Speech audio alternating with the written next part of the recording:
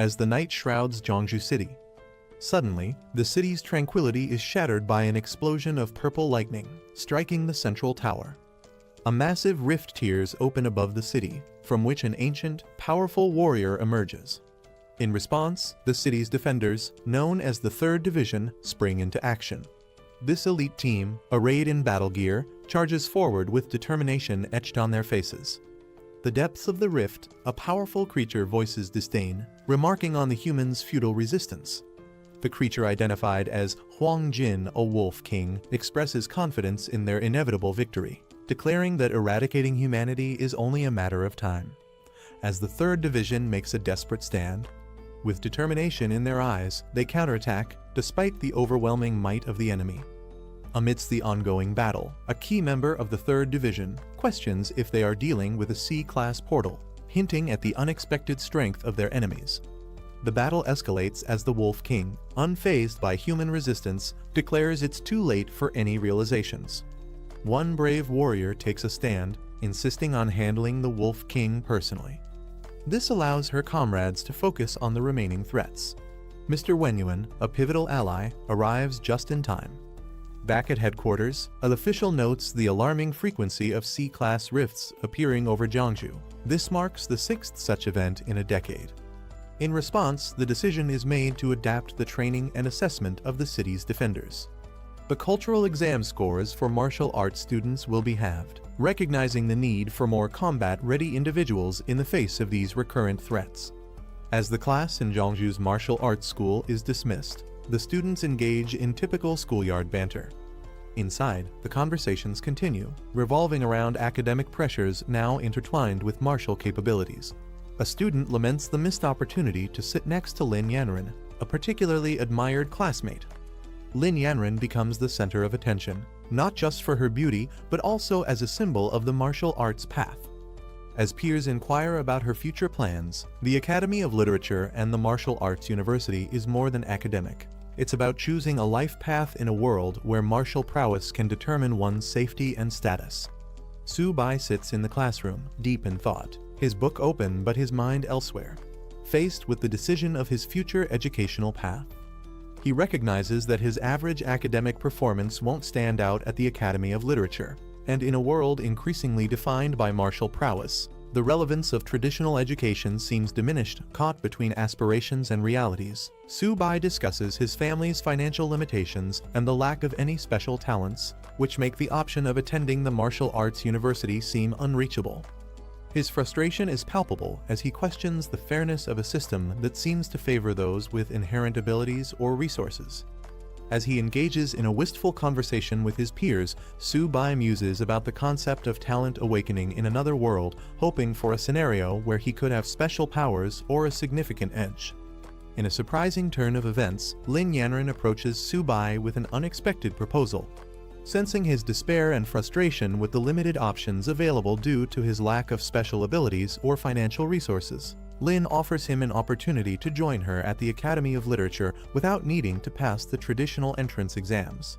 This gesture not only provides Su Bai a possible path forward, but also deepens their relationship.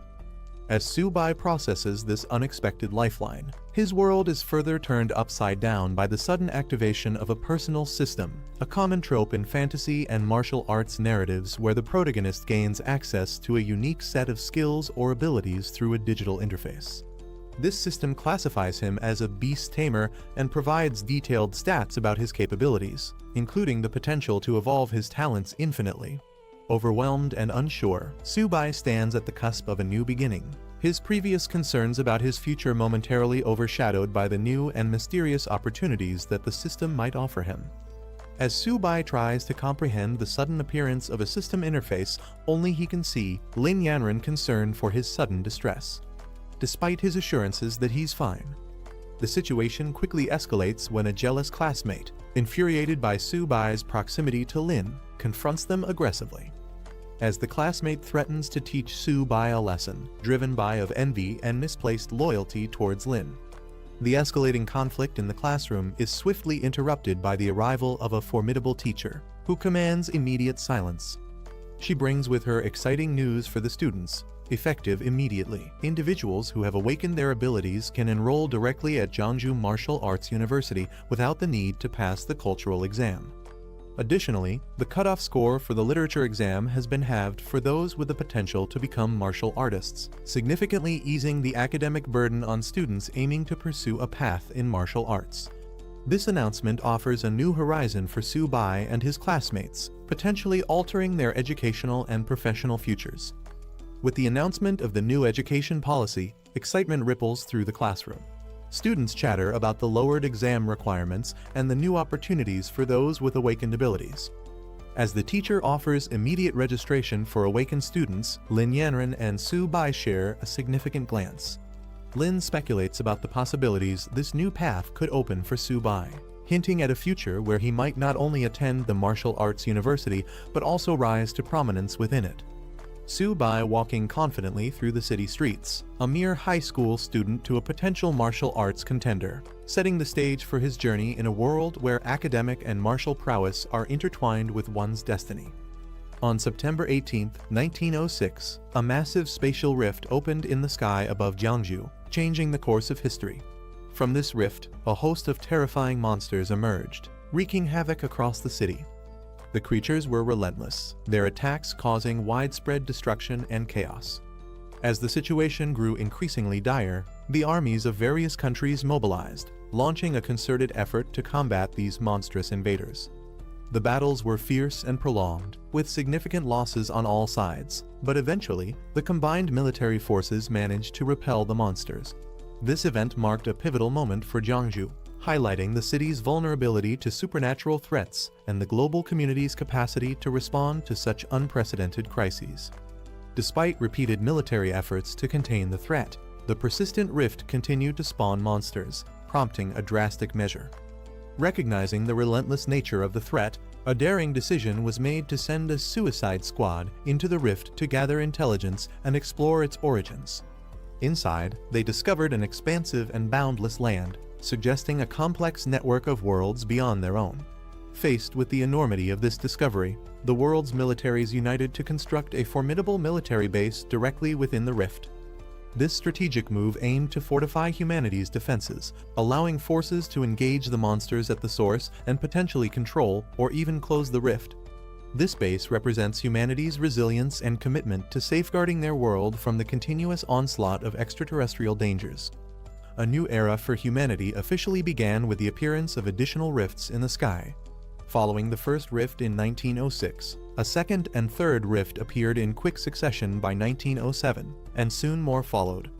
Over the century, these rifts grew more frequent, each introducing a unique breed of monsters, leading scientists to name the interconnected dimensions behind the rifts the battlefield of 10,000 races. As these rifts proliferated, so did the battles and the species of monsters emerging from them.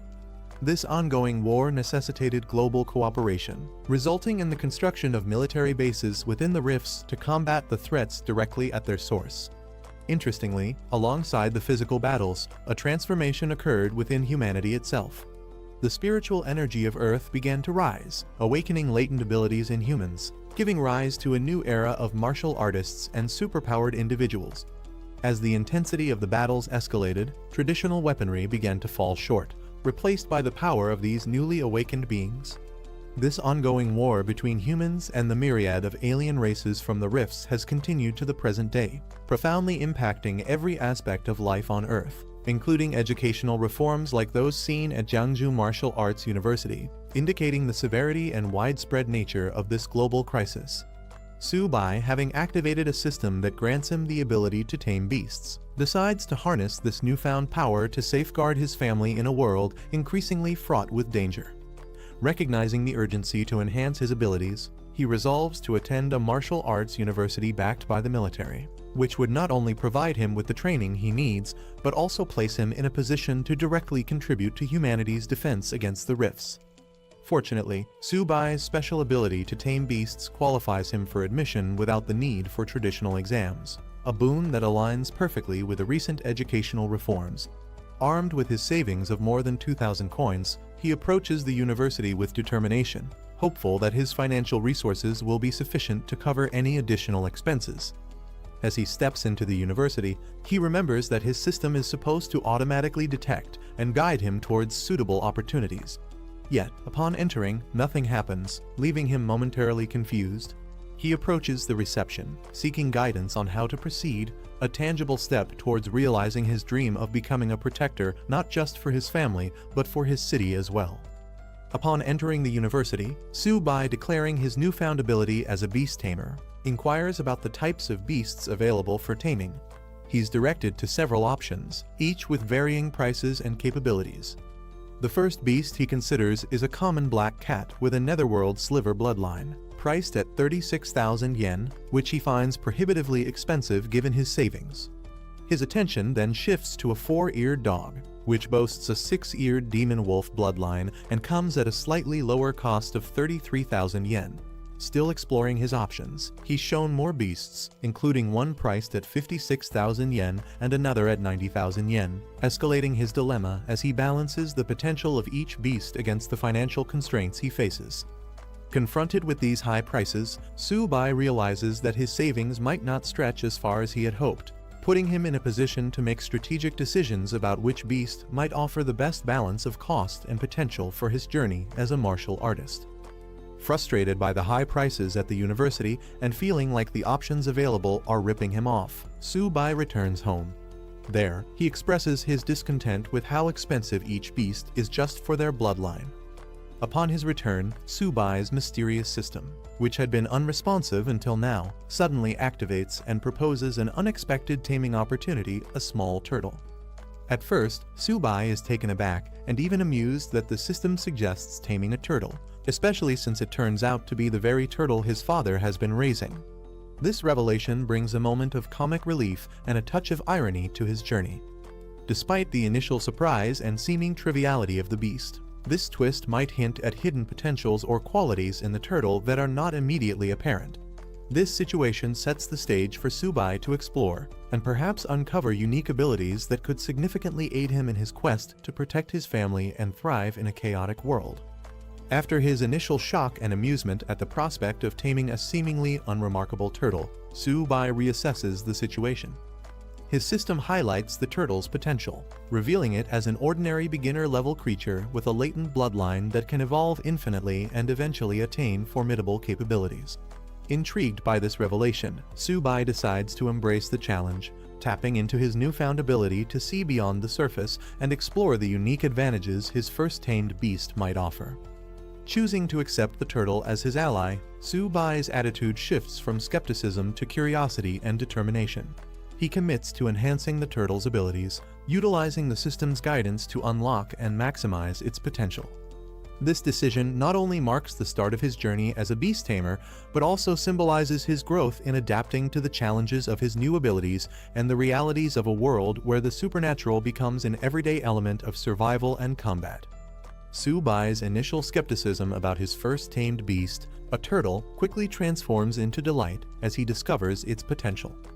The turtle, affectionately named Xiaoba, turns out to possess the Xuanwu holy bloodline. Despite its humble appearance and size, Su-bai recognizes the turtle's significant potential and decides it's worth far more than he initially thought, refusing to consider replacing it for anything else. At home, Su-bai's enthusiasm about his new beast is met with protective suspicion from his sister, Su Xiaomai, who asserts her attachment to Xiaoba, referring to it as "daddy's baby." As Su-bai and his sister interact with Xiaoba, the turtle unexpectedly demands food, revealing a more lively and engaging personality than Su-bai anticipated. Su-bai's situation escalates as Xiaoba, the seemingly unremarkable turtle, reveals a ravenous appetite that surprises everyone, including Su-bai and his sister Xiaomai. When Su-bai notes the turtle's insatiable hunger, he speculates it might be a sign of impending evolution, hinting at the turtle's hidden potential linked to its holy bloodline. As Su-bai scrambles to find more food to satiate Xiaoba's hunger, the situation at home becomes chaotic. The turtle's appetite leads to an uproarious scene, leaving the house in disarray. Return home to what appears to be the aftermath of a robbery, only to find it's their son's new pet causing the commotion. Each family member's reaction, ranging from amusement to bewilderment, paints a vivid picture of life with a magically endowed pet. Su-bai quickly realized that the shadow of his ability had disappeared instantly, and the black tortoise bloodline was still dormant but consuming more energy. With that in mind, he decided to head towards a place. Arriving at a building with a distinctive dragon emblem, he entered. Inside, a familiar woman greeted him, asking if he had finally decided on his purchase. However, Su-bai made it clear this time, he wasn't here to buy anything. Leaning in close, he quietly asked if they accepted exotic beast blood. This immediately caught the attention of a well-dressed man sitting nearby. Surprised, the man questioned whether Su-bai really had such a valuable resource. The man gave a nod of approval, allowing the woman to proceed as Su-bai stood ready. With a casual gesture, the man then invited Su-bai to sit and discuss further. Curious, he requested to examine the exotic beast blood first. Su-bai, confident in its quality, agreed without hesitation. Taking a small vial, the man carefully inspected it. Realizing the authenticity and superior quality of the beast blood, he immediately asked how much Su-bai was willing to sell. Su-bai calculated the effort it took to extract the beast blood. Considering its worth, he expected at least 100 yuan. However, when the man casually offered 1,000 yuan, Su-bai was visibly shocked. His reaction made the man smirk, realizing Su-bai had a good understanding of the product's value. But before the deal could be sealed, the man suddenly laughed, revealing he was just joking. Given the exceptional quality of the beast blood, he corrected himself. The real price was 10,000 yuan. Hearing this, Su-bai was even more stunned. Just as he was about to react, the man continued, offering a final price of 15,000 yuan, making it clear he couldn't go any higher. Su-bai couldn't believe his blood was worth so much. He struggled to hide his excitement, but the thought of earning that much made it impossible to suppress his smile. Without hesitation, he agreed to the deal, though he casually remarked that if he weren't in urgent need of money, he wouldn't have sold it so easily. As he left, the man reminded him to return if he ever had more high-quality goods. Su-bai walked away, feeling satisfied. Checking his balance, he still couldn't believe it. Selling the exotic beast blood for 15,000 yuan meant he could sustain himself for a while now. As Su-bai walked, he received a call from his teacher, informing him that the academic results were out, and there was important news. He was instructed to come to school that afternoon to complete his application. However, before he could get more details, the signal cut out. Frustrated by the sudden loss of connection, he tried calling back but had no luck. Just then, a warning screen appeared before him, detecting hostile intent nearby. It identified 3 enemies within range, all targeting him. Realizing he was being ambushed, Su-bai quickly turned around. One of the attackers was already approaching, gripping a large spiked club while grinning menacingly. Their leader confidently assumed he had something valuable after seeing the pet store owner's reaction. Without hesitation, he demanded Su-bai hand it over. Trying to reason with them, Su-bai explained that he only sold items, not bought them. Yet, luck was clearly not on his side. He quickly assessed the situation. Only one of them was a primary warrior, which meant he had a chance. Confidence sparked in his eyes. He wasn't afraid. However, the thug laughed at his expression, mocking his supposed cowardice and demanding the money. Su-bai appeared to surrender, curling up slightly, as if preparing to comply. He suddenly made his move, pretending to surrender, but instead hurling his turtle companion straight at the bald thug. Caught off guard, the thug quickly raised his weapon to strike, but the unexpected attack threw him off balance. His eyes widened in shock as he realized too late this was a trap. Panic took over as he let out a terrified scream. Su-bai took advantage of the opening, delivering a powerful counterattack that sent the bald thug flying. The force was so strong that it even made the thug imagine an egg cracking in his head. His 2 subordinates panicked and rushed to his aid, furious that Su-bai had dared to lay a hand on their boss. Without hesitation, they charged at him, weapons in hand. But Su-bai used his turtle companion's defense to shield himself. One of the attackers lunged, thinking he had Su-bai cornered. But Su-bai swiftly reacted, grabbing his fist mid-air, ready for the next move. He struck the incoming attacker, sending him flying backward. The second thug barely had time to react before he, too, was slammed into the ground. The bald leader, now regaining his footing, roared in fury. His face twisted with rage as he crawled forward, vowing to kill Su-bai. Su-bai quickly prepared to retreat. He called out to his turtle companion, signaling to pull back before things escalated further. With precise movements, he countered the bald thug's charge, flipping him over and sending him crashing hard into the ground. The thug howled in pain, his earlier confidence shattered. Subai stood tall, looking down at his fallen enemies. They had provoked him, and now they were paying the price. Just as he was about to leave, he noticed something strange. His turtle companion had somehow ended up next to the unconscious thug. Subai noticed his turtle companion holding something glowing in its mouth. Curious, he rushed over, questioning what it had found. Before he could react, the turtle tossed the object into the air. Subai caught it, realizing it was a Kai and blood potion, an incredibly valuable item worth tens of thousands. Shocked, he muttered that warriors typically absorb this potion over an entire month. Yet, his turtle had consumed it all in one go. He stared at the creature, now radiating energy, wondering if it could even handle such a massive boost. Subai's eyes widened as he felt a surge of power coursing through his body. His entire being radiated energy this time. The feeling of growing stronger was overwhelming. A system screen appeared before him, detailing his updated stats. His tamed beast's evolution had increased his attributes significantly, even granting him a new talent. Checking the turtle's stats, Subai was shocked its physique and defense had skyrocketed. The turtle had also grown in size, its shell now radiating with power. The Kai and blood potion had caused an immense transformation, leaving Subai stunned at how much both he and his beast had advanced. Subai recalled what he had learned in class. Normal high-level strength type exotic beasts usually only reached 30 in stats. Yet, his turtle was already exceeding that without even activating its full potential. Realizing the incredible potential his companion had, Subai decided it was time to leave. He patted the turtle, telling it they needed to get moving. Meanwhile, back at school, the academic results had been released, and it was time to submit applications. However, there was also a major announcement. Tomorrow, a special admissions teacher from Marshall University would arrive to conduct an ability test. This was a rare opportunity, as only 2 students would be guaranteed a spot. In class, Lin Yanren asked Subai if he had decided between the Humanities Institute or Marshall University. Without hesitation, he declared that he must get into Marshall University. Surprised, she reminded him that she had asked him to apply to the Humanities Institute with her.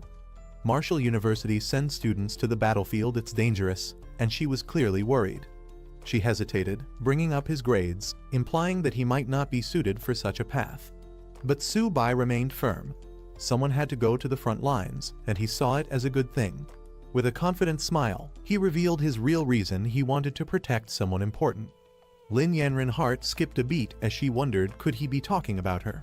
In the classroom, the teacher asks Lin Yanren which institution she plans to apply to. She hesitates, considering her options. A classmate assumes she'll choose the Humanities Institute since she hasn't awakened any abilities or trained physically. Still undecided, Lin Yanren responds that she needs more time to think. Meanwhile, the teacher emphasizes the importance of this decision, instructing students to take their report cards home, discuss with their parents, and submit their applications by tomorrow. As the school day ends, the announcement echoes schools out. The students acknowledge the teacher before heading out. As Lin Yanren relaxes in a medicinal bath, she calls Subai. She announces her decision: she's applying to Marshall University. She hints at a surprise, leaving Subai stunned. Subai, in the middle of training, can't believe what he just heard. He questions if she's serious, but Lin Yanren affirms her choice without hesitation. Not wanting to drag out the conversation, Subai ends the call, saying he has urgent matters to handle. The students gathered as an announcer introduced the military martial arts instructor, Zhang Kai, welcoming him to the stage. A woman addressed the students, explaining that Zhang Kai wasn't just an instructor, he was also their principal and a respected senior.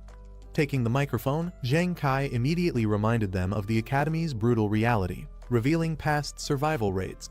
A year ago, 126 students had joined, but only 65 remained. The numbers from previous years were even worse: less than half of each group had survived. 3 years ago, out of 86 students, only 11 were still alive.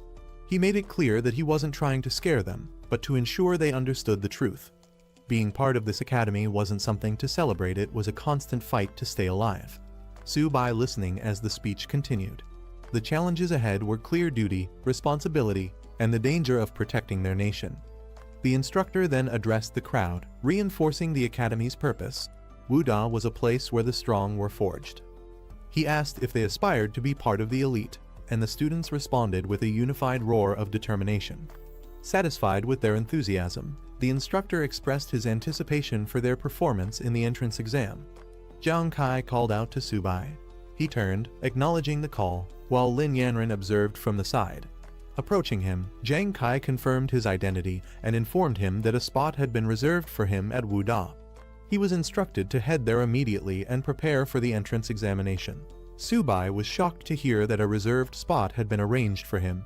He couldn't believe it, but the instructor confirmed that a vehicle was waiting to take him to the academy's entrance. Meanwhile, other students reacted with surprise and frustration. Some called it favoritism, while others wished they were in his place, envious of the special treatment. Shortly after, the students arrived at Wuda. The instructor announced their arrival, instructing them to disembark. As they stood outside, the instructor called for the students to follow, signaling the beginning of their journey at Wuda.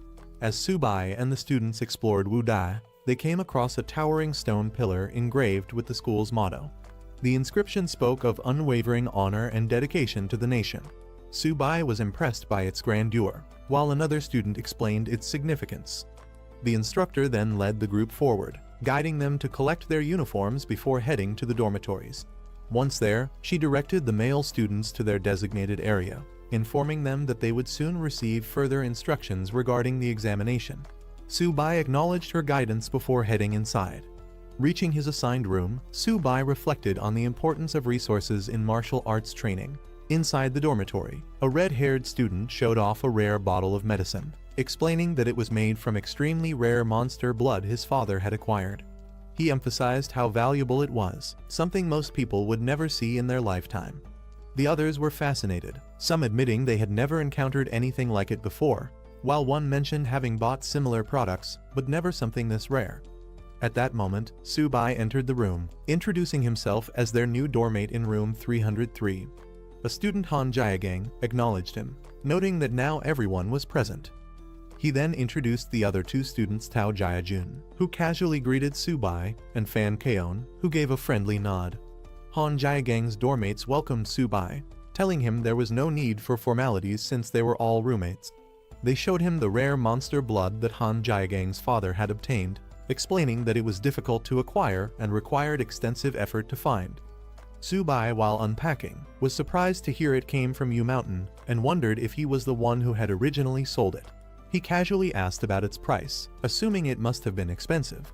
Han Jiagang, however, dismissed the cost, saying each drop was only around 30,000, totaling less than 100,000, an amount he considered insignificant. Hearing this, he realized that he had originally sold it for 30,000, but someone had resold it for triple the price. Frustrated, he cursed the middlemen who had taken advantage of the deal. Inside the dormitory, Subai's roommates excitedly pointed outside, claiming there was an incredibly beautiful girl downstairs. One of them even declared that she was his pick for the upcoming beauty contest. Curious, they rushed to the window, their eyes locking onto the tall, Lai Yanren confidently walking toward the dormitory. They were mesmerized by her appearance, praising her elegance and wondering why she was there. Meanwhile, outside, the dormitory manager stopped Lin Yanren, asking about her purpose in the men's dorms. Without hesitation, she stated that she was looking for Subai. The dormitory manager called out for Subai, announcing that a beautiful girl was waiting for him outside. His roommates were stunned by the revelation, unable to believe what they had just heard. Subai, without hesitation, decided to leave, while his roommates watched in disbelief. They couldn't understand why someone as stunning as her would be looking for him. Suspicious, they started to wonder if Subai was more influential than he appeared. Outside, Lin Yanren greeted Subai, complimenting how well he looked in his uniform. He responded casually. Lin Yanren adjusted Subai's uniform, complimenting him on how good he looked. Subai was caught off guard by her sudden closeness, unsure how to respond. Meanwhile, his doormates watched from the window, completely stunned. Seeing Lin Yanren personally fixing Subai's clothes left them in disbelief. They were outraged, unable to accept that Subai was casually interacting with someone they considered a goddess. Lin Yanren then brought up the reserved spot at Wuda, asking if Subai was upset about it. He reassured her that he wasn't angry, though he had initially planned to earn his place through the entrance test. Lin Yanren thanked him sincerely, admitting she had been worried about his reaction. Subai simply smiled, placing a hand on her head, telling her there was no way he could be upset with her. Lin Yanren informed Su-bai that the entrance examination was approaching and offered him some pills to help. However, Su-bai declined, saying she had already helped him enough and should keep them for herself. Before leaving, Lin Yanren waved at Su-bai, telling him she'd see him tomorrow. Su-bai could only watch as she walked away. Meanwhile, inside the dormitory, the other students had been observing everything. Shocked that Su-bai had not only interacted closely with Lin Yanren, but had even touched her head, they were desperate to find out who he really was. Back in the dorm, Su-bai returned to a completely different atmosphere. His roommates, who were once skeptical of him, now treated him with newfound respect, calling him Brother Su and eagerly inviting him to sit with them. Su-bai's dormmates surrounded him, eager to know about his connection with Lin Yanren. He casually mentioned that they were just high school classmates, but they weren't convinced, insisting he was being too humble. Taking advantage of their newfound camaraderie, Han Jiagang suggested that since they were dormmates, Su-bai should invite Lin Yanren to bring some of her friends over. Su-bai was caught off guard, unsure how to respond. To celebrate their first meeting, Han Jiagang proposed taking Su-bai out for a good meal and a chat. The others quickly agreed, deciding to handle all the arrangements themselves while telling Su-bai to rest. As they excitedly rushed out, Su-bai was left standing there, slightly overwhelmed by how quickly their attitude toward him had changed. After his dormmates left, Su-bai reflected on how interesting they were. He then took out Little Ba, letting it stretch out and breathe. Curious about what Lin Yanren had given him earlier, Su-bai checked the package and found a blood essence potion. He smiled, realizing that it would be beneficial for his little companion Little Ba. With a mischievous grin, Su-bai teased Little Ba, asking if it knew what to do after consuming the potion. Meanwhile, his dormmates arrived at an extravagant hotel for their gathering. Su-bai was surprised at the high-end choice, questioning if it was necessary. However, Han Jiagang assured him that all he needed to do was enjoy himself and leave the rest to them. At the luxurious hotel, Han Jiagang raised a toast, expressing how fortunate he felt to have such great dormmates, especially Su-bai. The others eagerly joined in, welcoming the camaraderie. As they settled down, Su-bai mentioned his connection with Lin Yanren, casually implying that he could arrange introductions to some of her friends later. Shifting the topic, he told Jiagang that he needed his help with something. Revealing a bottle of rare monster blood, Su-bai downplayed its importance but asked for Jiagang's assistance in handling it. The others were instantly intrigued, recognizing its incredible value. Jiagang examined the blood carefully, realizing that it was of even higher quality than his own. Shocked, he admitted that he had never seen anything like it before. Han Jiagang was shocked by the rarity of Su-bai's monster blood and immediately offered to call his father for assistance. Later, Jiagang stepped aside to make the call, but his father was initially unimpressed, assuming his son had once again run out of pocket money. Jiagang quickly reassured him that this was serious.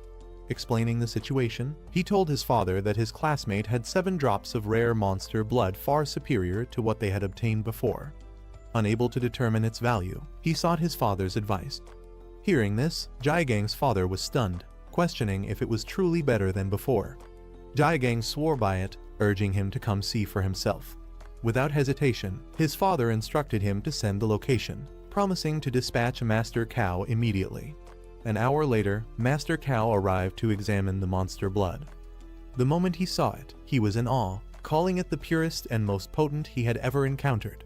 He excitedly declared that with such high energy content, he could create something extraordinary. Jiagang's father, still skeptical, questioned if Master Cow was exaggerating. However, Master Cow insisted that even with the finest equipment, the value of this blood would only increase. Meanwhile, Su-bai casually sipping a drink as Jiagang marveled at how overpowered his monster blood truly was. Jiagang's father inquired about the price for Su-bai's monster blood. However, Su-bai clarified that it wasn't for sale, he was only willing to exchange it for blood essence of equal value. Acknowledging their connection through Jiagang, his father assured Su-bai that he wouldn't be shortchanged. He offered to take all the monster blood in exchange for 14 bottles of blood essence, a deal that Su-bai readily accepted. With a knowing smile, Jiagang's father then made an unexpected offer. He invited Su-bai to join the Han family, promising free resources and additional benefits. Su-bai politely declined Jiagang's father's offer, stating that he had no plans to join a family for now. However, Jaegang's father tried to persuade him to reconsider. Before the discussion could continue, Lin Yanren suddenly entered the room with a commanding presence. She firmly declared that Su-bai had already made his decision and that no one had the right to pressure him into joining any family. She made herself clear her stance was non-negotiable.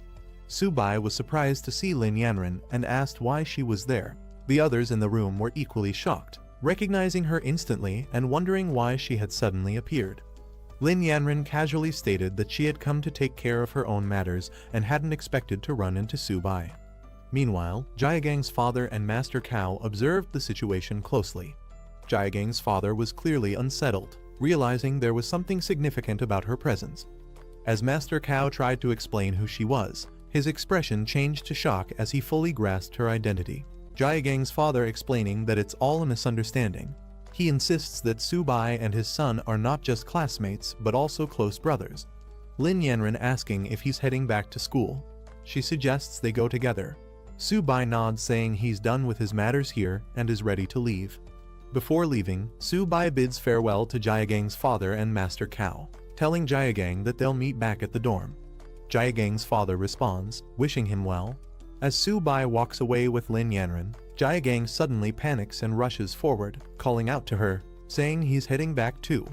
But his father grabs him, scolding him and demanding he come back, clearly frustrated by his reaction.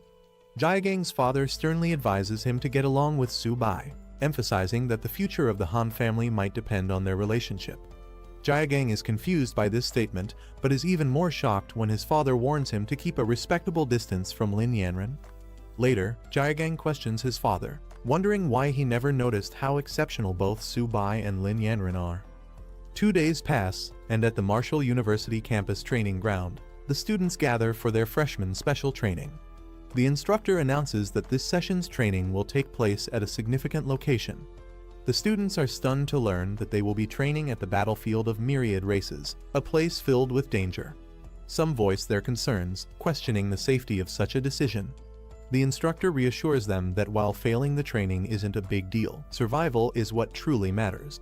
He assures them that the designated training area has been secured and that their safety will be ensured.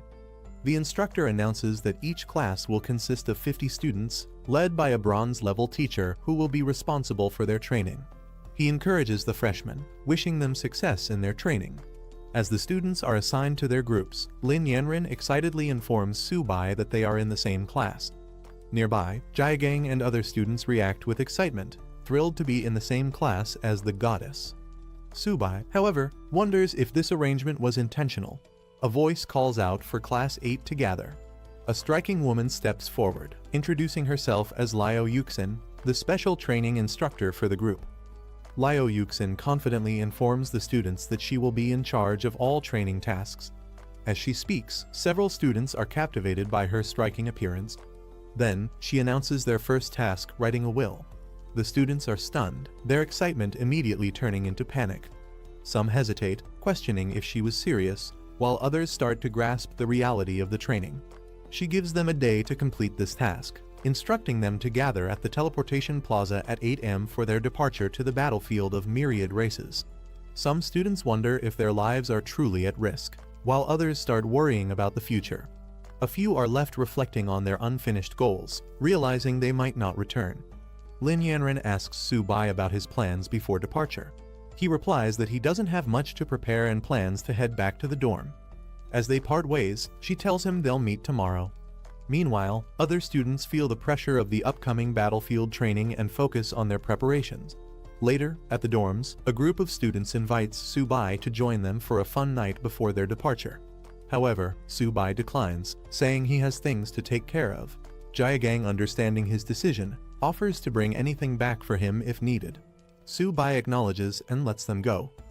Jaegang notices Su-bai's pet turtle and comments on its tough shell. Su-bai introduces it as Little Bai, explaining that it's quite a foodie.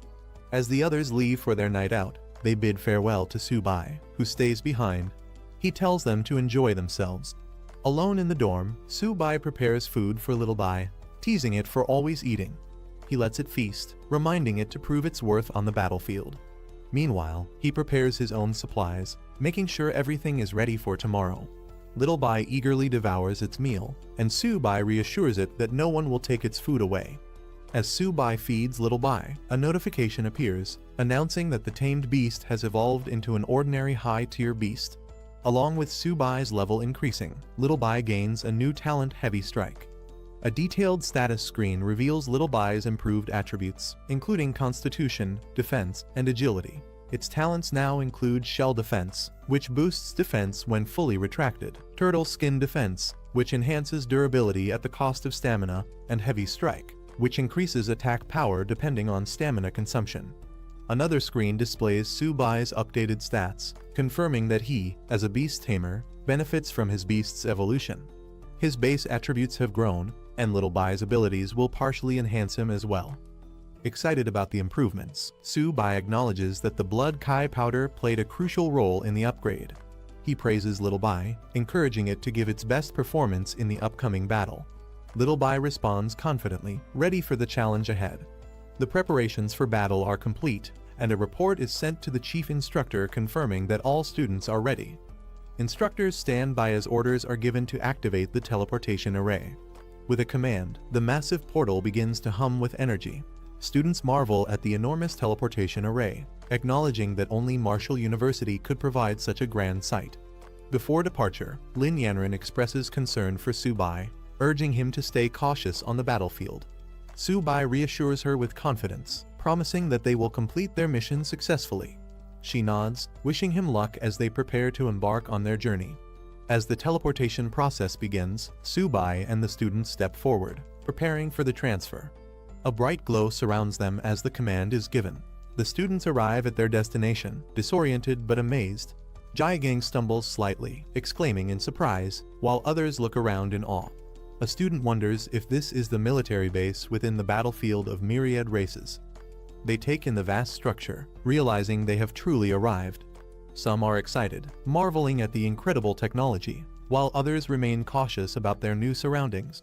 Before the excitement can escalate, Liu Yuxin commands everyone to quiet down. She addresses a high-ranking officer, Deputy Commander Liatao, apologizing for the students' reactions, explaining that they are all new recruits who haven't seen much yet. The Deputy Commander of Military Base F-269 introduces himself, making it clear that rank doesn't matter here, everyone follows his orders.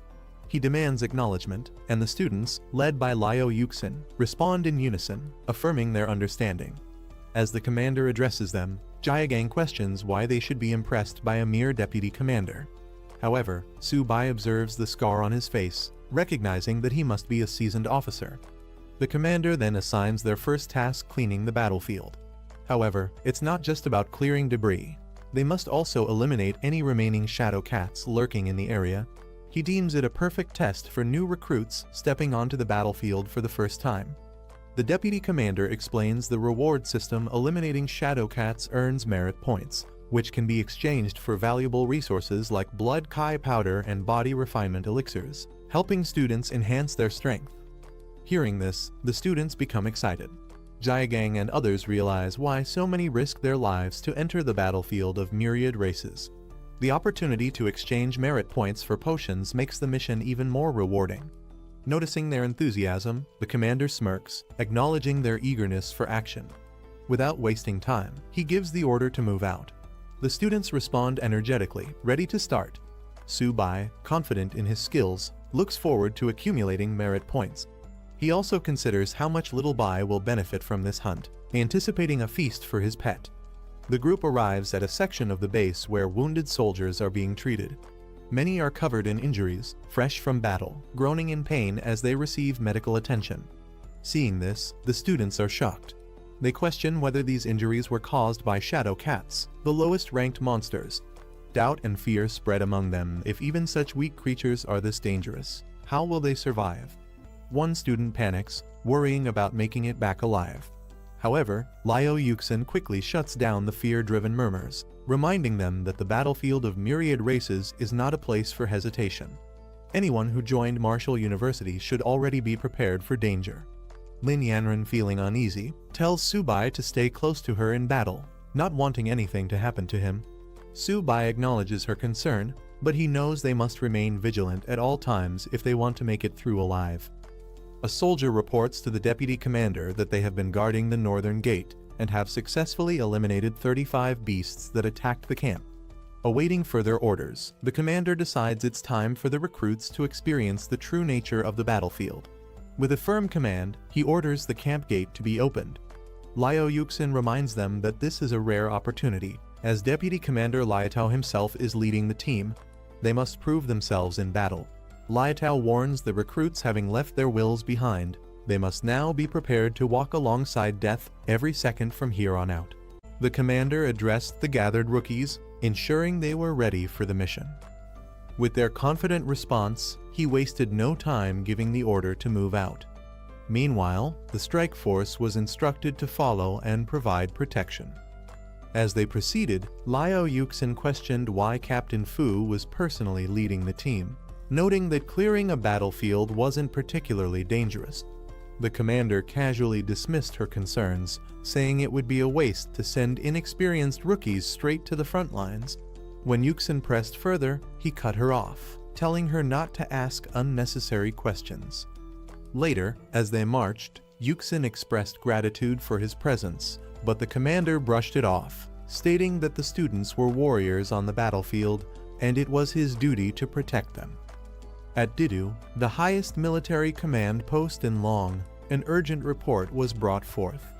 Officials wasted no time in allowing the messenger to speak.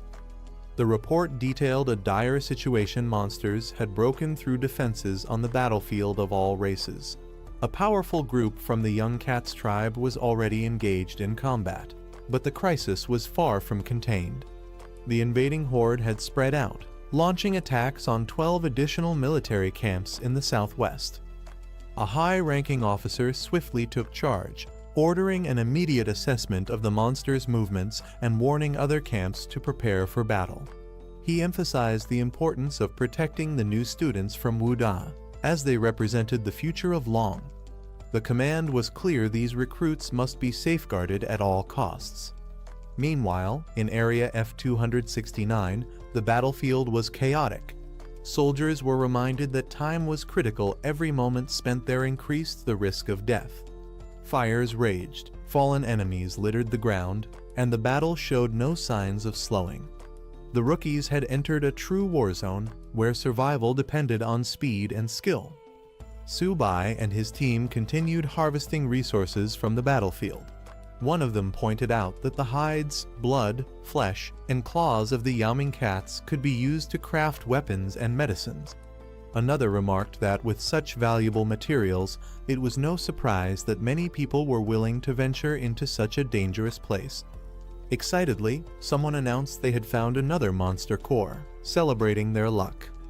Su Bai focused on gathering more resources, planned to collect additional cores to exchange for blood spirit essence. He figured this would allow his companion, Little 8, to level up once again.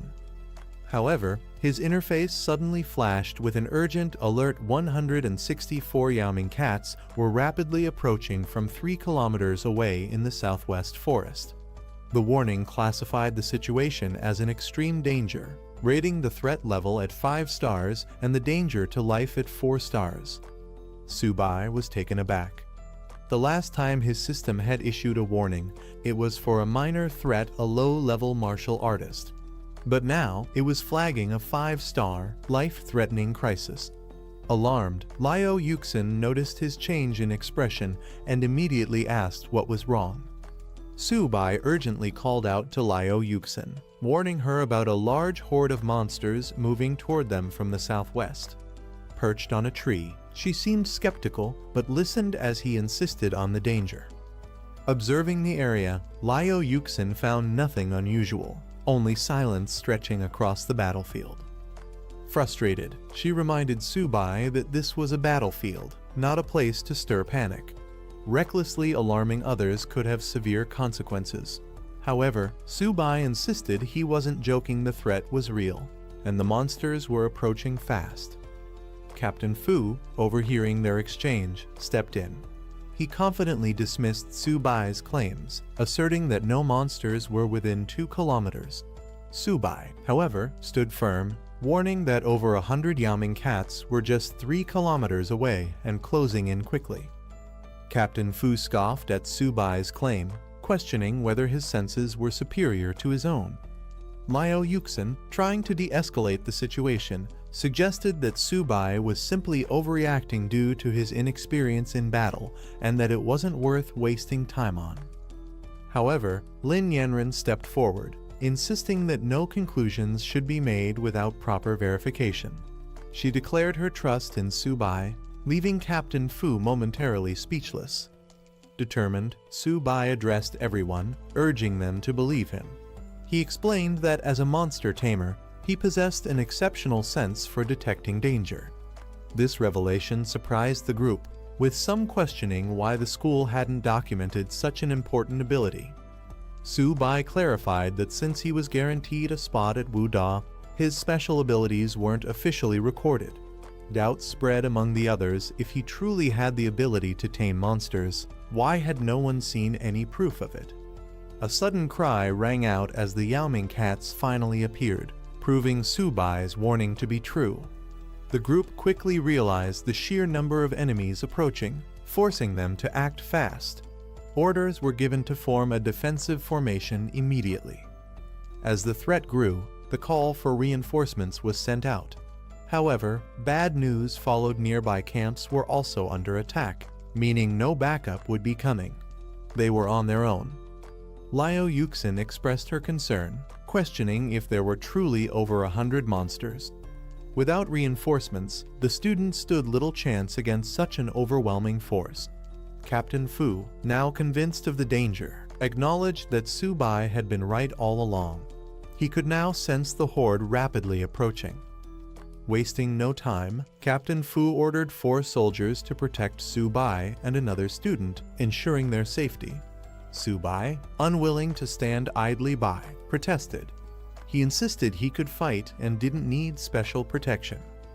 A fierce Yaoming cat of the early bronze stage leaped into battle, its glowing green aura signaling its strength. The students barely had time to react before more of the creatures lunged toward them. Liao Yuxin and the other soldiers immediately launched a counterattack, firing a barrage of energy blasts at the incoming threats. Urgent orders echoed across the battlefield to protect the students at all costs. Despite their efforts, the monsters were relentless. The soldiers struggled to hold their ground as the beasts tore through their ranks with brutal force.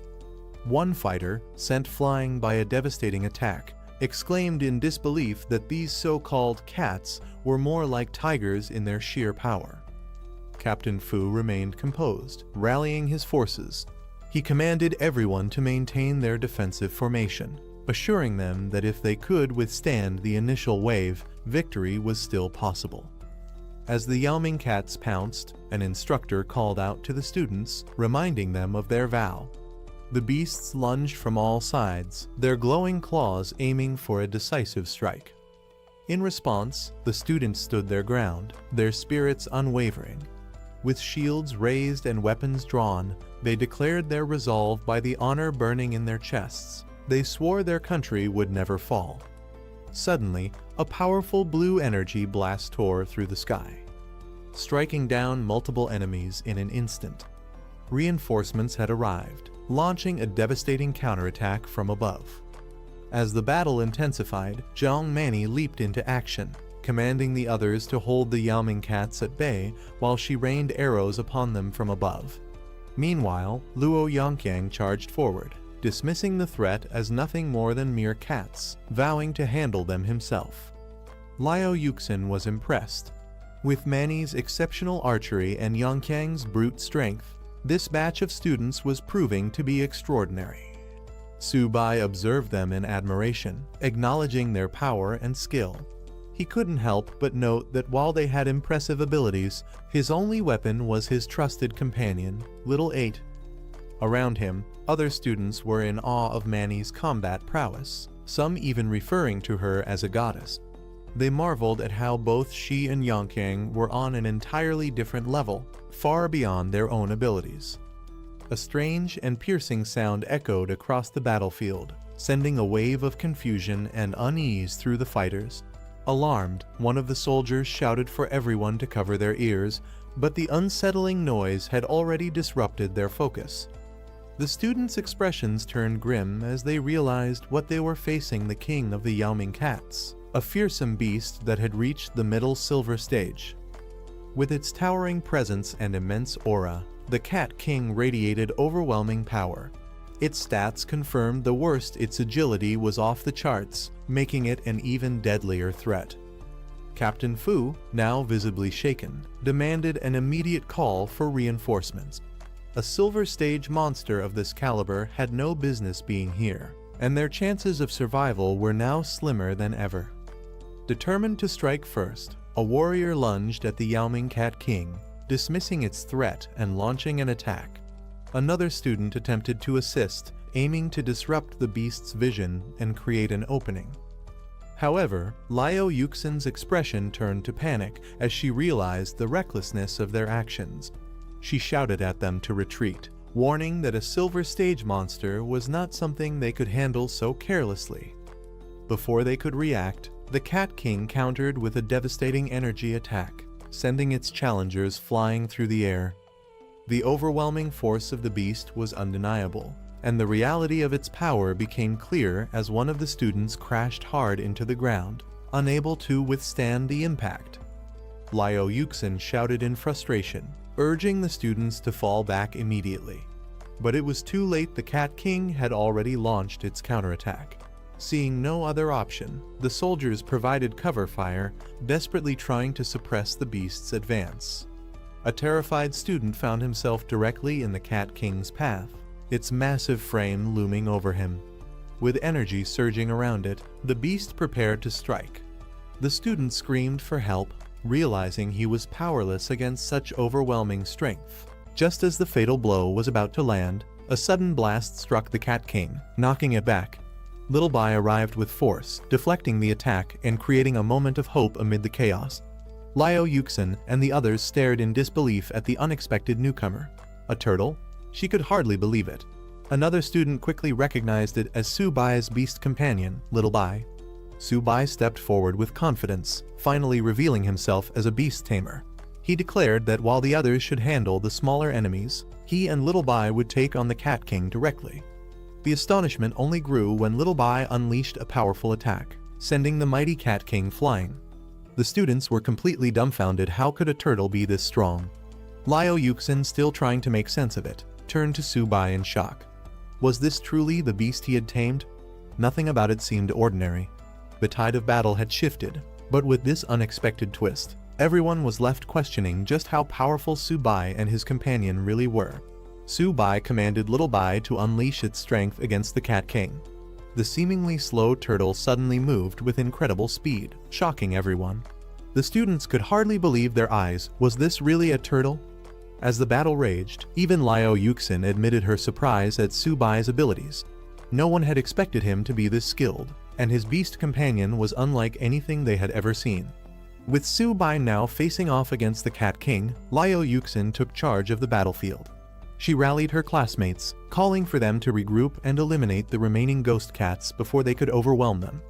The students responded with renewed determination, launching a fierce counterattack. The battle had now fully shifted into two fronts: Su Bai's showdown with the Cat King, and the students' fight to clear the battlefield. The Cat King roared in fury, unleashing a devastating attack as it pinned Little Bai under its massive claws. Energy surged through its body as it prepared to deal a crushing blow. A barrage of blue energy blasts erupted, forcing the Cat King to momentarily recoil. However, to everyone's shock, Little Bai remained unharmed, its shell absorbing the full force of the attack. The beast's legendary turtle armor defense had activated, leaving the Cat King stunned as it reeled back in disbelief. One of the soldiers looked on in pure astonishment. How was an ordinary beast holding its ground against the claws of a silver stage Cat King? What kind of monstrous defense was this?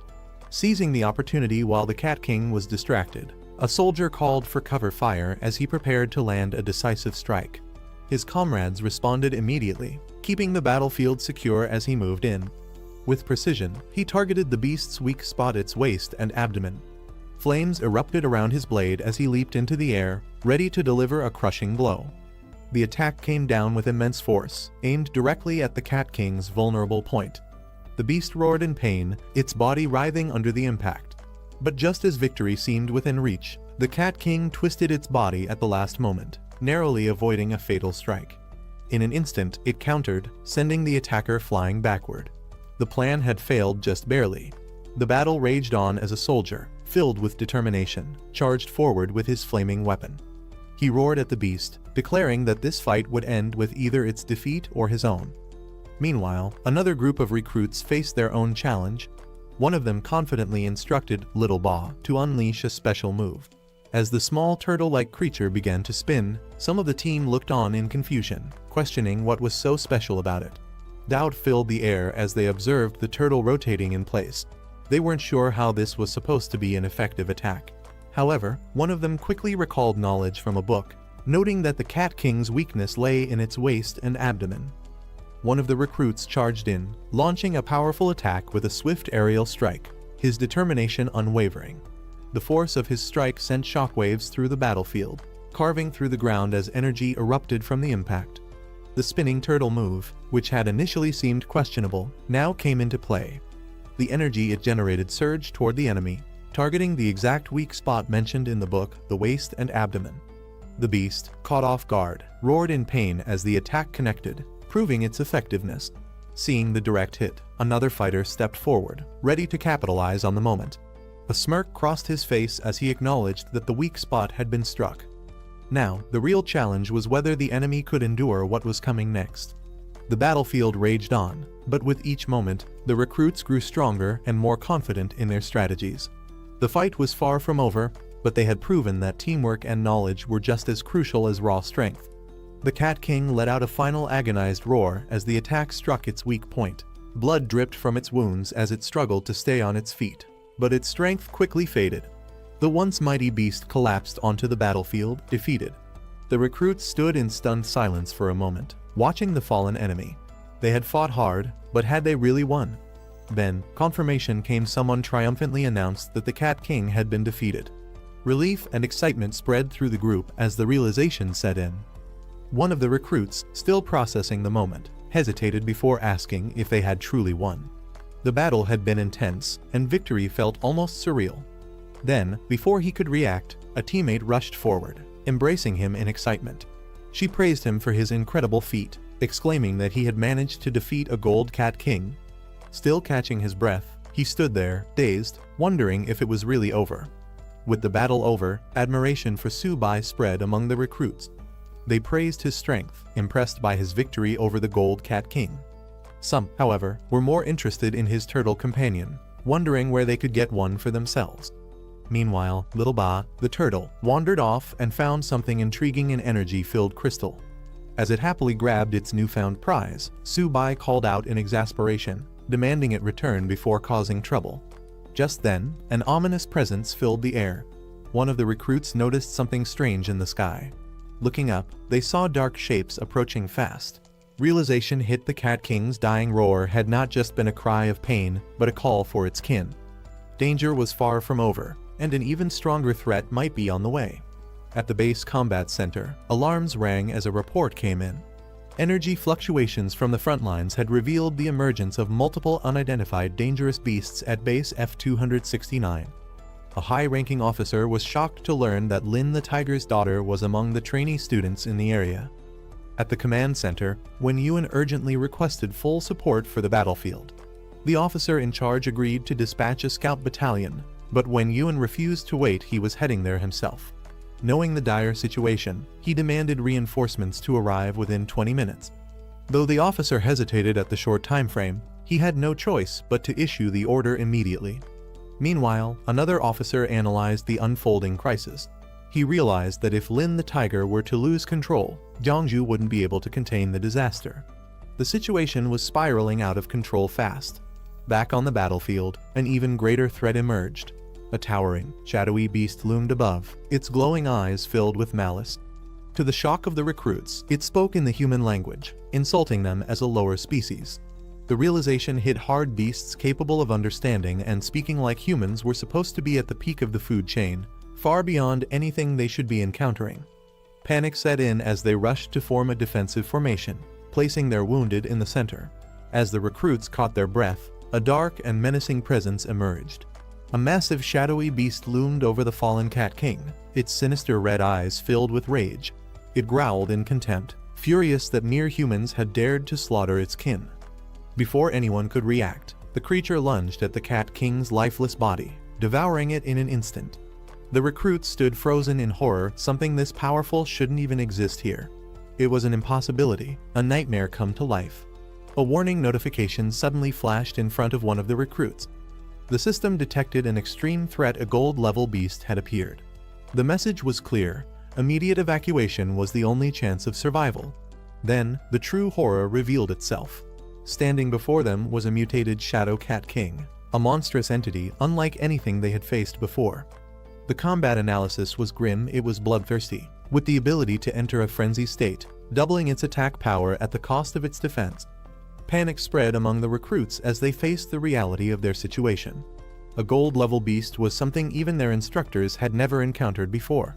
One of them broke down, terrified and desperate to leave, while another grimly pointed out that reinforcements hadn't arrived yet. With no other option, the deputy commander took charge. He ordered everyone to escort the wounded to safety, while he stayed behind to hold off the monstrous enemy. With a determined battle cry, he charged straight at the beast, ready to risk everything. However, his courage was met with brutal reality. The beast barely acknowledged his attack, swiping him aside effortlessly. The deputy commander was sent flying, the overwhelming power difference evident. The creature mocked him. Was he really foolish enough to challenge it alone? Seeing their leader in danger, one of the recruits quickly shouted for Little Ba to step in and protect him. The battle was far from over, but the gap in strength was becoming painfully clear. Little Ba launched itself into action, intercepting the gold-level beast's devastating attack. Flames and energy surged through the battlefield as the turtle bravely took on the monstrous foe, its shell acting as an impenetrable barrier. The beast staggered back in disbelief. Despite its overwhelming power, it couldn't break through the turtle's defenses. It was forced to acknowledge the creature's resilience. This turtle's shell was unbelievably tough. But even the strongest defense had its limits. Deep cracks formed across Little Ba's shell as it bore the brunt of the attack. One of the recruits rushed forward, eyes filled with concern, calling out to see if the brave turtle was still all right. Su Bai staggered, blood trickling from his lips. Lin Yanren, noticing his condition, immediately panicked. He was injured. But something was off. Su Bai wasn't in a direct fight, so how could he be wounded? Liao Yuxin, observing from a distance, couldn't believe it either. She speculated that this might be due to the beast's tamer talent, Origin Confluence, a rare ability. The commander, however, found it hard to accept and decided to check on Su Bai himself. A system warning confirmed their suspicions. Su Bai's tamed beast was in critical condition, and because of Origin Confluence, he was sharing its pain and injuries. As they reached him, they found no external wounds, yet his body showed clear signs of strain. Yuxin marveled at the possibility that Su Bai had truly mastered this legendary beast-taming skill. Lin Yanren anxiously asked if he was alright, and despite his weakened state, Su Bai managed to assure them he was fine. Liao Yuxin quickly realized that Su Bai was suffering from the attacks meant for his tamed beast, the silver-level nether cat.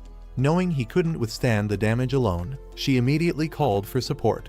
Lin Yanren agreed they couldn't let him fight by himself. The other trainees rallied behind them, weapons drawn, ready to assist. Meanwhile, the enemy loomed in the shadows, glowing eyes burning with disdain. It scoffed at their efforts, viewing them as nothing more than insignificant pests. As the battle erupted, Liao Yuxin and the others charged forward, launching an assault on the beast. But just as she prepared to strike, something unexpected happened. Her expression changed as she sensed imminent danger. With wide eyes, she realized she had miscalculated. Lin Yanren rushed forward, pushing Su Bai out of harm's way as a dark force surged toward them. A massive explosion erupted, engulfing the battlefield in flames. As the smoke cleared, Lin Yanren held on to Su Bai, her eyes widening in disbelief. Su Bai, now steady, smirked with confidence. He revealed that the crystallization of the Silver Cat King had finally been fully absorbed. Su Bai's tamed beast, the little tortoise, had undergone a breakthrough, advancing to bronze tier with significantly enhanced attributes. Its new talents granted it a powerful defensive barrier, a spirit-infused form for combat, and even the ability to manipulate gravity. A brilliant golden light engulfed the battlefield as the tortoise evolved into a massive armored beast. Liu Yuxin and the commander could hardly believe their eyes. This wasn't an ordinary upgrade. Could it have reached an epic-level transformation? Meanwhile, Lin Yanren helped Su Bai to his feet, relieved to see that his injuries had healed. Su Bai assured her that he was fine now. Su Bai stood tall, commanding his tamed beast to eliminate the enemy. In response, the newly evolved tortoise unleashed its power, striking with devastating force. The monstrous foe was sent flying, crashing into the ground with immense impact. The commander, unable to believe what he had just witnessed, noted that despite only being bronze tier, Su Bai's beast radiated an overwhelming presence. As the dust settled, the once dominant beast lay defeated, thrown into the distance like it was nothing. The Cat King, enraged by its defeat, let out a terrifying roar as dark energy crackled around it. Consumed by fury, it declared its intent to annihilate everyone. Seeing its berserk transformation, the commander urgently warned the team to retreat. This fight had escalated beyond expectations. With a sinister laugh, the Cat King unleashed its shadow clones, summoning multiple monstrous figures that lunged toward the group. There was no time to escape. Combat was inevitable. Before the clones could reach their targets, Su Bai's tamed beast took action. The golden tortoise roared, its immense body shielding the team from the incoming attack. Su Bai didn't hesitate. He commanded his beast to put an end to the chaos. In an instant, a powerful gravitational force erupted from the tortoise, pulling everything toward it. One of the trainees struggled to defend himself as a shadow beast lunged at him, its claws aimed for a lethal strike. But before it could land, a massive force pulled the creature away. Su Bai's tamed beast unleashed its gravitational might, sending the enemies hurtling through the air. With an earth-shattering roar, the armored tortoise stood tall, radiating an unstoppable power. Su Bai's eyes burned with determination as he commanded his beast to go all out. Responding to its master's call, the golden tortoise let out a deafening roar, gathering an overwhelming surge of energy in its core. The air trembled as it unleashed a massive energy blast, a blinding beam of golden light shooting toward the heavens. The shockwave from the attack spread across the battlefield, forcing everyone to shield themselves. As the golden energy engulfed the battlefield, the enemy was completely overpowered. From a distance, a man watched from atop a tree, intrigued by the overwhelming scene before him. Down below, the surviving warriors scrambled to clear the battlefield, tending to the wounded and gathering what remained. After the battle settled, the man approached, relieved to see Lin Yanren unharmed. She assured him that she was fine, then curiously asked about his sudden arrival. Meanwhile, the deputy commander of the F-269 military base provided a report. During the battle, their forces worked alongside university students and mentors, eliminating over 800 nether cats, including bronze, silver, and even a gold-level beast. He explained that they were now assessing casualties and tending to the wounded. Shocked by the mention of a gold-level creature, one of the officers couldn't believe such a powerful foe had appeared. But what surprised him even more was that Su Bai had been the one to take it down. Hearing this, the man, now identified as Mr. Wenyuan, turned his attention to Su Bai. He directly asked if he had truly been responsible for the Cat King's defeat.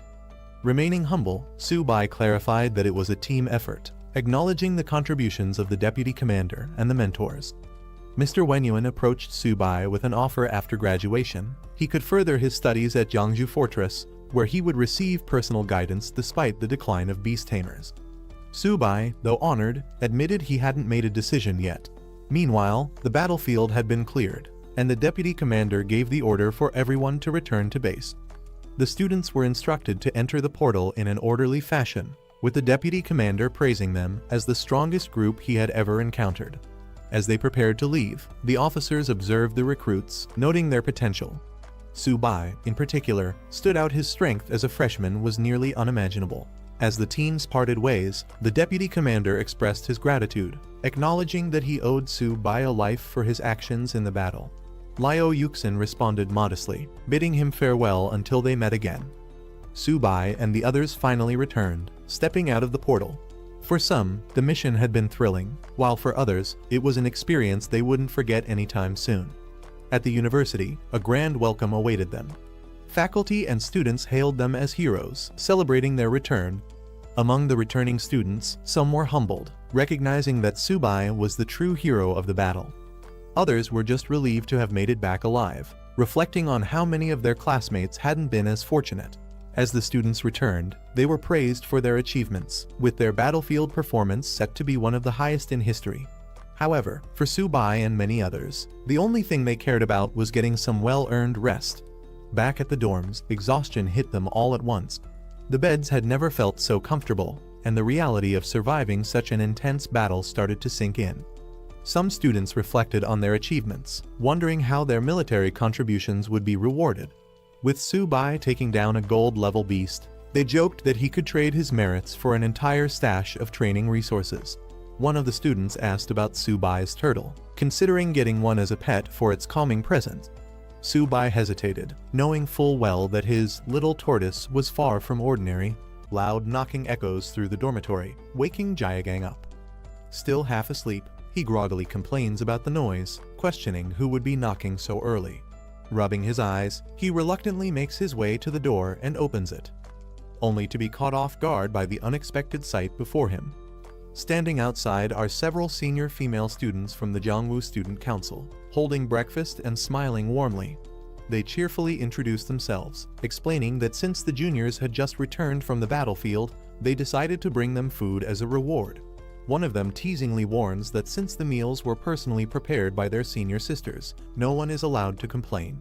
Still struggling to process what's happening, Jayagang looks on in confusion as the students then ask which one of them is Subai.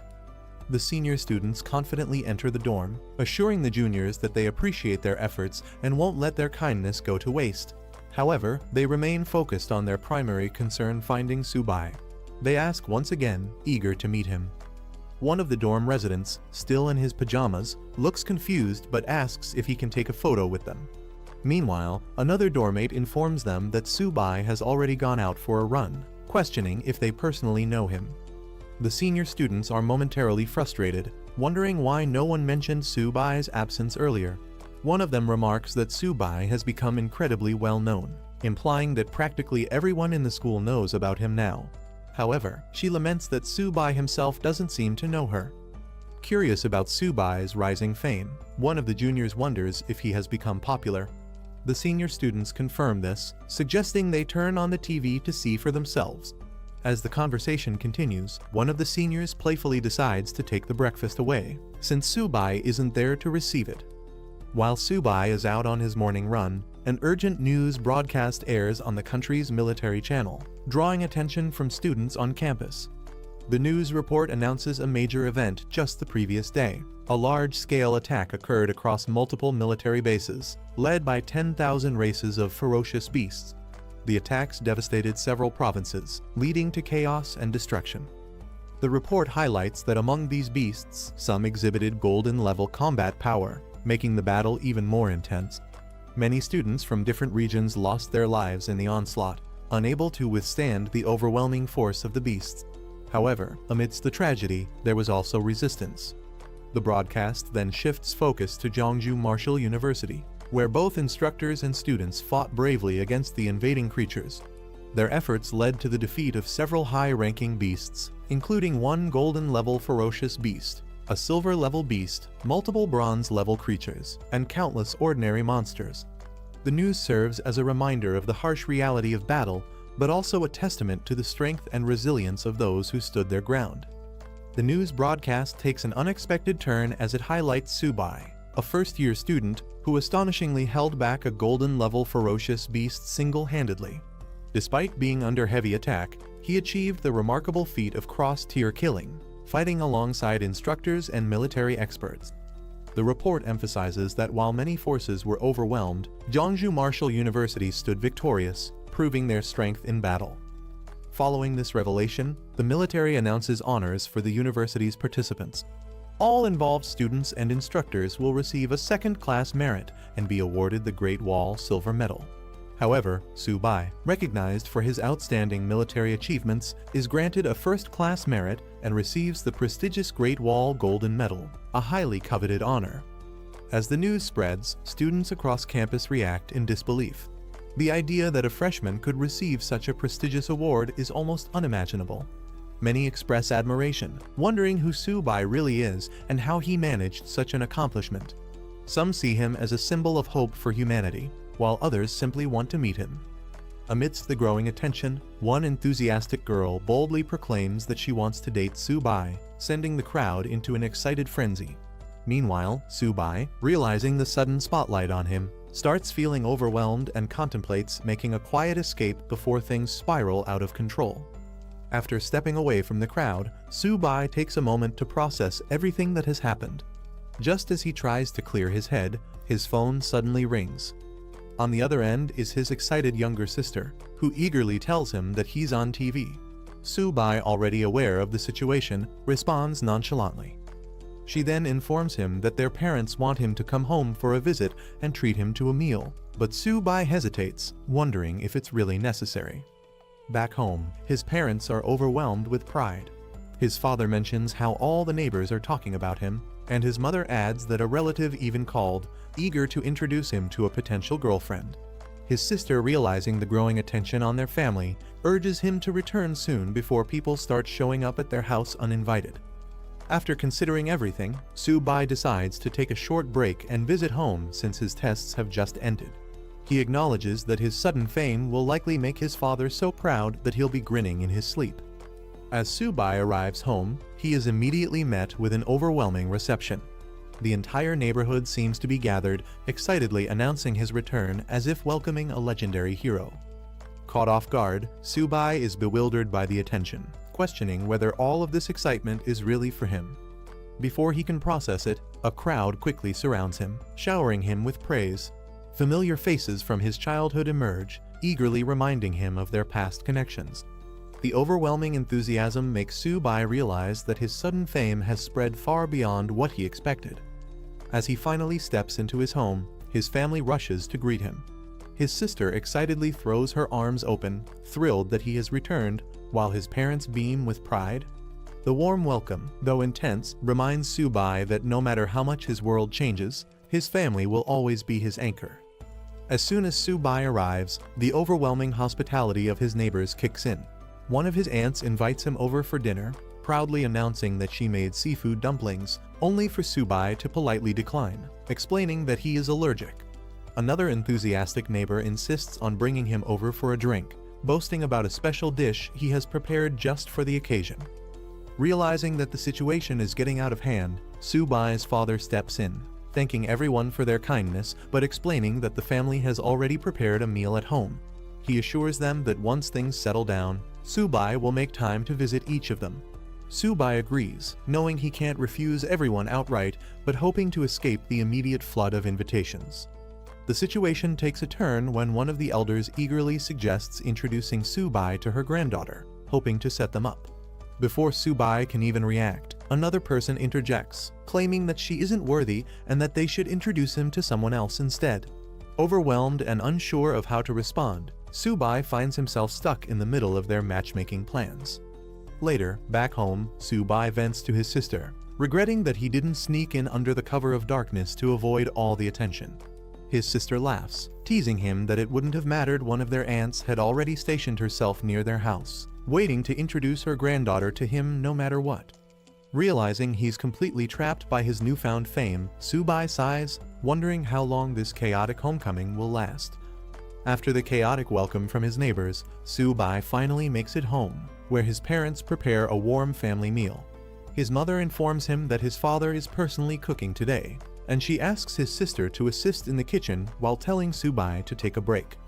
Dropping his bag onto the couch, Su-bai slumps down and stretches, savoring the rare moment of peace. He leans back, relieved to finally take a breather after everything that has happened. A glowing Sitem screen suddenly appears before him, flickering with mysterious data. Shocked, Su-bai instinctively reacts, raising his hand as he tries to comprehend what's happening. As Su-bai stares at the system window, a message appears, notifying him that a contractable creature has been detected, a little kitten. The system prompts him with a choice, tame or give up. Confused by the sudden activation of what seems to be a Beastmaster ability, he hesitates, trying to make sense of it. His sister notices his distracted state and asks what's wrong. Su-bai, still bewildered, turns to her and asks if their family has a cat. She casually confirms, directing his attention to their pet. Looking over, Su-bai spots a small white kitten happily eating from its bowl. He questions if this is the creature the system was referring to and jokingly wonders if they could have gotten a more high-end pet. His sister, clearly attached to the kitten, defends it, saying it's adorable. She explains that she found Bai a few days ago on the road and decided to bring him home. Still processing the strange system prompt, Su-bai watches the little kitten, wondering if there's more to this unexpected situation than meets the eye. Seeing how much his sister adores the kitten, Su-bai decides to go along with it, agreeing that it's cute. However, his curiosity lingers as he glances at the system screen, which has revealed surprising information. The kitten, seemingly an ordinary stray, actually possesses a lineage of the white tiger's sacred beast and has the potential to grow infinitely strong, eventually capable of slaying gods. Shocked by this revelation, Su-bai struggles to believe that this small creature could be so powerful. The system further details its stats, showing its talents, including sharp claws that double both attack speed and power, and its evolution method eating. Confronted with the choice once again, Su-bai hesitates only briefly before deciding that taming it first would be the safest option. As he prepares to confirm the selection, his sister cheerfully comments that the kitten seems to like him. Su-bai takes this moment to confess something important. He's now a beastmaster, someone who can form powerful bonds with creatures. With a playful smile, he asks if he can keep Bai for himself, suggesting that the kitten might be more than just a household pet. Su-bai's attempt to claim Bai as his own is met with instant resistance. His sister, visibly shocked and furious, shouts in defiance, refusing to give up her beloved pet. Su-bai, unfazed by her reaction, tries to reason with her. With a smirk, he hints that negotiation is always an option. Sensing an opportunity, he casually suggests offering her a laptop in exchange for the kitten. Determined to convince her, Su-bai ups the ante, reminding her about a dress she had been eyeing. But before he can even finish his sentence, his sister dashes away, declaring that there will be no negotiations whatsoever. Amused, Su-bai chases after her, trying to bargain while she evades him at all costs. Their mother watches the ridiculous scene, completely bewildered by their antics, questioning what on earth is happening between the two siblings. After 2 days at home, Su-bai finally returns to campus, relieved yet slightly exhausted. As he walks through the school gates, students begin whispering, questioning if he's really Su-bai. Some recognize him as the one who received the golden medal, but others are more puzzled by the sight of a cat peeking out of his bag, wondering if he's secretly a cat lover. Inside the bag, Bai, the white kitten, shares the cramped space with a small, confident lizard, who reassures Bai that as long as they're with the big boss Su-bai, they'll be fine. However, Bai seems annoyed by the lack of space, grumbling about being crowded. As Su-bai walks across campus, more students take notice of him. Some seem unimpressed by his average appearance, yet they're shocked by how many girls visit his dorm looking for him. Realizing that his fame isn't dying down anytime soon, Su-bai internally debates wearing a mask to avoid unwanted attention. Before he can settle back into campus life, an urgent announcement echoes across the school, summoning him to the principal's office. Hearing his name repeated over the loudspeakers, Su-bai sighs his return to school is already off to an eventful start. As Su-bai makes his way to the principal's office, he wonders what exactly the principal could want from him. Upon arrival, the principal warmly welcomes him, praising him as a true man of Huaxia for his outstanding performance at the F-269 military base. As a reward for his achievements, the principal offers Su-bai a chance to request anything he wants from the school. Though Su-bai responds humbly, thanking the school and principal, he internally knows that getting anything valuable won't be easy. With the principal known for being notoriously stingy, even securing a little food money for Zio by his kitten could be a struggle. After a moment of thought, Su-bai pretends to be considerate, suggesting that he doesn't want the school to spend too much on his reward. Then, with a completely straight face, he requests 100 golden tier beast cores, an incredibly high-value resource. The principal is completely stunned by Su-bai's request for 100 golden tier beast cores, nearly choking in disbelief.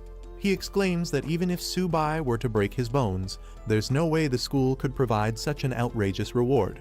Frustrated, he even jokingly offers to hand over his position as principal instead. Seeing the reaction he expected, Su-bai quickly lowers his demand, saying that 100 silver tier beast cores would also be acceptable. However, the principal immediately shuts down that idea, reminding Su-bai that his current military merit isn't even enough for a fraction of that. Still determined, Su-bai tries to bargain, suggesting that the school could exchange the golden medal he received for 50 silver tier beast cores instead. He emphasizes how much he has sacrificed for the school, trying to guilt-trip the principal into agreeing. The principal, however, shifts gears, giving Su-bai a serious speech about the responsibility of the strong to protect the weak. He insists that saving people should be Su-bai's mission, emphasizing the moral duty of his strength. Su-bai listens but remains silent, knowing full well this is just an excuse to avoid giving him his reward. Not wanting to waste more time on empty words, Su-bai cuts off the speech, firmly stating that they should skip the nonsense and just give him 50 silver tier beast cores. Realizing that Su-bai won't back down, the principal finally relents, acknowledging Su-bai's talent and agreeing that the military and school won't let a genius like him go to waste. The principal, after much hesitation, finally makes a decision. He will give Su-bai 10 bronze tier beast cores. Su-bai is immediately outraged, exclaiming that such a low-tier reward is unacceptable. Not willing to back down, Su-bai pushes for at least 20. However, the principal flares up, countering with a firm offer of 15 cores. Take it or leave it. Realizing he won't get anything more out of this negotiation, Su-bai accepts the deal, though internally he finds the whole situation ridiculous. He mentally notes that the principal is as stingy as expected, clearly unwilling to part with better rewards. Just as he's about to leave, the principal stops him, saying there's one more small matter to discuss. Su-bai, already skeptical, wonders what kind of trouble is coming next. The principal observes that young people are becoming harder to deceive, acknowledging his own reputation as a schemer. Su-bai silently agrees with the rumors, confirming the principal's shrewd nature. The setting shifts to a large hall where the principal addresses a gathered group of students. He informs them that the 100 Schools League is now under military organization. While their school lacks the same level of resources as elite institutions like Imperial City Martial University and Magic City Martial University, he expresses his hopes that they can still achieve great results. With preparations underway, roll call begins.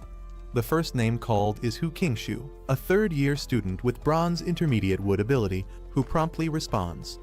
As more names are read out, students including Bai Ningbing and Xing Changxiang acknowledge their presence, standing ready for the upcoming challenge.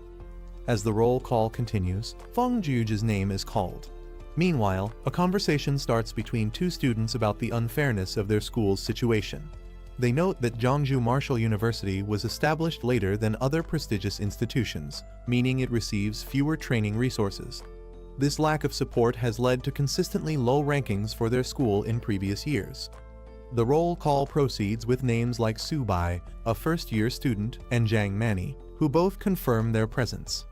More students, including Luo Yongkang, are called, and with that, the roll call concludes.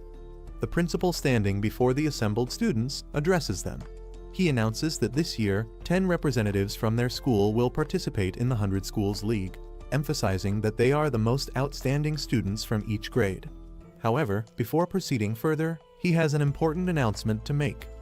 The principal makes a surprising announcement. Su-bai will be the captain of the school's 100 Schools League team. The students react with shock, and Su-bai himself is caught off guard, questioning if there has been some mistake. One of the students steps forward, arguing that this decision is unfair. He points out that Senior Qingshu is the strongest among them in both power and experience, making him the more obvious choice for captain.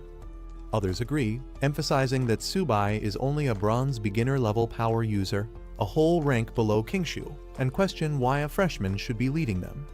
The principal, however, remains firm in his decision. He reminds everyone that Su-bai's strength has already been proven. He was able to slay a gold-tier vicious beast, a feat none of the other students have accomplished. Some students refuse to accept Su-bai as captain, questioning whether he really defeated a gold-tier vicious beast or if it was just luck. Doubting his strength, they directly challenge him, demanding a battle to prove his worth. Another student joins in, eager to test Su-bai himself. Feeling overwhelmed, Su-bai tries to explain that he had nothing to do with the decision and never expected to be chosen as captain. Internally, he realizes that the principal has made him a target for criticism and potential fights. Before the situation escalates, the principal intervenes, dismissing further disputes and instructing everyone to focus on preparing for the upcoming 100 Schools League, which is less than 20 days away. He encourages the students to train hard and show their best performance. Seeing an opportunity to escape, Su-bai quickly makes a run for it, pretending to have urgent matters to attend to. As he dashes off, the other students call after him, demanding answers. Meanwhile, he can't help but note how quickly the principal left the scene, avoiding any further arguments. After Su-bai hurriedly leaves, the skeptical students continue to mock him, refusing to believe he actually defeated a gold-tier vicious beast. One of them calls him a coward, convinced it must have been luck. Another, smirking, says there's no need to rush once they reach the 100 Schools League. They'll make sure Su-bai regrets being chosen as captain. Meanwhile, Su-bai returns to his dorm, excited to train and level up. He calls out to Xiao-ba, preparing to feed and strengthen his beast companions. As he sits down with his white cat, Xiao-bai, he acknowledges that the principal kept his word, providing him with 15 bronze-tier beast cores, which should be enough to boost their strength. He affectionately feeds Xiao-ba, calling it a little foodie, while assuring Xiao-bai that there's something for it as well. The two eagerly devour their food, looking forward to growing stronger. Su-bai continues feeding his two beast companions, Xiao-bai, the white cat, and Xiao-ba, the turtle. He notices that Xiao-bai's level is too low, so he starts by giving it a Kai blood elixir to boost its strength. Meanwhile, Xiao-ba keeps eating non-stop, astonishing Su-bai with its enormous appetite. As Xiao-ba devours more resources, Su-bai realizes that each bite costs a fortune, possibly worth hundreds of thousands or even millions. Frustrated, he questions just how much food the turtle needs to evolve. With only a few resources left, Su-bai warns Xiao-ba that if it still doesn't evolve, he'll give the remaining items to Xiao-bai instead. Just as he says this, Xiao-ba suddenly reacts, glowing with intense energy. Lightning crackles around it as its body begins to change, signaling that the long-awaited evolution is finally happening. As Xiao-ba continues to absorb energy, an intense golden light bursts from its body, signaling the start of its evolution. Su-bai watches in awe as the powerful transformation takes place. Meanwhile, outside the dormitory, the ground shakes violently, causing panic among the students. Some wonder if it's an earthquake, unaware that the tremors are a result of Xiao-ba's evolution. A notification screen appears, confirming that Xiao-ba has successfully upgraded to bronze intermediate level. Moreover, 30% of its Xuanwu Black Tortoise bloodline has been activated, significantly boosting its attributes and talents. Its defense has skyrocketed to 862, and it has acquired powerful abilities, including the Xuanwu Barrier, Turtle Spirit Possession, and Xuanwu Gravity, making it a formidable beast. Su-bai is thrilled, realizing that although Xiao-ba didn't gain new talents, its existing abilities and stats have drastically improved, making it far stronger than before. After Xiao-ba's evolution, Su-bai is thrilled to see that Xiao-bai has also leveled up. The system notification confirms that Xiao-bai has upgraded to a high-level normal beast, awakening a powerful new talent, Ghostly Phantom Step. Additionally, it possesses the White Tiger Sacred Beast bloodline, meaning it has limitless potential for future growth. Xiao-bai's stats have also significantly improved, with its agility increasing explosively, making it much faster and deadlier in combat. Su-bai is ecstatic, realizing that both of his tamed beasts have successfully evolved, strengthening his team immensely. Meanwhile, Su-bai himself has also advanced to the bronze intermediate level, gaining attribute boosts from both Xiao-bai and Xiao-ba. His constitution, agility, and spirit have all improved, and he now benefits from powerful talents, including infinite evolution of contracted beasts, universal beast taming skills, and origin confluence, allowing him to share energy and damage with his tamed beasts. Now, with his newfound strength and his beasts at their peak, Su-bai looks ahead with excitement, ready to prove himself and his companions on the grand stage of the 100 Schools League. At Zhongzhou Martial University's library, a student is impressed by its massive size, not expecting it to be this grand. Inside, he approaches the librarian to access resources. The librarian proudly explains that the library is the foundation of the university, existing even before the school itself, highlighting its deep historical significance. As she processes his request, she is surprised that he, a freshman, already has 180 credits, which is quite unusual. She then directs him to the section containing books on beast taming, telling him to browse freely for any information he needs. Thanking her, he heads towards the bookshelves. Entering the section, he notices a vast collection of beast taming books and realizes that it will take a considerable amount of time to go through all the available materials. Determined, he prepares himself to dive into the study ahead. As Su-bai browses through the bookshelves, he comes across a book by someone named Luo Fan, a name that feels oddly familiar to him. Curious, he picks up the book and begins reading, coming across passages about the convergence of heaven and earth, the undying soul, and the gathering of divine weapons and sacred beasts. The text intrigues him, particularly a concept called origin confluence, which he realizes he has already mastered. However, the phrases about the undying soul and sacred beasts being armed leave him with lingering questions. As he continues to read while walking through the library, a few other students notice him.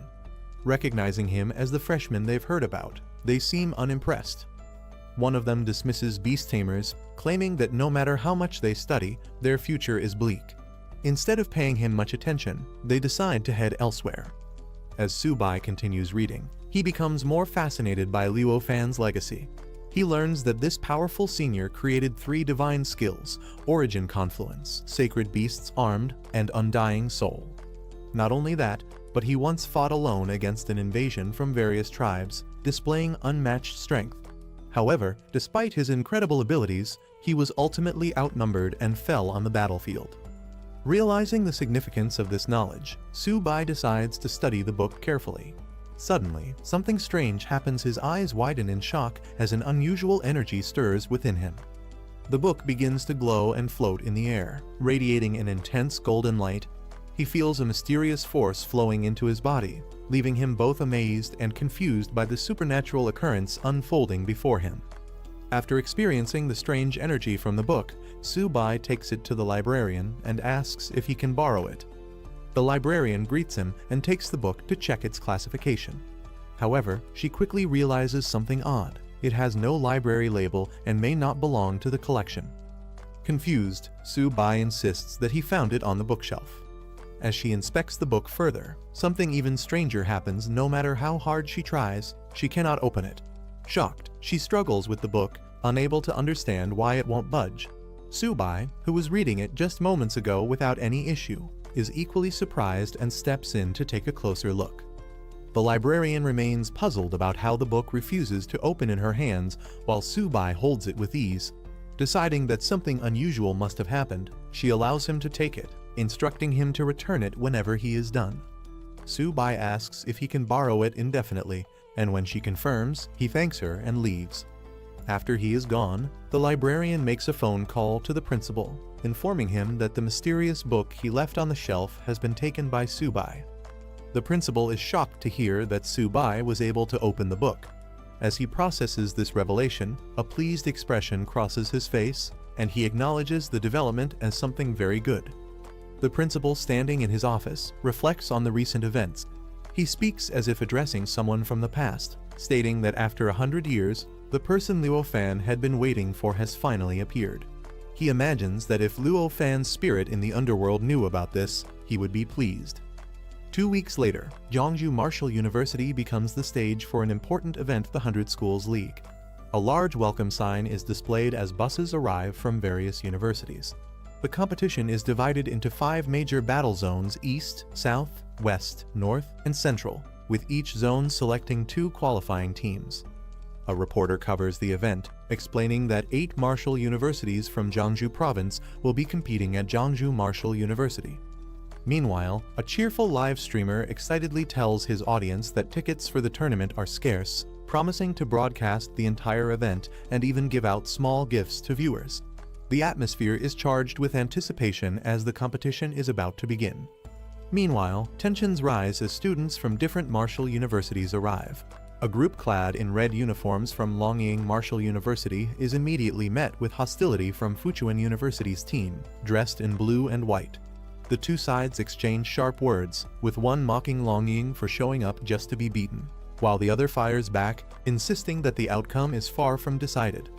Their rivalry is evident as they prepare to prove themselves in the competition.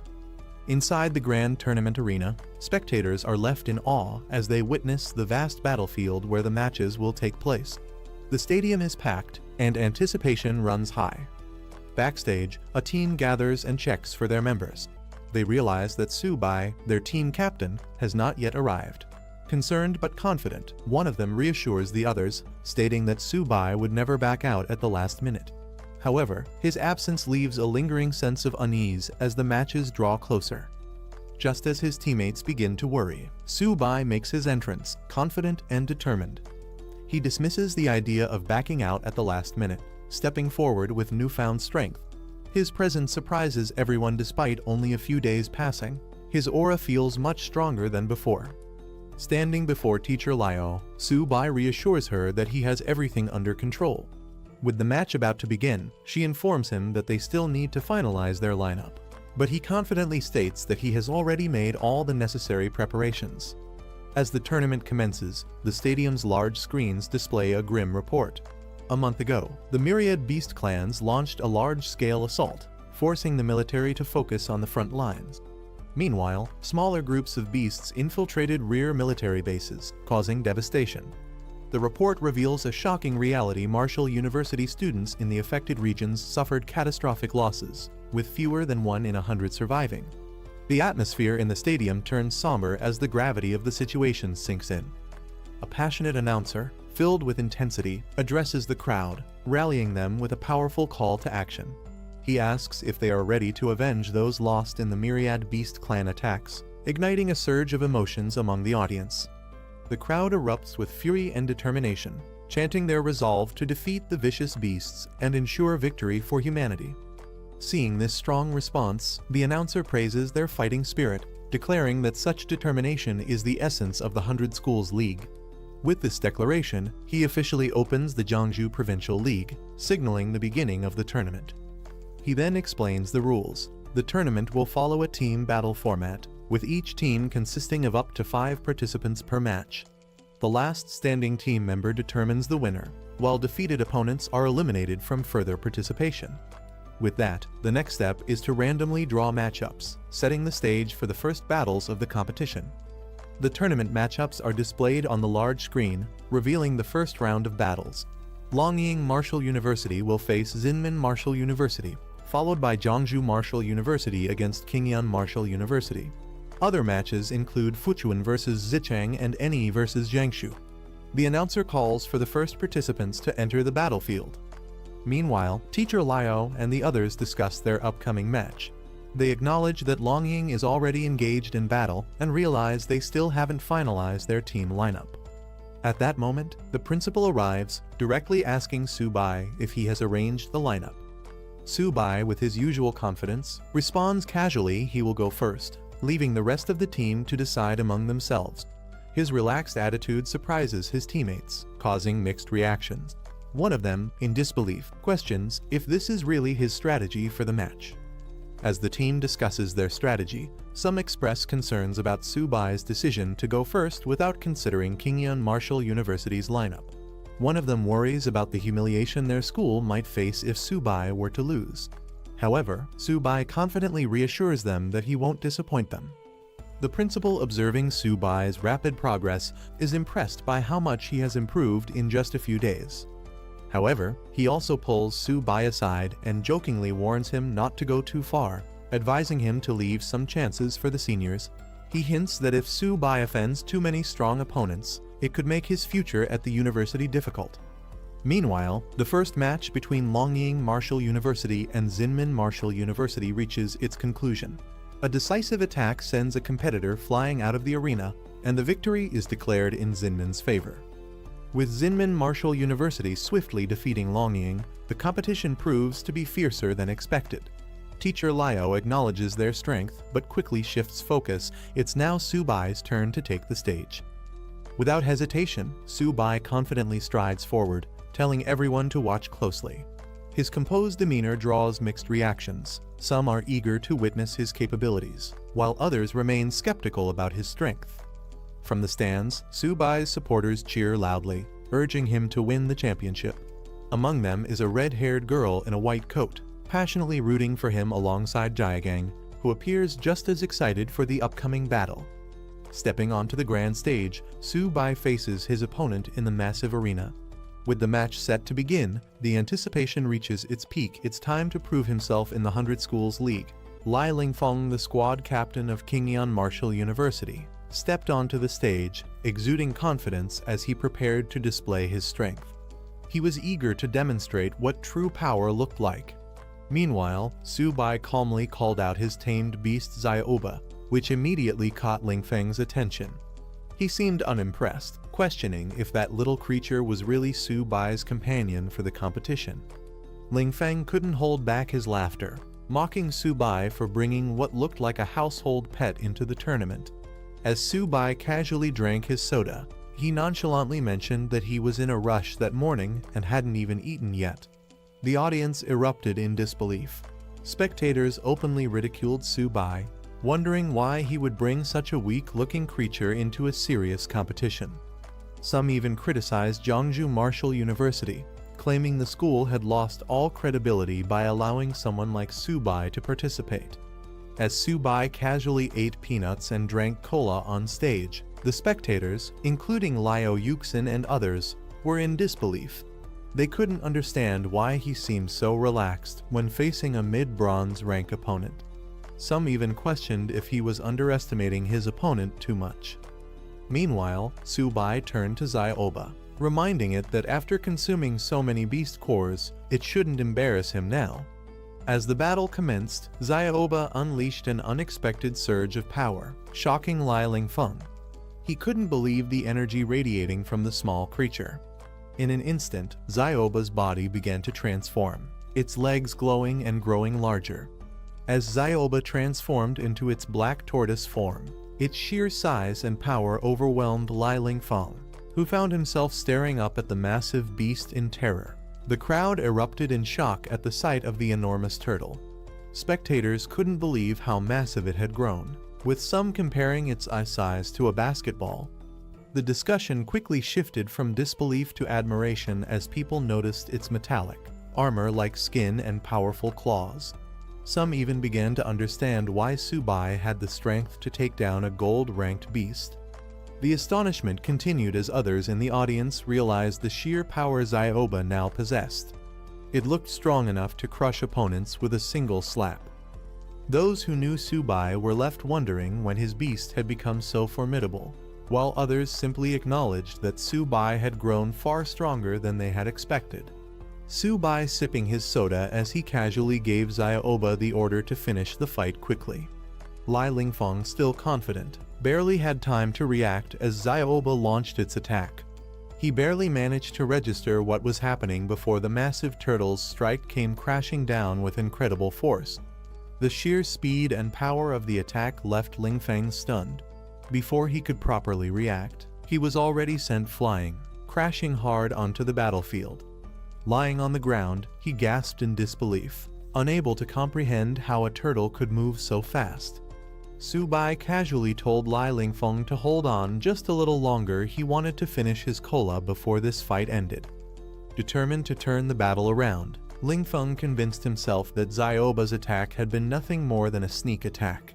He steeled himself, deciding to unleash his full power. If Su-bai thought he was tough, then Lingfeng would show him who was truly stronger. With that, his body underwent a transformation, his entire form turning into solid rock.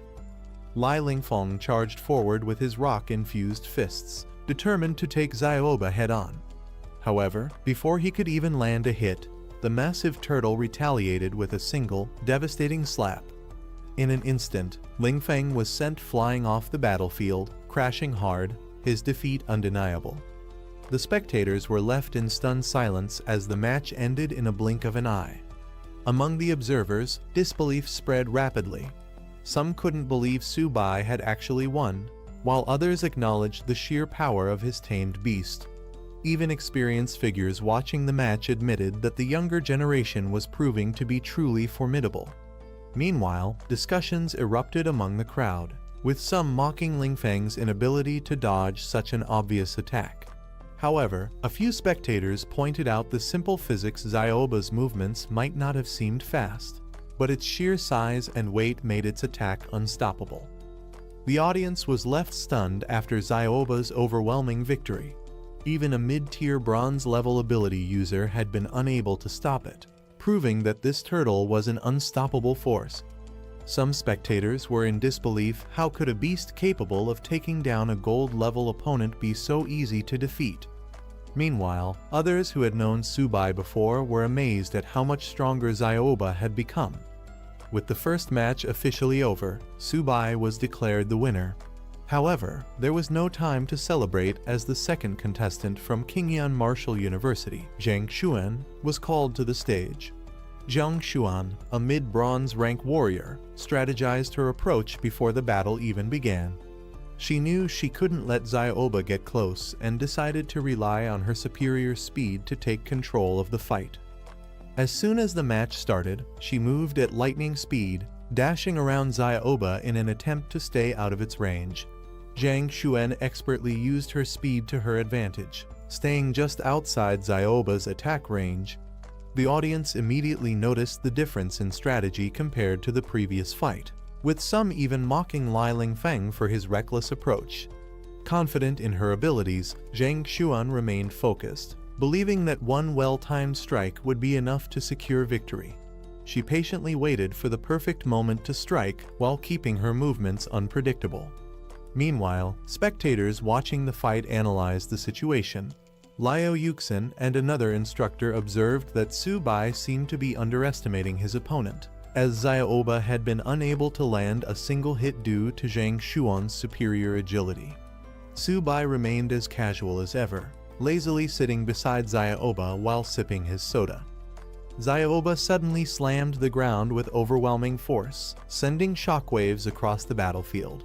Zhang Xuan caught mid-air, barely managed to evade, but acknowledged the sheer strength of the turtle. She landed skillfully, steadying herself for a counterattack. However, realizing the difficulty of facing Zyoba head-on, she quickly shifted her strategy. Instead of continuing the fight against the beast, she made a split-second decision to target the beast tamer directly. With lightning speed, she dashed towards Tsubai, hoping to turn the tide of the battle before it was too late. Tsubai, unfazed as ever, simply sipped his soda, as if the entire fight was nothing more than an afterthought. As Zhang Xuan made her move towards Tsubai, the spectators reacted in alarm. Liu Yuxin immediately recognized the danger, warning that Zhang Xuan was shifting her target. Lin Yanren, watching anxiously, shouted for Tsubai to be careful.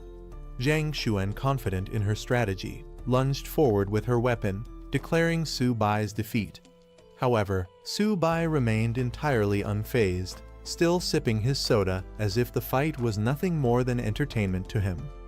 At the last moment, something unexpected happened. Tsubai continued drinking, completely unbothered, as a sudden force intervened. Just as Zhang Xuan closed in for her final strike, Zyoba reacted instantly, swinging its massive tail with precision. The sudden counterattack sent shockwaves through the battlefield, forcing Zhang Xuan to retreat. The audience erupted in amazement at Zyoba's move, calling it a divine tail swipe. Lin Yanren and others breathed a sigh of relief, realizing how close that encounter had been. As the dust settled, it became clear the match was over. Tsubai had claimed another swift victory. The spectators were in disbelief at how quickly he had won again, while Liu Yuxin and the other instructors acknowledged Tsubai's true strength. Meanwhile, Zhang Xuan, now on the ground, seemed completely drained. However, instead of frustration, she simply muttered something unexpected. She was finally full. Tsubai casually stretched, commenting that Zyoba might have been a bit too rough this time. Without much concern, he told Zhang Xuan to go heal herself before turning his attention back to the competition. Meanwhile, Zhang Xuan, exhausted and lying on a stretcher, muttered weakly while Tsubai nonchalantly declared that he was finally going to get serious. With complete confidence, he stood alongside Zyoba, issuing a challenge to the remaining competitors who was brave enough to step up next. The crowd erupted as another opponent was sent crashing into the water, the large screen replaying the dramatic fall. Without hesitation, he called for the next challenger. His confidence was unshaken as another opponent fell before him, knocked down with ease. Amid the competition, Subai casually snapped a picture, flashing a grin while Zioba dealt another decisive blow, sending yet another fighter flying. Finally, the match concluded with the announcement of his victory. The referee raised his hand, declaring Jeongju Martial University's Subai as the winner. The audience erupted in disbelief and admiration as Subai dominated the match, effortlessly securing victory with Zioba at his side. Despite relying on his turtle companion, he had taken down 5 opponents in a row without breaking a sweat. Spectators were in awe, calling him both incredible and unorthodox. As chants of "one man, 5 wins" echoed through the arena, Subai couldn't help but feel amused and slightly puzzled. The way they phrased it made him feel more like the turtle in the fight rather than the actual fighter. After his impressive performance, officials and mentors approached him, praising his victory over the formidable King Shan Martial University. His success had brought great honor to Jeongju Martial University, and he humbly accepted the recognition. With the morning matches concluded, contestants were given time to rest and recover before the next round. The cafeteria was open to all, ensuring they could replenish their energy for the battles ahead. The competition was far from over, but for now, the fighters had earned a well-deserved break. As the competition continued, an announcement declared that food in the cafeteria was free of charge, much to the delight of the contestants. Meanwhile, in the Fuchuan Martial University lounge, the team strategized for their upcoming match. They anticipated facing Jeongju Martial University again, which meant they would likely go up against Subai. His tamed beast Zioba was nearly unbeatable in close combat, making them anxious about how to counter him. In another lounge, Xinmin Martial University was also preparing. Their coach reassured them that despite Subai's strength, he wasn't invincible. He had weaknesses that could be exploited. Their best chance to win was to find a way around Zioba's formidable defense and target Subai directly. Back in the arena, the announcer praised the fierce spirit and determination displayed by the students in the morning matches. With the first round complete, the second round of the competition was about to begin. Spectators marveled at Subai's dominance, some joking that the rest of Jeongju Martial University's team didn't even need to participate. With him alone, they believed he could defeat all the other schools. His teammates couldn't deny that having such a powerful ally was a great advantage. However, not everyone shared the same enthusiasm. A cautious observer reminded others that they were still in the provincial stage. Once Jeongju Martial University faced stronger opponents from outside the province, their overwhelming success might not continue. While the team had struggled for recognition in the past, Subai's presence now made their other members seem even more insignificant. As the excitement built up, the second round matchups were announced. Jeongju Martial University was set to face Xinmin Martial University, while other schools were also paired for their respective battles. In the first match of the round, Subai was chosen to fight against Lai Feng from Xinmin Martial University. As he stepped onto the stage, his opponent remained calm. Xinmin had anticipated this matchup and had already prepared a strategy specifically to counter Subai and his beast companion, Zioba. Subai leaned casually against Zioba, completely at ease as he watched his opponent. With a smug grin, he reassured Lai Feng not to be too nervous and promised the match would be over quickly.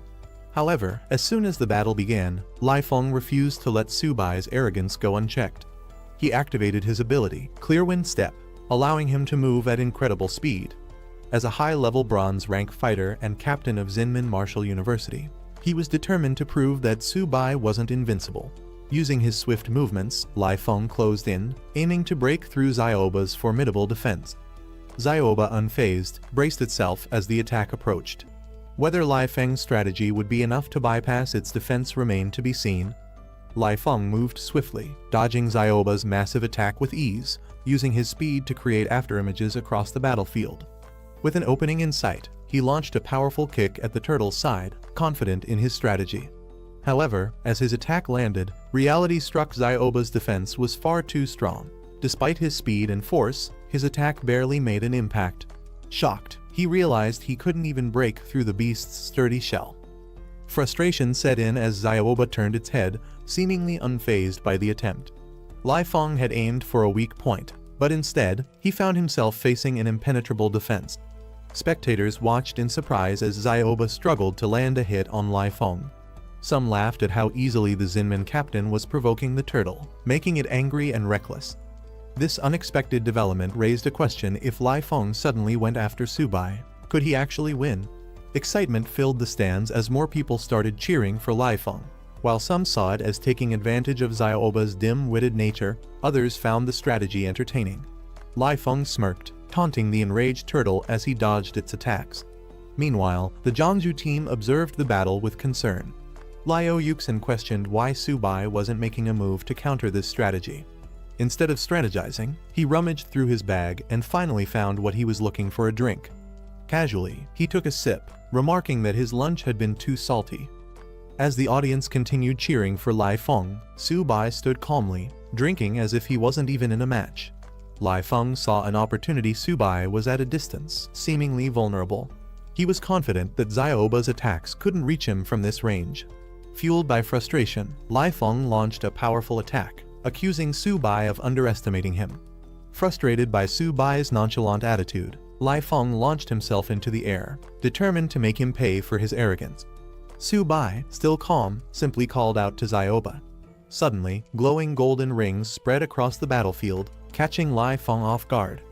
In an instant, his body froze mid-air, unable to move. Panic set in as he struggled to understand what was happening. Subai, still sipping his drink, watched as Lai Feng flailed helplessly, Xiaoba radiating an overwhelming presence. Lai Feng was in disbelief. This was beyond what he had prepared for. Subai, unbothered as ever, casually told Xiaoba to stop playing around and finish the battle. Xiaoba unleashed its ultimate move, Black Tortoise Gravity, as the golden armored illusion roared to life. Panic took over as he desperately pleaded, realizing he had lost control of the situation. With a sudden burst of energy, the golden projection launched Lai Feng like a shooting star across the battlefield. The audience gasped as he was sent flying out of the arena at incredible speed, disappearing into the distance. A moment later, a loud crash echoed through the stadium. Spectators rushed to the edge to see where he had landed, only to find a smoking crater in the concrete. The audience was left in shock, but realization quickly set in: Lai Feng wasn't weak. Subai was simply too strong. Some even admitted that if they were in Lai Feng's place, they would have surrendered immediately. Fighting against Subai seemed like a hopeless battle. Meanwhile, Zinmin Martial University's staff assessed the situation. With Lai Feng badly injured and no chance of turning the tide, they had no choice but to give up. The principal sighed in resignation. There was no point in continuing the match. The official announcement confirmed it: Zinmin Martial University had forfeited. The competition moved on, but the next team to face Jiangsu Martial University had a difficult decision to make. When the matchup was revealed, Fuchuan Martial University shocked everyone by immediately forfeiting before even stepping onto the stage. Spectators were stunned. How could they surrender without even trying? With Zinmin Martial University forfeiting, Subai barely had to exert any effort. His teammates acknowledged that this gave him more time to prepare for the next match against Fuchuan Martial University. However, some questioned whether he even needed to conserve strength in the first place.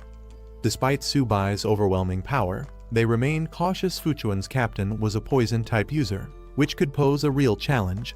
As the match began, Xiaoba roared, ready to engage. But before the fight could even start, Fuchuan's captain, Mao Kai, suddenly called for a pause. Mao Kai openly admitted that he had no chance of defeating Subai. Rather than fighting a hopeless battle, he suggested making a deal instead. Subai, still unfazed and sipping his drink, barely reacted. Raising an eyebrow, he casually asked, "What deal?" Mao Kai acknowledges Subai's strength, admitting that he stands no chance against him. However, instead of fighting outright, he brings up a discussion about beast tamers, hinting at a deeper motive. Subai is puzzled by this sudden shift in conversation, wondering what Mao Kai is really trying to do.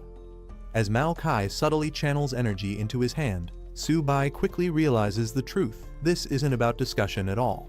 Mao Kai is stalling for time, attempting to activate his poison-type abilities, which take longer to fully unleash. Without hesitation, he calls upon his beast. He sends Xiaoba into battle, ready to put an end to Mao Kai's schemes before they can take effect. Mao Kai smirks as Subai finally realizes his true intention. The delay had given him just enough time to unleash his poison mist, which now spreads rapidly around the battlefield. Confident in his ability, Mao Kai taunts Subai, claiming that no matter how skilled a beast tamer he is, there's no escaping the deadly toxin. The mist engulfs the arena, leaving Su-bai seemingly trapped with no way to avoid the attack. Watching from the sidelines, Liu Yuxin and the others begin to worry. They recall Mao Kai's past victories, where he managed to poison even high-level beasts. Mao Kai moves confidently through the dense poison mist, unfazed by its effects. With a smug grin, he mocks Su-bai, knowing that his opponent is blinded and vulnerable while he remains unaffected. He believes the battle is already decided, convinced that Su-bai was too careless from the start. As the toxic fog thickens, Mao Kai watches Su-bai, who appears to be meditating in an attempt to resist the poison's effects. However, Mao Kai isn't concerned. He has more than just the mist at his disposal. With a sudden burst of energy, Mao Kai lunges, aiming to finish the fight. His hand surges with poison as he delivers his final blow, determined to eliminate Su-bai once and for all. Mao Kai launches his attack, aiming to strike from behind, but Su-bai remains completely unfazed. A defensive energy shield blocks the strike effortlessly, leaving Mao Kai stunned. Su-bai smirks, unfazed by the poison mist, remarking that attacking from behind was a mistake. Mao Kai, in complete disbelief, questions how Su-bai could possibly withstand his full-power poison claw attack within the toxic mist. From the observation deck, the onlookers quickly understand the secret behind Su-bai's resilience. He's using Origin Confluence, an advanced beast tamer ability that transfers the defense of his beast onto himself. Su-bai casually waves away the mist, mocking its foul stench. As the poison mist swirls, revealing Zioba's glowing eyes, Mao Kai freezes in shock. He's been exposed. Before he can react, Su-bai launches a decisive attack, sending Mao Kai flying out of the mist. The spectators erupt in excitement. One of them, Lin Yanren, watches with determination, refusing to let Su-bai outpace her. Meanwhile, others are in awe, declaring that Su-bai is far too overpowered for his opponents. The entire stadium bursts into chants of Su-bai's name alongside Zioba's, acknowledging their overwhelming strength. With Mao Kai defeated and unable to continue, Fuchuan Martial University decides to forfeit. The announcer officially declares the champion of the Provincial League Su-bai from Zhongzhou Martial University. Standing beside Zioba, Su-bai acknowledges his victory with relief, knowing the competition is finally over. After the match, the principal of Zhongzhou Martial University congratulates Su-bai for bringing honor to their institution. Seizing the moment, Su-bai playfully suggests that, given his achievement, he should receive additional resources for his cultivation. The principal, however, sees right through Su-bai's opportunistic request. With a knowing smirk, he chuckles to himself, amused that this clever brat is already trying to take advantage of the situation. With Zhongzhou Martial University emerging as the Provincial League champion, the principal announces that the military will reward them with military merit points, which can be exchanged for valuable resources. However, some students murmur their doubts, noting that only Su-bai participated in the competition. They question whether they would receive any benefits from the victory, leaving the principal struggling to respond. Shifting the focus, the principal informs them that in 3 days, they will be heading to Luo City for the regional league. He rallies the team, asking if they have confidence, but only Su-bai immediately responds enthusiastically, while the others remain hesitant. With the meeting coming to an end, the principal encourages everyone to rest and prepare for the upcoming challenge. But as he turns to leave, Su-bai once again brings up the matter of resources, ensuring that he doesn't miss out on any potential rewards from his victory. Before leaving, the principal specifically calls out Su-bai, expressing his high expectations for his performance in the upcoming regional league. However, Su-bai sighs, noting how quickly the principal dodges any conversation about resources. With the provincial league officially concluded, the top martial universities are recognized, but the most talked about competitor is undoubtedly Su-bai from Zhongzhou Martial University. His dominant performance, where he single-handedly defeated 5 opponents in each battle, has made him the highlight of the event. As Su-bai's achievements are broadcasted, people across the city take notice. His name spreads rapidly, inspiring martial arts students and earning admiration from onlookers who eagerly express their desire to meet him. Meanwhile, away from the attention, Su-bai finally finds a quiet place, the training room. In the training room, Su-bai reassures Ziobai, his small feline companion, that its chance to shine will come soon. He then reveals that he exchanged his military merit points for 4 silver high-tier beast cores, instructing Xiaobai to use them wisely. Knowing their value, he urges the little beast to eat sparingly. However, Xiaobai wastes no time, its eyes gleaming with excitement. Suddenly, a powerful burst of energy erupts around them, engulfing Xiaobai in a brilliant glow. As the energy surge settles, Xiaobai undergoes an incredible transformation, evolving into a sharp gold-white tiger and unlocking its sacred beast-white tiger bloodline. Subai is stunned. It only took 1 silver high-tier beast core for such a massive breakthrough. Seeing the success, Subai decides to go all in, giving all the remaining beast cores to Xiaobai, encouraging it to eat them and continue leveling up. He reassures the newly evolved beast that there's no rush, there's no competition for the food, so it can take its time absorbing the energy. However, after consuming all the remaining beast cores, nothing happens. Subai watches in disbelief as Xiaobai casually sits there, looking completely satisfied but showing no further reaction. Frustrated, he questions how such precious silver high-tier beast cores seemingly had no effect after the first one. Suddenly, a massive surge of energy erupts, engulfing Xiaobai in a radiant golden vortex. Subai watches in shock as an unprecedented transformation unfolds before his eyes. As the light fades, Xiaobai has evolved into a massive, majestic sharp gold-white tiger.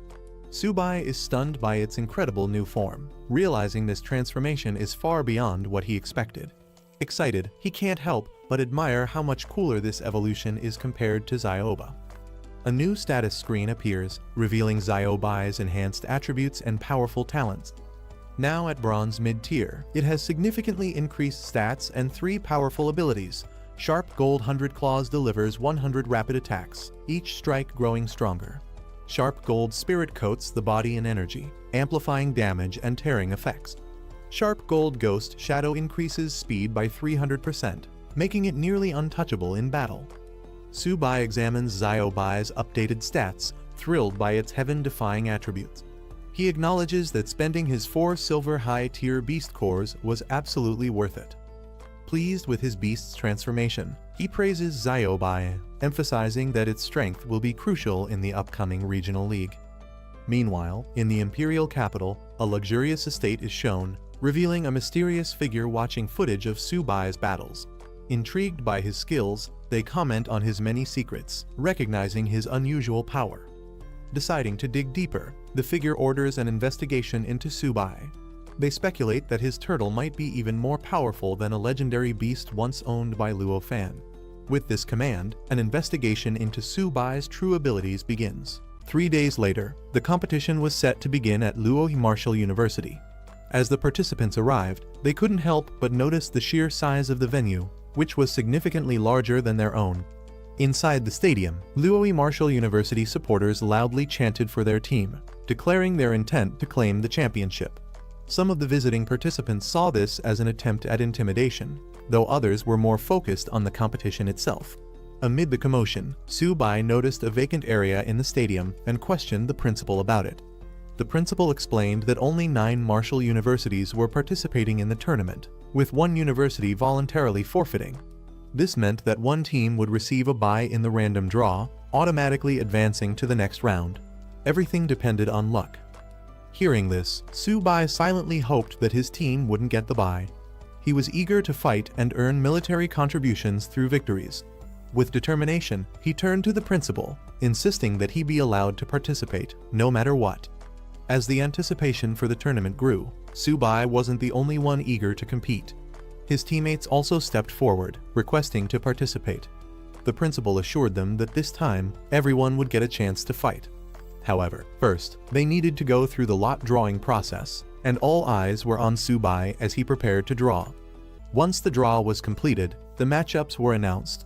The first battle would be between Luo Martial University and Fuchuan Martial University. As the announcer continued, it was revealed that 1 university would automatically advance due to the odd number of participants. When the second matchup was about to be revealed, Subai was shocked his university, Zhangju Martial University, had drawn the bye.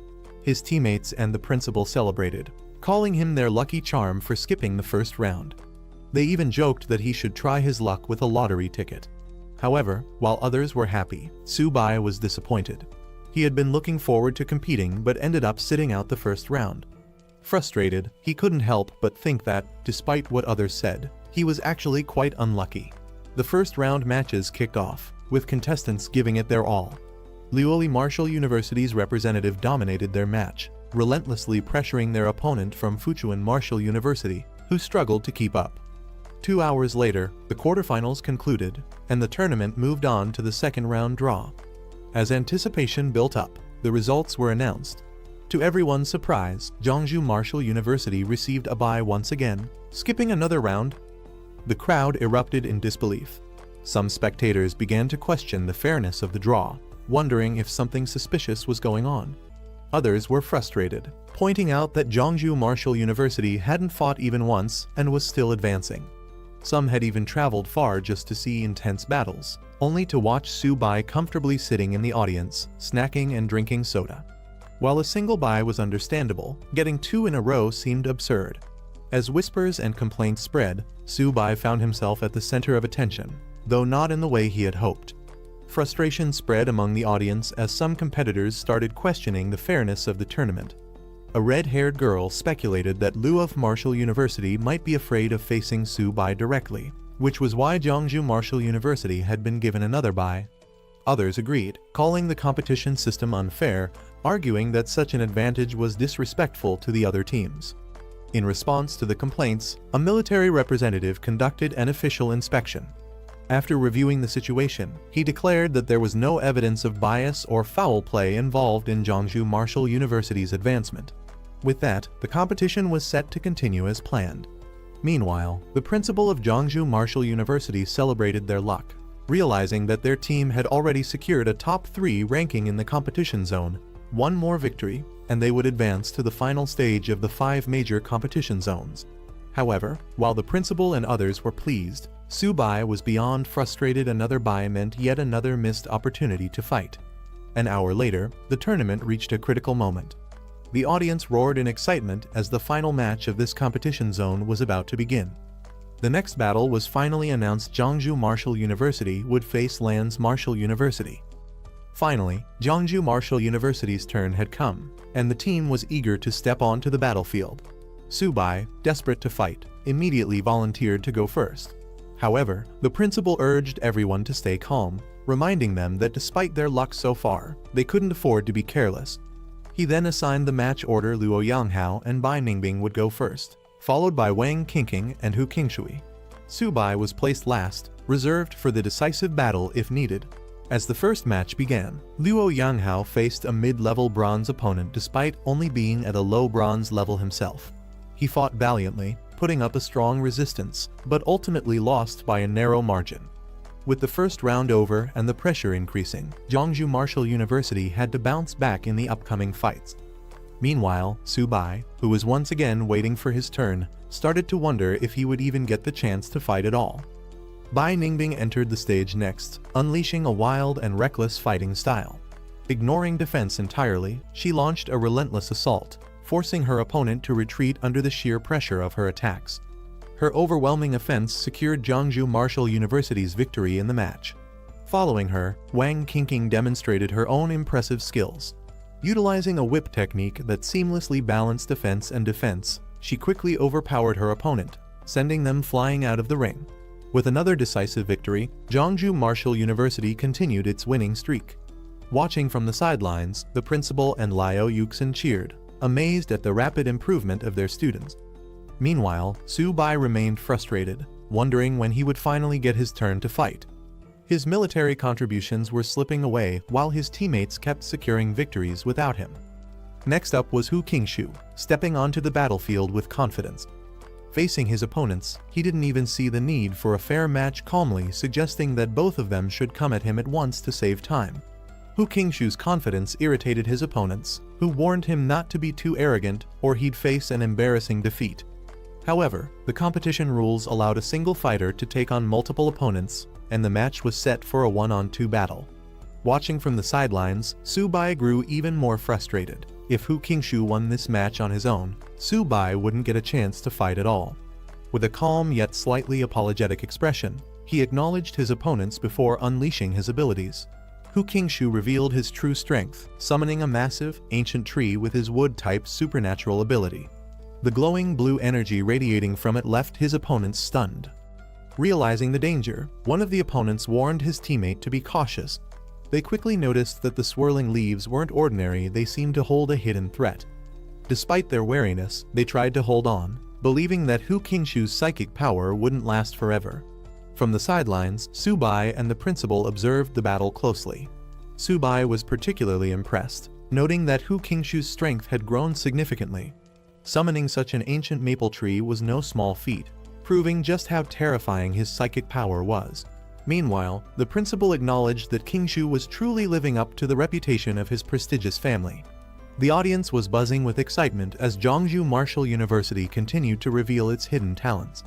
Many were impressed by Hu Qingshu's overwhelming strength, with some finding it hard to believe just how powerful he actually was. However, others still held Subai in higher regard, pointing out that his tamed beast had already defeated a golden-ranked opponent. Meanwhile, Hu Qingshu's opponents were struggling to keep up. Despite their hopes that his psychic power would weaken over time, they saw no signs of it diminishing. The relentless storm of leaves and energy kept them on edge, forcing them into a defensive stance. Hu Qingshu controlled the swirling leaves with precision. Gathering his power, he made his next move, unleashing a breakthrough attack that sent his energy surging forward, aiming to finish the battle in one decisive strike. Hu Qingshu's devastating attack landed with full force, sending his opponents flying out of the ring. The referee wasted no time announcing Zhongzhou Martial University as the winner of the round, further cementing their dominance in the competition. With their victory, Zhongzhou Martial University, alongside Luohe Martial University, officially secured their spot in the national finals. After the match, the principal congratulated Hu Qingshu on his impressive performance, acknowledging that he had surprised everyone with his display of power. Qingshu humbly accepted the praise, but the principal wasn't finished. To Subai's surprise, the principal announced that he was the real hero of the competition. Confused and frustrated, Subai couldn't help but wonder if they were mocking him since he hadn't even stepped onto the battlefield. The team, however, laughed and explained that thanks to Subai's 2 consecutive buys in the draws, their path to victory had been much easier. Their joking remarks left him speechless as he realized his contribution to the team's success was entirely unintentional. With the competition over, the principal addressed the team, reminding them to rest and prepare for the national finals in 1 week. He also revealed that in addition to their earned military contributions, the school would be rewarding them with extra resources for training. The announcement was met with excitement, and the team erupted in cheers. Meanwhile, Subai sighed to himself. Since he hadn't participated in any battles, he was returning empty-handed and now had to figure out how to gather enough resources to feed his tamed beasts. At the Lin family mansion, Yanren was in the middle of intense combat training against robotic opponents. Her movements were swift and relentless, as if she had no intention of stopping. From a distance, Uncle Wenyuan called out to her, reminding her it was time to eat. However, Yanren refused to take a break, insisting that she wanted to continue training for another hour. Watching her from the sidelines, Wenyuan sighed. Ever since Subai had participated in the 100 Schools League, Yanren had become obsessed with training. She watched all of Subai's matches and practiced tirelessly, disregarding the importance of rest. Amid her training, Yanren mentioned that she had nearly run out of the pills Wenyuan had given her.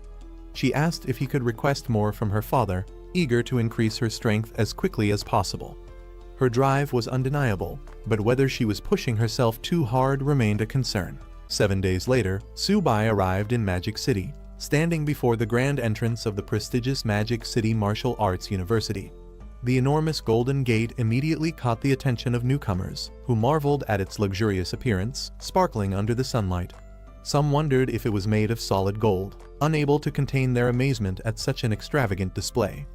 Among the crowd, people speculated about the cost, estimating that the gate alone must have been worth billions. One individual dismissed it as an unnecessary extravagance, but another corrected him, revealing that the materials alone had cost 1.8 billion. The principal, walking alongside Subai, explained the significance of the gate. It wasn't just about wealth, it was a testament to power. Built in a single day by 20 gold level and 5 platinum level experts, it stood as a symbol of strength. He pointed out the university's motto, emphasizing that only the strong could protect the nation.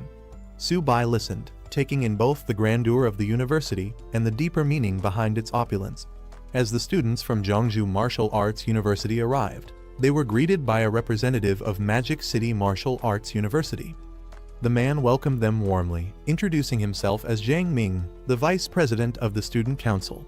Principal Zhu, leading the visiting group, acknowledged the greeting and prepared to follow the guide. As they walked, some students couldn't help but comment on the reception. They found it underwhelming that their principal had made the effort to come in person, yet only a student council vice president was sent to welcome them. Some speculated that if it had been representatives from Imperial City Martial Arts University, the principal himself would have greeted them instead. As they continued their tour, Su-bai noticed an unusual building and inquired about it. Their guide explained that it was the Gravity Adjustment Training Ground, an advanced facility used for specialized training. The principal couldn't help but express his envy at the state-of-the-art facilities.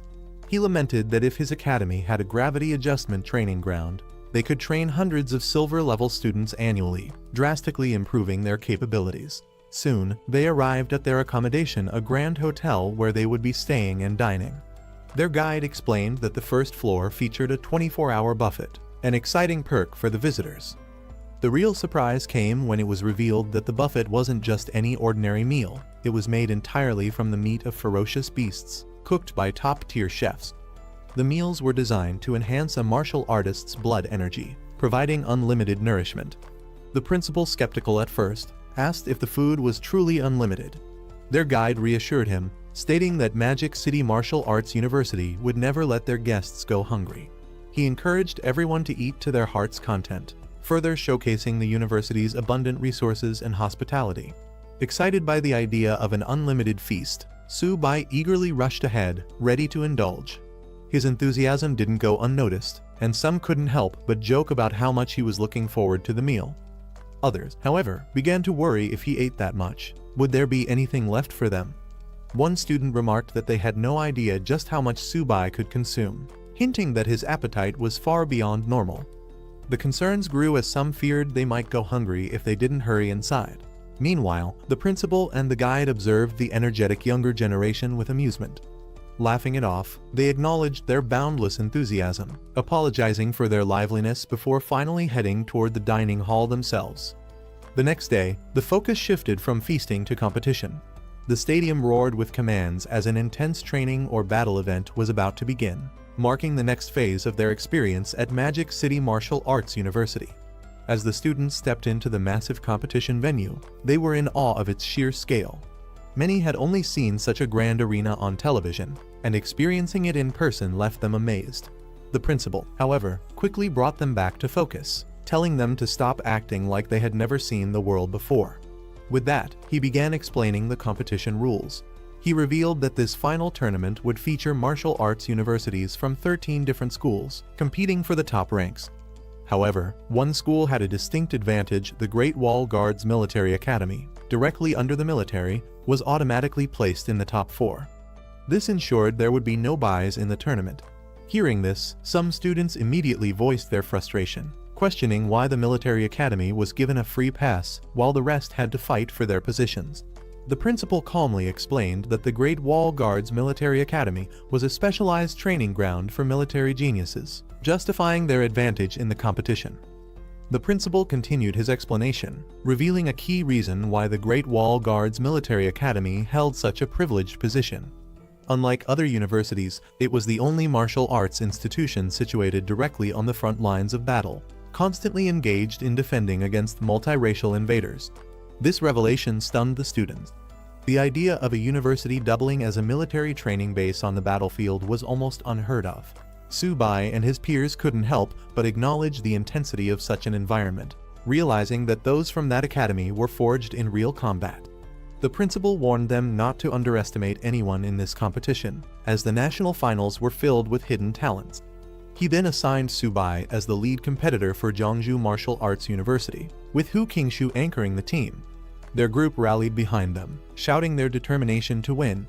As excitement built in the arena, an announcement echoed across the stadium.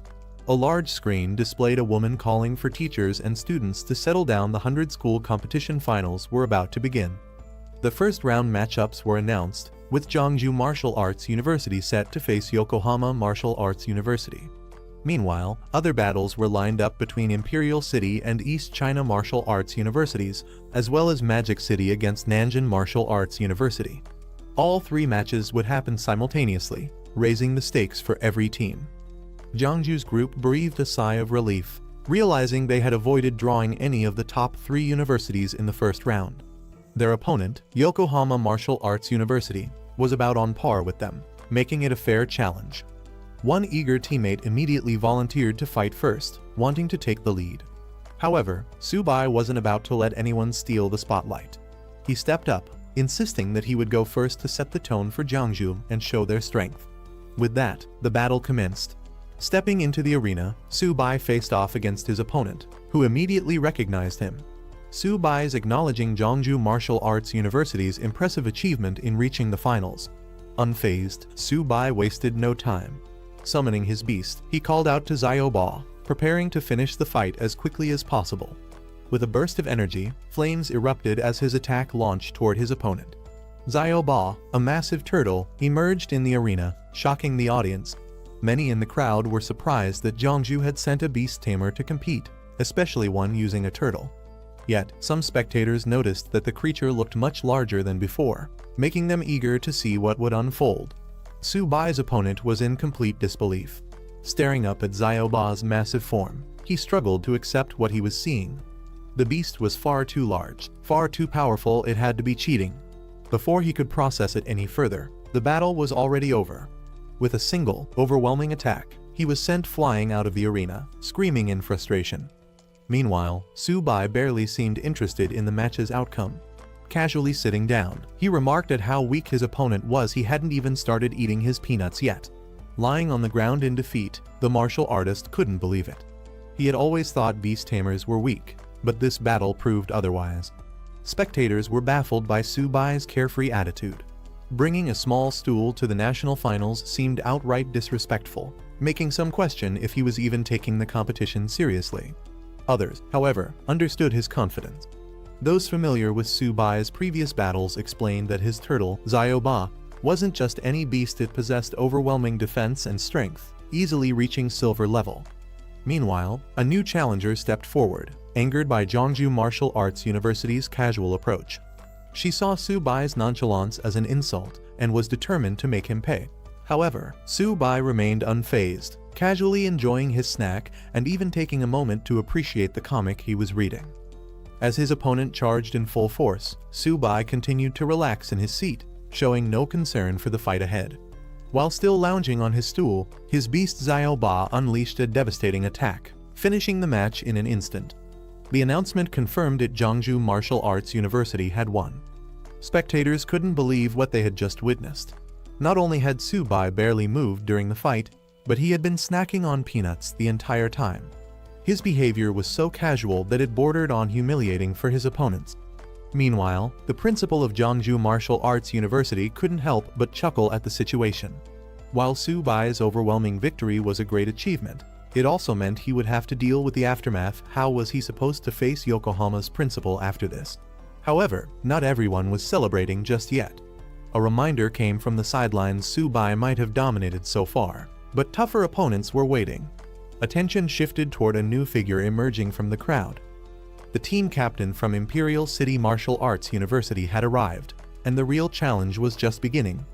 As the competition heated up, a towering fighter lunged forward, aiming to crush his red-haired challenger with brute force. In an instant, an explosion rocked the arena. The fight ended in a blink as flames engulfed the stage, leaving spectators stunned. When the smoke cleared, the red-haired warrior stood victorious, holding his burning weapons with a casual apology. He had hit a little too hard. The announcement confirmed that Imperial City Martial Arts University had won decisively. Observing from the sidelines, the Jeongju principal took note of the fighter's terrifying strength. He quickly realized that this was no ordinary competitor. This was a fire attribute martial artist at the peak of the silver level. The match ended, and Jeongju Martial Arts University was declared the winner. As the announcement echoed through the stadium, one of the spectators immediately requested to handle Subai personally, eager for a rematch. Standing beside his principal, Wang Minkun confidently vowed to give Jiangsu Martial Arts University a taste of fighting against overwhelming odds. His principal, not wanting him to take unnecessary risks, advised him to use his speed rather than confronting Su Bai's defenses head-on. Minkun, however, showed no concern, assuring his principal that he had it under control. As the next match was set, Su Bai faced off against Wang Minkun. The latter, still bitter about Su Bai's previous victory, was determined to turn the tables this time. He believed Jiangsu's luck had run out and that their victory would not be repeated. Meanwhile, Su Bai, unbothered, sat back and assessed his opponent. Noting that Minkun was a silver rank wind attribute user, Wang Minkun unleashed his power, calling upon the force of the wind. With swirling gusts forming around him, he boasted about showing the true strength of his rank. A powerful wind vortex erupted from him, rushing towards Xiao Ba and Su Bai with overwhelming force. As the attack intensified, Su Bai realized the gravity of the situation. The force of the wind was so strong that even Earth's gravity struggled to restrain Minkun. Wang Minkun overwhelmed the battlefield with his wind attacks, moving too fast for Su Bai to react. Confident in his speed, he taunted his opponent, certain that the match would end before Su Bai could even make a move. With a smirk, Minkun leaped into the air, preparing to strike the final blow. Calling Su Bai a mere bronze-ranked fighter, he unleashed a powerful wind slash. Meanwhile, Su Bai remained seated, casually sipping his drink, annoyed that the wind was interfering with his snack time. Determined to end things quickly, Minkun intensified his attacks, launching a barrage of wind slashes at Su Bai. As the dust settled, he turned away, assuming victory. He casually remarked that he might have hit a little too hard, suggesting that Su Bai should take the time to recover. As the dust settled, Su Bai remained completely, sipping his drink with a smirk. A golden barrier shimmered around him. Minkun's powerful wind attacks had done nothing. Su Bai casually questioned what had just been said. Minkun was stunned. Seeing Su Bai's defensive ability, he quickly realized that this was no ordinary technique. Su Bai had mastered source synchronization, something thought to be nearly impossible. Shocked that someone could actually wield Luo Fan's divine technique, he hesitated, realizing this battle wasn't going to be as easy as he had assumed. Meanwhile, Su Bai remained relaxed, mocking Minkun's reliance on speed.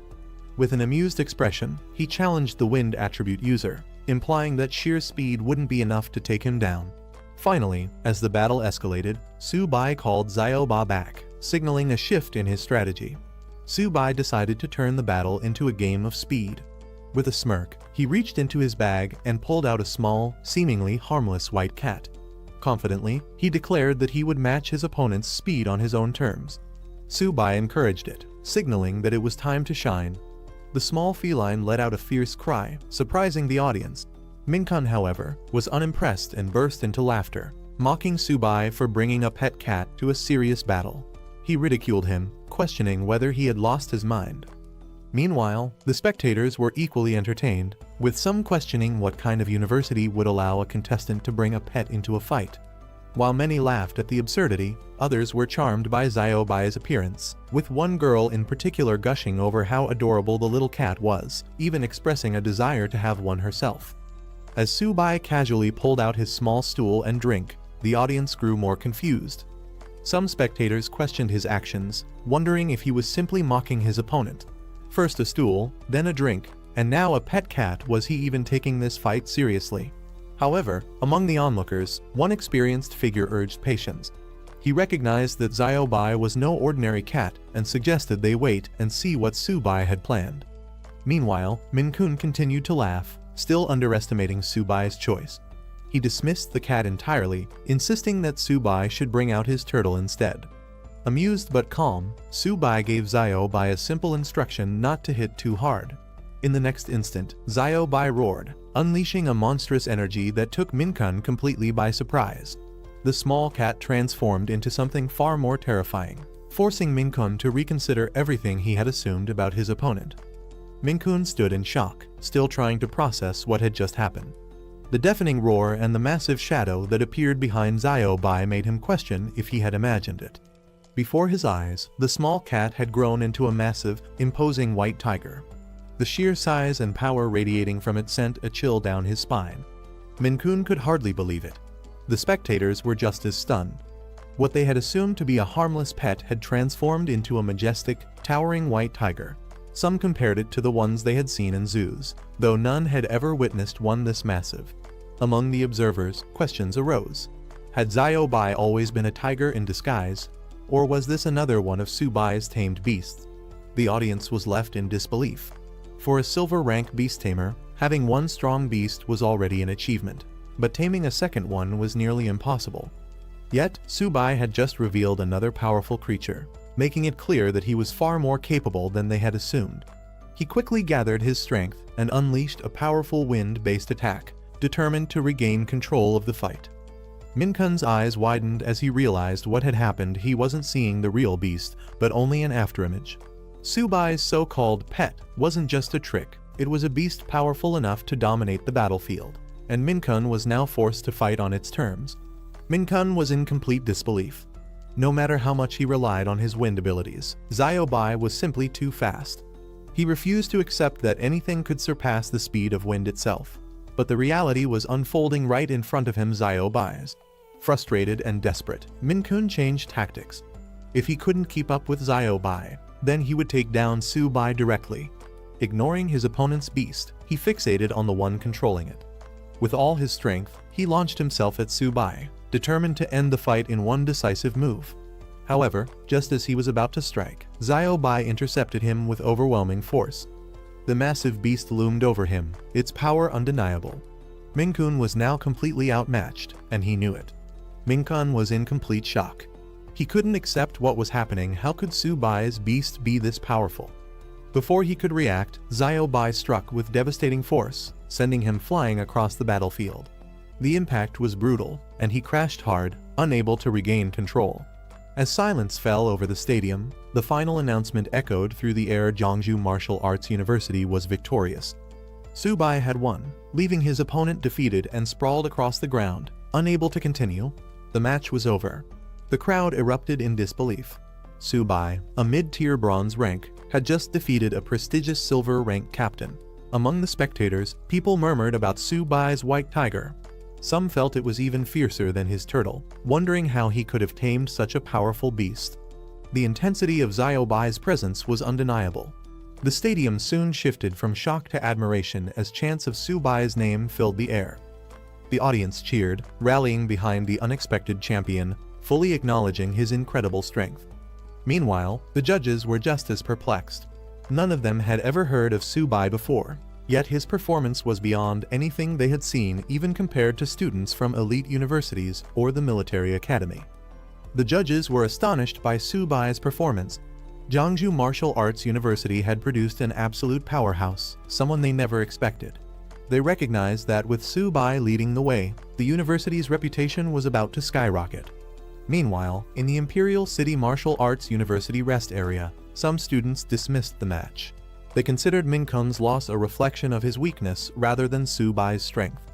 To them, Luoyi Martial Arts University had simply sent an unworthy opponent. Elsewhere, a group of students viewed Subai with open disdain. They mocked him, calling him a country bumpkin who had the audacity to bring two tamed beasts just to freeload off the high-end accommodations. At the center of this brewing hostility was Cao Zixuan, the captain of Imperial City Martial Arts University. Lounging confidently, he declared that if they met Subai in the semifinals, there would be no holding back. His team wouldn't just defeat Subai, they would crush him. A golden barrier shimmered around him. Minkun's powerful wind attacks had done nothing. Subai casually questioned what had just been said. Minkun was stunned. Seeing Subai's defensive ability, he quickly realized that this was no ordinary technique. Subai had mastered source synchronization, something thought to be nearly impossible. Shocked that someone could actually wield Luo Fan's divine technique, he hesitated, realizing this battle wasn't going to be as easy as he had assumed. Meanwhile, Subai remained relaxed, mocking Minkun's reliance on speed. With an amused expression, he challenged the wind attribute user, implying that sheer speed wouldn't be enough to take him down. Finally, as the battle escalated, Subai called Xiaobai back, signaling a shift in his strategy. Subai decided to turn the battle into a game of speed. With a smirk, he reached into his bag and pulled out a small, seemingly harmless white cat. Confidently, he declared that he would match his opponent's speed on his own terms. Subai encouraged it, signaling that it was time to shine. The small feline let out a fierce cry, surprising the audience. Minkun, however, was unimpressed and burst into laughter, mocking Subai for bringing a pet cat to a serious battle. He ridiculed him, questioning whether he had lost his mind. Meanwhile, the spectators were equally entertained, with some questioning what kind of university would allow a contestant to bring a pet into a fight. While many laughed at the absurdity, others were charmed by Xiaobai's appearance, with one girl in particular gushing over how adorable the little cat was, even expressing a desire to have one herself. As Subai casually pulled out his small stool and drink, the audience grew more confused. Some spectators questioned his actions, wondering if he was simply mocking his opponent. First a stool, then a drink, and now a pet cat. Was he even taking this fight seriously? However, among the onlookers, one experienced figure urged patience. He recognized that Xiaobai was no ordinary cat and suggested they wait and see what Subai had planned. Meanwhile, Minkun continued to laugh, still underestimating Subai's choice. He dismissed the cat entirely, insisting that Subai should bring out his turtle instead. Amused but calm, Subai gave Xiaobai a simple instruction not to hit too hard. In the next instant, Xiaobai roared, unleashing a monstrous energy that took Minkun completely by surprise. The small cat transformed into something far more terrifying, forcing Minkun to reconsider everything he had assumed about his opponent.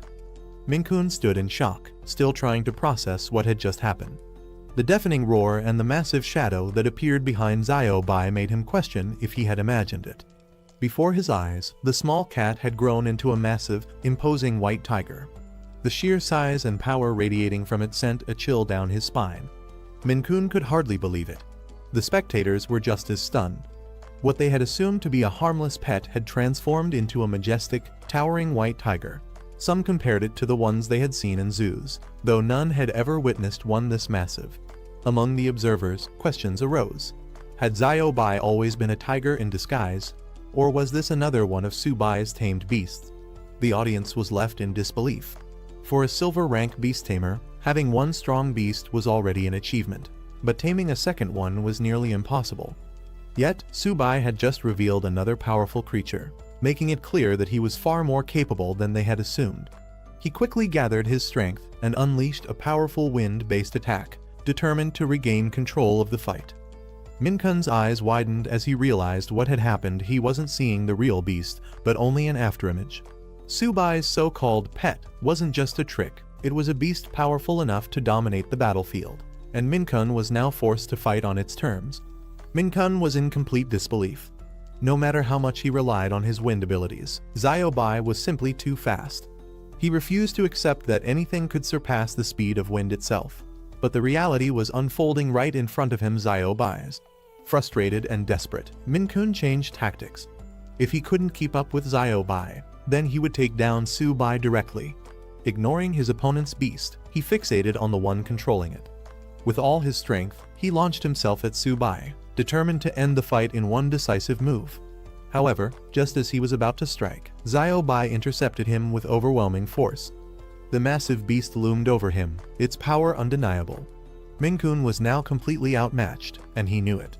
Minkun was in complete shock. He couldn't accept what was happening. How could Subai's beast be this powerful? Before he could react, Xiaobai struck with devastating force, sending him flying across the battlefield. The impact was brutal, and he crashed hard, unable to regain control. As silence fell over the stadium, the final announcement echoed through the air. Jiangsu Martial Arts University was victorious. Subai had won, leaving his opponent defeated and sprawled across the ground, unable to continue. The match was over. The crowd erupted in disbelief. Subai, a mid-tier bronze rank, had just defeated a prestigious silver rank captain. Among the spectators, people murmured about Subai's white tiger. Some felt it was even fiercer than his turtle, wondering how he could have tamed such a powerful beast. The intensity of Xiaobai's presence was undeniable. The stadium soon shifted from shock to admiration as chants of Subai's name filled the air. The audience cheered, rallying behind the unexpected champion, fully acknowledging his incredible strength. Meanwhile, the judges were just as perplexed. None of them had ever heard of Subai before. Yet his performance was beyond anything they had seen, even compared to students from elite universities or the military academy. The judges were astonished by Subai's performance. Jeongju Martial Arts University had produced an absolute powerhouse, someone they never expected. They recognized that with Su-bai leading the way, the university's reputation was about to skyrocket. Meanwhile, in the Imperial City Martial Arts University rest area, some students dismissed the match. They considered Min-kun's loss a reflection of his weakness rather than Su-bai's strength. To them, Luoyi Martial Arts University had simply sent an unworthy opponent. Elsewhere, a group of students viewed Su-bai with open disdain. They mocked him, calling him a country bumpkin who had the audacity to bring 2 tamed beasts just to freeload off the high-end accommodations. At the center of this brewing hostility was Cao Zixuan, the captain of Imperial City Martial Arts University. Lounging confidently, he declared that if they met Su-bai in the semifinals, there would be no holding back. His team wouldn't just defeat Su-bai, they would crush him. Manding. Clad in dark uniforms, they carried their academy's banner with pride. These warriors had been forged through real battles, fighting myriad race elites and proving their worth.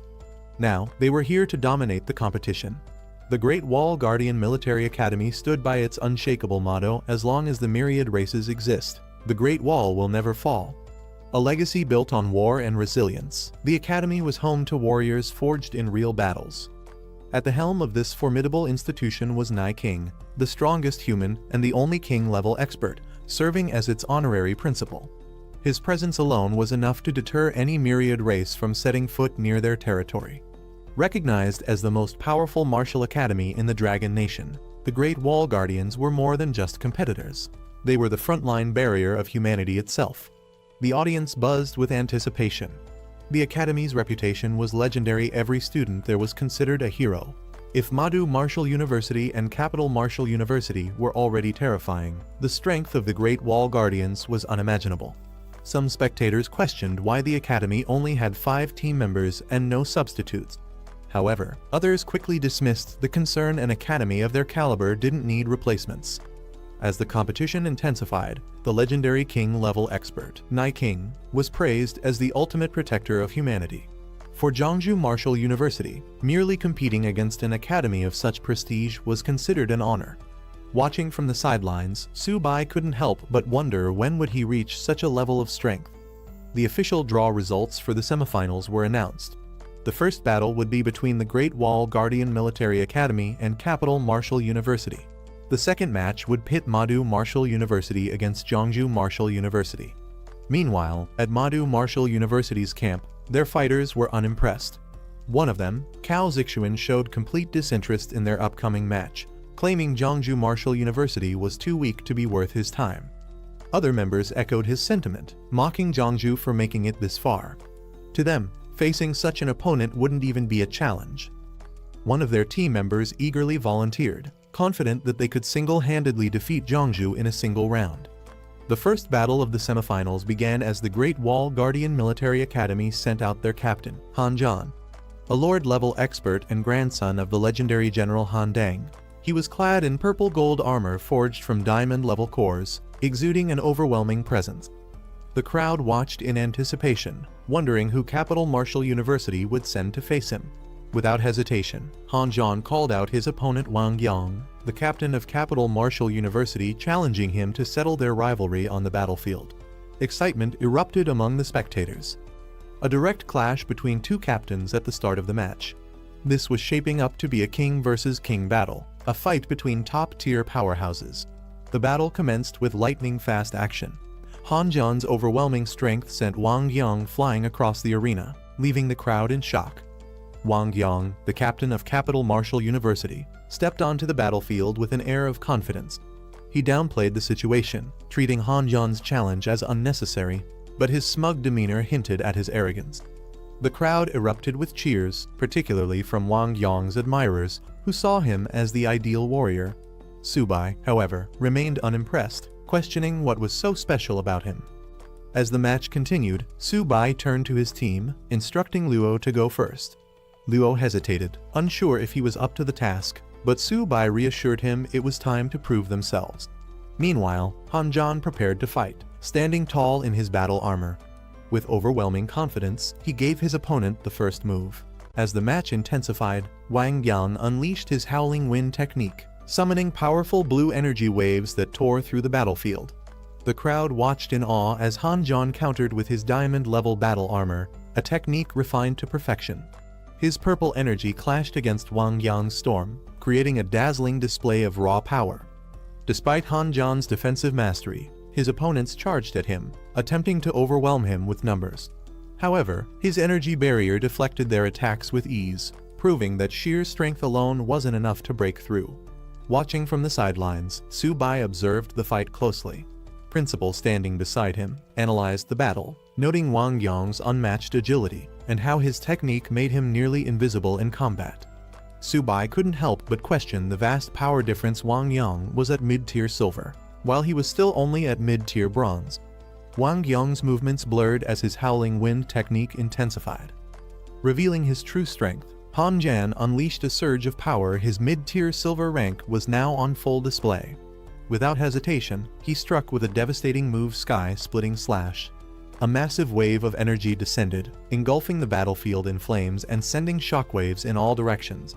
The impact left Wang Yang struggling to maintain his balance as the sheer force pushed him back. The audience watched in shock as Han Jan's sky-splitting slash shook the battlefield. Some recognized the technique immediately, recalling that General Han had once used it to take down a diamond-level enemy. Among the spectators, experts analyzed Han Jan's strategy. Despite being known for its destructive power, he had adapted the skill for control rather than pure offense, an unconventional but brilliant approach. His tactical genius solidified his reputation as the strongest military commander. Meanwhile, Wang Yang wielding a massive weapon, he unleashed a surge of energy, revealing himself as another mid-tier silver warrior. Han Jan reacted instantly, evading the incoming strike with precision. Han Jan, recognizing Wang Yang's attempt to force a direct clash. Confident in his overwhelming strength, he declared the battle was already over. In an instant, his attack landed, creating a fiery explosion that shook the arena. The impact sent shockwaves across the battlefield, leaving the audience in stunned silence. Wang Yang was struck down, his body convulsing from the sheer force of the attack before collapsing to the ground. The spectators reacted with mixed emotions. Some were in awe of Han Jan's power, while others were unsettled by his sheer dominance. Discussions broke out among the audience, with some acknowledging that if Han Jan had used the blade's edge instead of its back, Wang Yang wouldn't have survived. The battlefield fell silent as the dust settled. Some spectators questioned the brutality of the fight, wondering if such overwhelming force was necessary in a mere competition. Others debated whether ending it in a draw would have been a more honorable choice. Wang Yang acknowledged his defeat. He steadied himself with his weapon, admitting Han Jan's strength was beyond his own. With the first round concluded, the Great Wall military martial arts team secured victory. From the sidelines, Su Bai observed the battle carefully. He noted the sheer strength of the opposing team. However, there was no hesitation. His match was next. Turning to Luo Yangqiang, he asked if he was ready. Before the next round began, the principal reminded Yang Hao to fight within his limits. The goal was participation. There was no need to push beyond what he could handle. However, Yang Hao was determined. He assured the principal that he wouldn't let Jiangsu Martial University down. With that, the second round commenced. Zhang Lexiao, a sinister-looking opponent wielding dual blades, stepped onto the battlefield, his confidence clear. Mocking his opponent, Zhang Lexiao taunted Yang Hao, making it clear that he viewed him as nothing more than a plaything. But Yang Hao wasn't fazed. With his massive cleaver in hand, he charged forward, launching a powerful vertical slash. Yang Hao struck first, his cleaver slicing through the air in a powerful vertical slash. The impact connected, but Zhang Lexiao barely flinched. In an instant, Zhang Lexiao retaliated. His movements were swift, his dual blades creating a web of red slashes around Yang Hao. Lexiao laughed, taunting him as he continued his assault, treating the fight like a game. Yang Hao gritted his teeth, struggling to keep up with his opponent's unpredictable attacks. From the sideline, frustration grew among Jiangsu Martial University's team. Watching Yang Qiang struggle against Zhang Lexiao's relentless attacks felt like outright humiliation. Some urged the principal to call him back before it got worse. But Su Bai refused to accept that. He insisted that Yang Qiang was fighting for more than just a match. He was defending the pride of their university. Stopping him now would mean surrendering that honor. Zhang Lexiao continued his torment, taunting Yang Qiang to surrender. He warned that the longer he resisted, the worse it would get. But despite the pain and exhaustion, Yang King refused. He clenched his weapon tightly and declared that Jiangsu Martial University would never admit defeat. He struck again, this time with enough force to break any remaining resistance. Zhang Lexiao continued his relentless assault, slashing through the air with an eerie excitement. He mocked Yang King's stubbornness, taunting him to surrender. But even as his body trembled, covered in wounds, Yang King refused to yield. With one final strike, Lexiao delivered a devastating blow, sending Yang King crashing to the ground. The impact echoed through the arena, leaving him motionless on the floor. The crowd murmured in shock. Some questioned the cruelty of the fight. Was there really a need to push an opponent this far? Others wondered if Lexiao had any humanity left, as his actions went beyond mere competition. The match ended with Zhang Lexiao's victory. Jiangsu Martial University's team was furious, seeing their comrade humiliated. Su Bai clenched his fists, determined to make Madu Martial University pay for their arrogance. Before he could step forward, Bai Ningbing took the stage. Confident and composed, he promised not to let Zhang Lexiao continue his unchecked arrogance. The principal warned him not to be reckless, but Bai Ningbing had already made up his mind. As Bai stepped into the ring, Zhang Lexiao greeted him with a smirk, unimpressed. He mocked his new opponent, finding him far less entertaining than the last. But Bai Ningbing wasn't interested in banter. He immediately shattered his own sheath, signaling he had no intention of playing games. The second round began.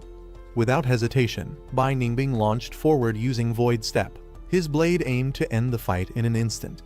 Bai Ningbing wasted no time, launching himself at Zhang Lexiao with his White Spirit Blade technique. His movements were swift and precise, aiming for a decisive strike. Lexiao smirked, amused at his opponent's ruthlessness, but he wasn't about to let himself be taken down so easily. With a burst of red energy, he countered, deflecting Bai's assault while maintaining his eerie grin. The spectators watched in awe. The sheer brutality of the battle left many questioning whether they were really witnessing a fight between students. The arena was filled with a scent of blood, heightening the tension. Some onlookers suggested stopping the fight before it escalated further, fearing one of them might die. But neither Bai Ningbing nor Zhang Lexiao had any intention of backing down.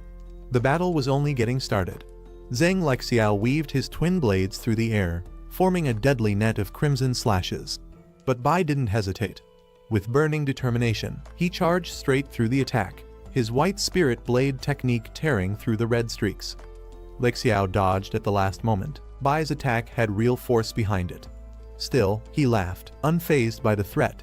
He taunted Bai, questioning if he truly had what it took to end him. Bai struck again, his movements razor-sharp. But Lexiao countered effortlessly, blocking the attack. With a cruel smile, he belittled Bai, dismissing him as nothing more than a low-tier fighter from a nameless university. Zhang Lexiao smirked, pressing his blade against Bai Ningbing's throat. He declared the fight over, confident in his victory. But Bai refused to accept defeat. With a fierce glare, he tightened his grip on his sword, forcing himself forward despite the searing pain. Then, Bai impaled himself to strike Lexiao at the same time. Blood splattered across the arena as both fighters were locked in a fatal exchange. For Bai, winning didn't matter anymore. If taking his opponent down meant sacrificing himself, so be it. His grin widened as he declared that killing Lexiao was enough. Bai Ningbing tightened his grip, as he declared that Jiangsu Martial University fought differently, unlike cowards who preyed on the weak. He drove his blade forward, aiming to end it all. Zhang Lexiao's arrogance shattered in an instant. He begged for his life, his voice desperate. He called out to his principal, pleading to be saved. A firm hand reached out, stopping Bai's blade just before it could strike. The principal of Madu Martial University stepped in, swiftly restraining Lexiao and conceding defeat on behalf of their team. The announcer declared Madu Martial University's defeat, leaving their team stunned. Bai Ningbing stood firm, while Zhang Lexiao, who had moments ago been so arrogant, now trembled in disgrace. One of the Madu representatives lashed out in frustration, unable to accept their loss. But Jiangsu's principal stepped in, ensuring order was maintained. Bai Ningbing was quickly shielded, his victory secured. Madu's principal turned toward Jiangsu's team. He reminded them that reaching the top 4 didn't mean they were strong enough to challenge Madu. However, Jiangsu's side stood their ground, making it clear that their students' lives were just as valuable. The principal's calling Su Bai to the stage. Su Bai rushed forward, ready for the next match. As Su Bai sprinted toward the battlefield, the crowd's expectations weighed heavily on him. He assured the principal that he wouldn't disappoint, fully prepared to carry the honor of Jiangsu Martial University. Meanwhile, a severely injured Ningbing was carried off on a stretcher. The principal commended him for his efforts, reminding him that his performance had already brought honor to Jiangsu. The medical team reassured him that his well-being came first, but Su Bai would ensure their team's revenge. On the opposing side, Cao Zixuan impatiently stepped forward, eager to fight. With an arrogant smirk, he volunteered to take down Jiangsu's team himself. However, his principal advised restraint, reminding him that the championship match still awaited. Su Bai stepped into the arena as he directly challenged Madu Martial University. If Madu lost, he demanded a public apology for their disrespect toward Jiangsu. Jiangsu's supporters erupted in cheers, fully backing Su Bai. They were eager to see Madu humbled and forced to admit their mistake. Among the onlookers, a group of reporters and live streamers quickly picked up on the story. They saw it as the perfect headline: Jiangsu Martial University boldly calling out one of the top-tier schools, demanding an apology in front of everyone. Meanwhile, on the Madu side, Cao Zixuan and his team scoffed at the demand. To them, Jiangsu didn't even deserve consideration. One of Madu's fighters, Huang Sheng, volunteered to accept the challenge, eager to show Jiangsu the overwhelming difference in strength. Su Bai stood confidently in the arena, looking at his opponent. His tone was calm but firm. Was Madu finally here to apologize? To him, strength was the only truth, and the strong never bowed to the weak. His arrogance was met with approval from his side, reinforcing their belief in superiority. Instead of dragging things out, he suggested Madu send up another fighter. Taking them on one by one was a waste of time. He had more important things to do. The spectators were stunned. Many saw Su Bai's challenge as sheer arrogance. Madu's top fighter, Cao Zixuan, hadn't even stepped in yet. Some questioned whether Su Bai was being reckless, but others admitted that Madu had indeed gone too far. Still, taking on multiple opponents at once seemed impossible. Su Bai extended his hand, signaling his opponent to step forward. His confidence was undeniable, challenging Madu without hesitation. The Madu fighters were stunned, since when did Jiangsu Martial University dare to provoke them so openly? The Madu principal responded coldly, ordering his fighters to use their strength to remind Jiangsu of their place. Their dignity couldn't be trampled so easily. Cao Zixuan smirked, stepping onto the battlefield alongside his teammate. If Jiangsu wanted to act arrogant, he was more than happy to crush them. As he took his stance, a powerful aura erupted around him. His twin swords glowed with intense energy, red and blue flames surrounding his figure. The spectators watched in awe. Cao Zixuan's true power was being unleashed. As Cao Zixuan unsheathed his twin swords, the audience was stunned. Forged from millennium cold iron and molten lava iron, these weapons were crafted from some of the rarest materials. But what truly shocked them was the power embedded in their hilts: platinum-level cores from immensely powerful beings. The spectators whispered among themselves, recognizing the immense investment Madu and the Cao family had placed in him. Each sword alone was worth a fortune. Some even speculated if he had mastered the legendary technique left behind by the Ice-Fire War God, a former Madu graduate. Cao Zixuan smirked, offering Su Bai a chance to summon his beast. He claimed he didn't want the fight to be called unfair, giving Su Bai a moment to prepare. Su Bai, unfazed, responded with a smirk of his own. He didn't need a beast to handle this fight. The crowd was in disbelief. Su Bai, a beast tamer, had chosen to fight without summoning his beast. His opponents mocked his decision, considering it sheer arrogance. But among the spectators, some quickly realized the truth. He had activated origin synchronization, merging his power with his beast's abilities. Cao Zixuan wasted no time, charging forward with incredible speed, his twin swords blazing with energy. His confidence was absolute. He believed Su Bai was simply throwing himself to his own demise. A slight smirk crossed his lips as he observed his opponent's impatience. Without hesitation, he activated his abilities: Sharp Metal Spirit, Sharp Metal Phantom, and Earth Spirit Possession, his body surging with overwhelming energy. Su Bai's eyes locked onto his opponent's, his energy surging. This was the moment. With a powerful leap, he launched himself forward, ready to settle the score with Madu. Cao Zixuan and his teammate rushed in, weapons drawn, confident in their overwhelming strength. But in an instant, everything changed. Su Bai moved faster than they could react. His enhanced abilities sent shockwaves through the battlefield as he struck with immense force. The spectators were in shock. Subai's speed had already reached gold tier, a level unheard of for a beast tamer fighting without his beast. Some doubted if he could truly compare to past legends like Luo Fan, but the display of power was undeniable. Standing before Cao Zixuan, Subai spoke calmly, questioning if he had ever felt powerless. Cao Zixuan tightened his grip on his swords, acknowledging Subai's strength. He admitted Subai had earned his respect, but that was all. Without hesitation, he unleashed lava breath, a massive wave of fire meant to end the fight instantly. Just as the flames reached him, his body blurred. Vanishing Void Step activated, allowing him to slip through the attack effortlessly. Subai effortlessly dodged Cao Zixuan's fiery attack, his movements too fast to track. With a smirk, he dismissed his opponent's speed as still too slow. Seeing an opportunity, the bald fighter called out to Cao Zixuan, suggesting they flank Subai together. Cao Zixuan barely had time to warn his teammate before the assault began. Subai delivered a devastating barrage of strikes, each landing with precise force. He struck once, twice. By the time he reached the seventh blow, the bald fighter had been completely overwhelmed. His body slammed into the ground, unable to keep up with Subai's speed and power. The bald fighter crashed to the ground, completely defeated. His body was motionless, his face twisted in pain. Subai turned his attention back to Cao Zixuan, challenging him to step forward if he dared. Seeing his opponent still eager to fight, Subai smirked. This was perfect. He wasn't done playing yet. Cao Zixuan stood firm, gripping his twin elemental swords as flames and frost swirled around him. With a powerful swing, he unleashed a devastating attack. Watching the incoming assault, he sighed, unimpressed. In an instant, Subai closed the gap, appearing right behind Cao Zixuan with a smirk. His speed was overwhelming, catching his opponent off guard. Cao Zixuan barely had time to react before Subai struck, sending him hurtling into the air. With one final, decisive blow, Subai knocked him back, dismissing him as unworthy of standing on the battlefield.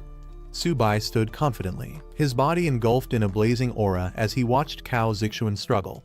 His amusement was evident. He couldn't understand why a so-called prodigy was barely putting up a fight. Without hesitation, Subai launched himself into the air, closing the distance in an instant. His movements were ruthless, forcing Cao Zixuan to defend himself, but each strike made it clear that he was being completely overwhelmed. With a powerful downward smash, Subai sent Cao Zixuan flying. The impact was devastating. As the dust settled, Subai scoffed, finding the match far too easy. Subai stood over Cao Zixuan, his foot pressing him down with ease. Amused, he mocked his opponent, clearly enjoying the one-sided battle. Cao Zixuan, humiliated and enraged, swore revenge, his fury boiling over. A sudden surge of power flared around him, catching Subai's attention. Watching the outburst, he acknowledged the increase in power but dismissed it as nothing more than uncontrolled aggression.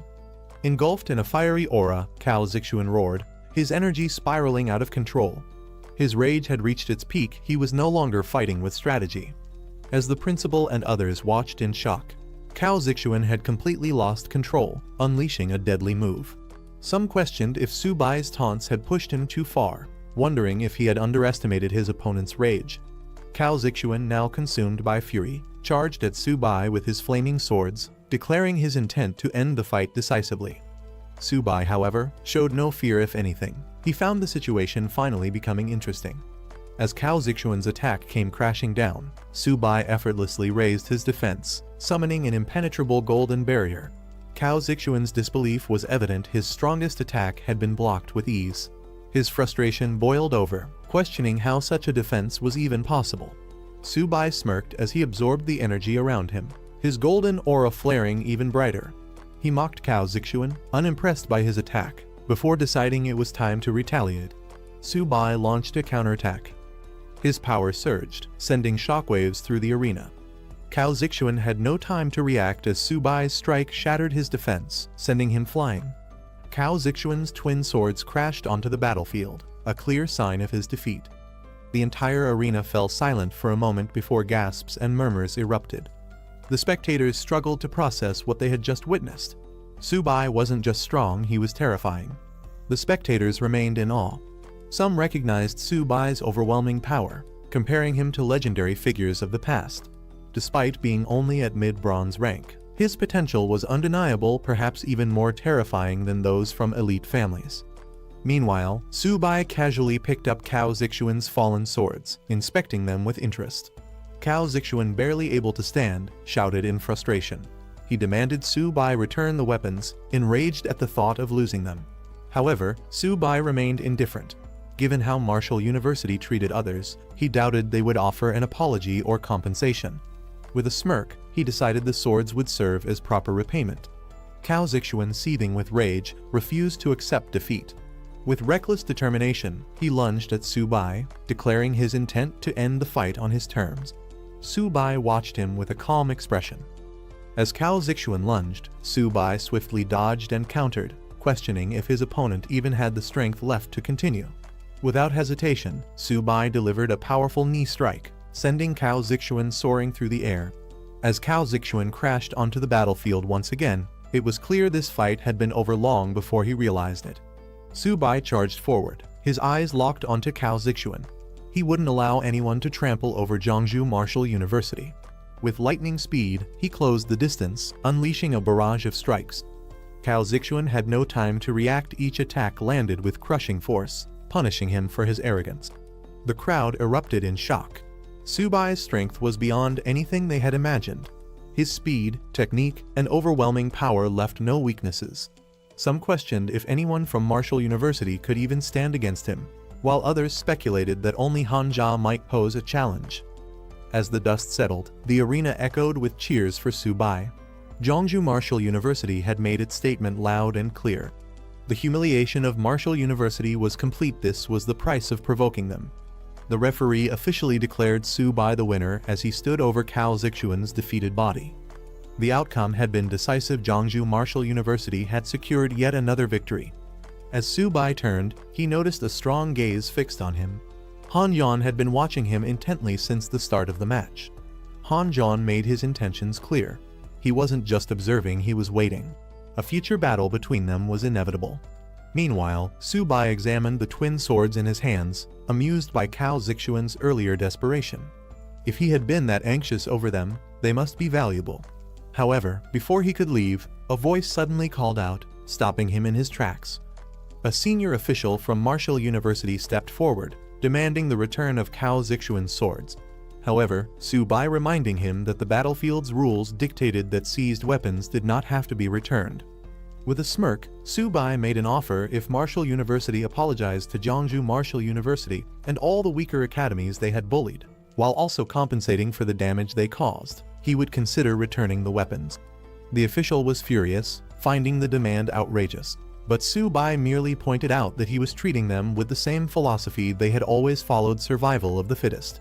The crowd erupted in support of Su Bai, eager to see how Martial University would recover from such a humiliating defeat. The tables had turned, and their usual arrogance had backfired. However, Martial University's principal had no intention of letting things end this way. His aura flared with immense power, his diamond rank energy surging through the air. Declaring that Su Bai needed to be taught a lesson, he prepared to take matters into his own hands. Gasps of shock filled the arena as bystanders realized what was about to happen. A high-ranking expert was about to attack a student. Warnings rang out, urging Su Bai to retreat before it was too late. But before anyone could intervene, the powerful figure charged forward. The Martial University principal unleashed his full power, his diamond rank energy exploding outward with terrifying force. Su Bai braced himself, feeling the overwhelming pressure of a warrior far beyond his level. As the attack bore down on him, another force intervened. A powerful clash of energies erupted as a high-ranking figure stepped in to shield Su Bai, preventing the principal's assault from landing. Anger flared among the spectators. Accusations flew. How could a diamond rank expert justify attacking a student? The tension escalated as multiple influential figures took sides, some demanding that Martial University back down, while others defended their authority. Before the situation could spiral further, a devastating force struck, shaking the battlefield. The sky crackled with energy as an even greater power prepared to intervene, threatening to change the course of the confrontation entirely. As the battlefield trembled from the overwhelming clash of power, Zhao Yi, a Lord-level expert ranked 6th, arrived, his presence alone enough to shatter the oppressive energy. The Martial University principal's face darkened. He recognized this man immediately. Elder Zhao, once absent for years, now stood before him, furious at the chaos Martial University had become. Elder Zhao didn't hold back his disappointment. Seeing a high-ranking expert resort to attacking a student was disgraceful. He questioned how Martial University had fallen to such a level in his absence. Turning to Su Bai, Elder Zhao acknowledged his strength. He had observed the match and was impressed. In a rare move, he publicly apologized on behalf of Martial University, shocking everyone. Elder Zhao's voice echoed across the arena as he addressed Martial University's failures. He condemned their neglect of responsibility and the misuse of power, declaring their loss to Jiangsu Martial University undeniable. As a result, Su Bai would keep the twin swords as rightful spoils of victory. With a final judgment, Elder Zhao stripped the Martial University principal of his position, deeming him too reckless and impatient. Instead, he was reassigned as an instructor, a punishment that left him speechless. Meanwhile, the tournament officials announced a brief pause to repair the battlefield before the grand finals. The crowd cheered for Jiangsu Martial University, recognizing them as the strongest contenders of the tournament. Many whispered about Su Bai, calling him the biggest dark horse of the competition. As the excitement settled, Su Bai's mentors and allies praised him for his victory, acknowledging the honor he had brought to Jiangsu Martial University. Despite his composed demeanor, Su Bai jokingly admitted that even he had been a little nervous. As Jiangsu Martial University advanced to the finals, discussions turned to their next opponent, Great Wall Military Martial University. Their strongest fighter, Han Jan, was known to be an unfathomable force. Despite the challenges ahead, reaching the finals was already an incredible achievement.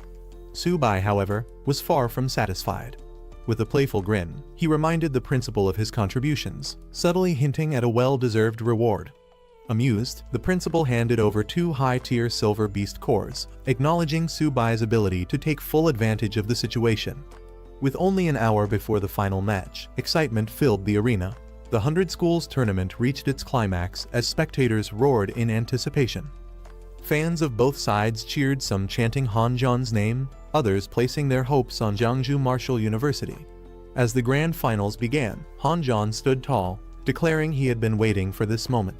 He proposed a decisive battle, 1 round to determine the true winner. Su Bai accepted without hesitation. This was exactly what he wanted. Before making his move, Su Bai activated his system to analyze Han Zhan's attributes. As expected, his opponent's stats were far from ordinary. His constitution and agility were at an unknown limit, proving the danger ahead. Without wasting a second, Han Zhan charged forward, his spear crackling with energy. He taunted Su Bai, demanding he fight properly rather than standing idle. Su Bai smirked, activating his abilities. If Han Zhan was in such a rush to see his power, he'd gladly show him. Han Zhan moved at blinding speed, his afterimages surrounding the battlefield. He taunted Su Bai, challenging him to show his full strength. Su Bai reacted instantly, weaving through the attacks, narrowly avoiding each strike. Watching closely, Su Bai realized Han Zhan had been holding back in previous fights. His true speed was only now being revealed. Han Zhan swung his staff with precision, forcing Su Bai to stay on the defensive. The commentators were in disbelief. They had assumed speed was Han Zhan's weakness, but now it was clear he had no weaknesses. His agility, strength, and defense were on an entirely different level. Among the younger generation, Han Zhan was an unstoppable force. Unless someone with far superior power challenged him, no one stood a chance. The conclusion was evident: Jiangsu Martial University could only aim for second place. Su Bai was no match for Han Zhan. Su Bai launched a powerful strike, aiming straight for Han Zhan, but Han Zhan barely flinched, countering effortlessly. Observing closely, Su Bai acknowledged Han Zhan's incredible combat experience. He had fought countless battles and displayed no weaknesses. Su Bai prepared his next move. He claimed Han Zhan wouldn't escape this time, unleashing a fierce attack. Han Zhan's eyes widened in shock as Su Bai's strike landed with explosive force. The seemingly invincible warrior had been caught off guard. The crowd erupted with mixed reactions. Some called Su Bai's attack underhanded, while others praised his ruthlessness. To them, this wasn't just a match, it was a real battlefield, where winning was all that mattered. Han Zhan, regaining his stance, scoffed at Su Bai's tactics. He accused him of using shameless tricks, but Su Bai simply smirked, reminding him that in a fight, anything was fair game. Without hesitation, Su-bai followed up with another fierce strike, aiming for an opening. Han Jan barely managed to react, but Su-bai wasn't letting up. He leaped into the air, delivering a crushing blow with full force, determined to finish the fight. Han Jan's aura flared as he declared he would fight at full power. Dark energy surged around him, his confidence unwavering. He had gathered enough intel on Su-bai, now it was time to strike. With a single motion, Han Jan unleashed a devastating technique, sending a barrage of energy slashes towards Su-bai. Instead of dodging, Su-bai stood his ground, determined to test his endurance against the overwhelming force. The commentators were in shock. Han Jan had just used a legendary technique, one that was said to have wiped out thousands in a single strike years ago. If Su-bai couldn't withstand this attack, the fight would be over in an instant. Su-bai braced himself as Han Jan unleashed his full strength. Waves of energy slashed through the air, forcing Su-bai back. The intensity of the attack was overwhelming, pushing him to his limits. The force of the impact sent Su-bai flying. For a moment, the crowd held its breath had he been defeated. Han Jan stood tall, confident in his dominance. He challenged Su-bai to show his true power, refusing to believe this was all he had. From the sidelines, spectators doubted anyone could survive such a devastating technique. Had Su-bai finally fallen? Or was this just the beginning of his counterattack? Su-bai steadied himself, gripping his weapons tightly. Han Jan had pushed him to the limit, leaving him no choice but to fight at full strength. Summoning his beasts, Bai and another massive creature appeared beside him, radiating overwhelming power. Flames roared as Su-bai commanded them into battle, turning the tide in an instant. Han Jan acknowledged Su-bai's true strength, realizing he had been holding back all along. But it was too late. Su-bai charged forward with his beasts, unleashing an all-out assault. Su-bai went on the offensive, his powerful allies at his side. Su-bai wasted no time, launching a fierce attack with Bai by his side. Han Jan barely managed to block as Su-bai's relentless assault pushed him back. The impact shook the battlefield, forcing Han Jan to brace himself. Refusing to go down easily, Han Jan retaliated with a powerful counterattack, but Su-bai's beast struck with overwhelming force. Han Jan stumbled, his strength wavering. The battlefield had shifted. Su-bai now had complete control. Han Jan staggered, his armor shattered, yet he still held his weapon tightly. Su-bai warned him that continuing to fight was pointless. Accepting defeat wasn't shameful. But Han Jan refused to back down. He activated a hidden technique, energy surging violently around him. This was a power he had hesitated to use, one he couldn't fully control. With no other choice, Han Jan unleashed it. A massive burst of dark energy erupted, shaking the battlefield. Su-bai, taken aback, questioned if this was even a normal battle anymore. The sheer intensity of the attack was beyond anything expected at this level. Some students whispered among themselves, talking about the difference between the power levels. One of them remarked that anything below gold rank was basically cannon fodder. They believed Han Jan was likely at the peak of the gold level, far above Su-bai, who was still stuck at the bronze rank. No matter how strong Su-bai was in their eyes, the gap was impossible to bridge. Meanwhile, Han Jan unleashed a terrifying final attack, completely engulfed in purple energy, his eyes glowing with fury. He declared that Su-bai wouldn't survive this last move.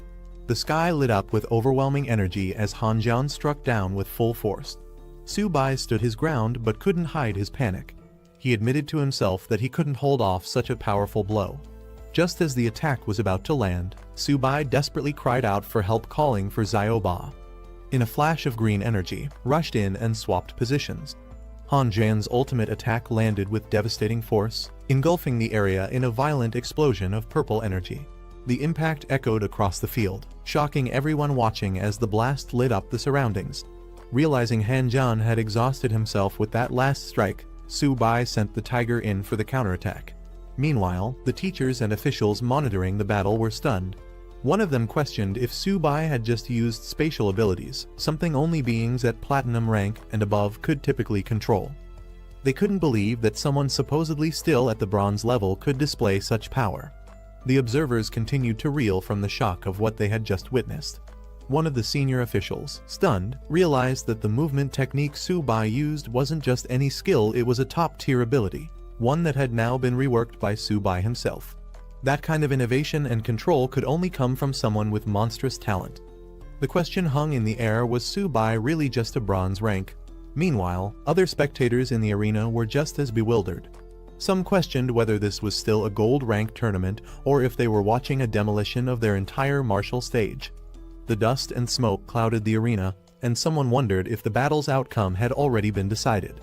As the smoke cleared, the result became undeniable. Han Jian lay defeated on the ground, badly injured, while Su-bai stood tall beside his massive white tiger companion. With a sigh of disbelief, someone admitted Su-bai's victory. The principal clenched his fists in excitement. Eyes wide in disbelief, Su-bai had really won. The crowd watched as the announcer confirmed it. The overall champion of this tournament was none other than Su-bai from Jiangsu Martial University. With blood still on his face and a calm wave to the audience, Su-bai stood tall, battle-worn, but victorious.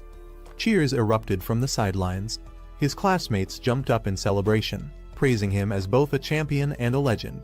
The principal, overcome with emotion, dropped to his knees, proudly declaring he had placed his faith in the right person. From the audience to the stands, Su-bai's name echoed across the arena.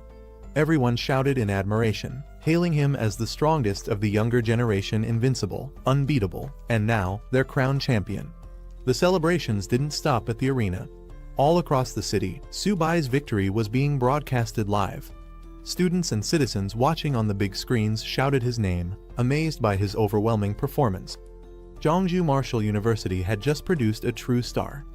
Somewhere in the crowd, his girlfriend's eyes sparkled with admiration. She clutched her hands to her chest, overwhelmed with joy. To her, Su-bai wasn't just a winner, he was the best. Back in the Su family living room, excitement exploded. Su-bai's sister jumped with pride, declaring that her brother had become the national champion. Their parents cheered beside her, overwhelmed and proud, barely able to believe what they were seeing. It was a moment of pure happiness for the whole family. Not long after, Su-bai found himself surrounded by reporters. Microphones and cameras were shoved toward him as they bombarded him with questions. How did it feel to become the champion of the 100-school tournament? What did he want to say to Han Jian, the opponent he had just defeated? After the victory, reporters swarmed around Su-bai, hungry for interviews and sound bites. The principal had to step in, shielding the exhausted champion while urging the crowd to back off. Su-bai needed rest, questions would have to wait. With a proud arm around Su-bai, the principal guided him away from the crowd, telling him to return to the hotel to recuperate. He assured Su-bai that he'd take care of everything else. After all, as the champion, Su-bai had just secured a mountain of rewards. At the mention of rewards, Su-bai's tired expression lit up. Curious, he asked just how much he'd earned. The principal threw out some numbers, tens of millions. No, actually, at least 600 million in total. Su-bai's eyes nearly popped out of his head. Energized by the thought, he jokingly shouted he was ready to fight 10 more Han Jians if it meant more winnings. Later, news of the tournament finale spread far and wide. On the streets, giant screens displayed Su-bai's face. The Martial University Hotel, hosting the event, became a hotspot for celebration. The tournament had come to a close, and students from across the nation had showcased their strength and pride.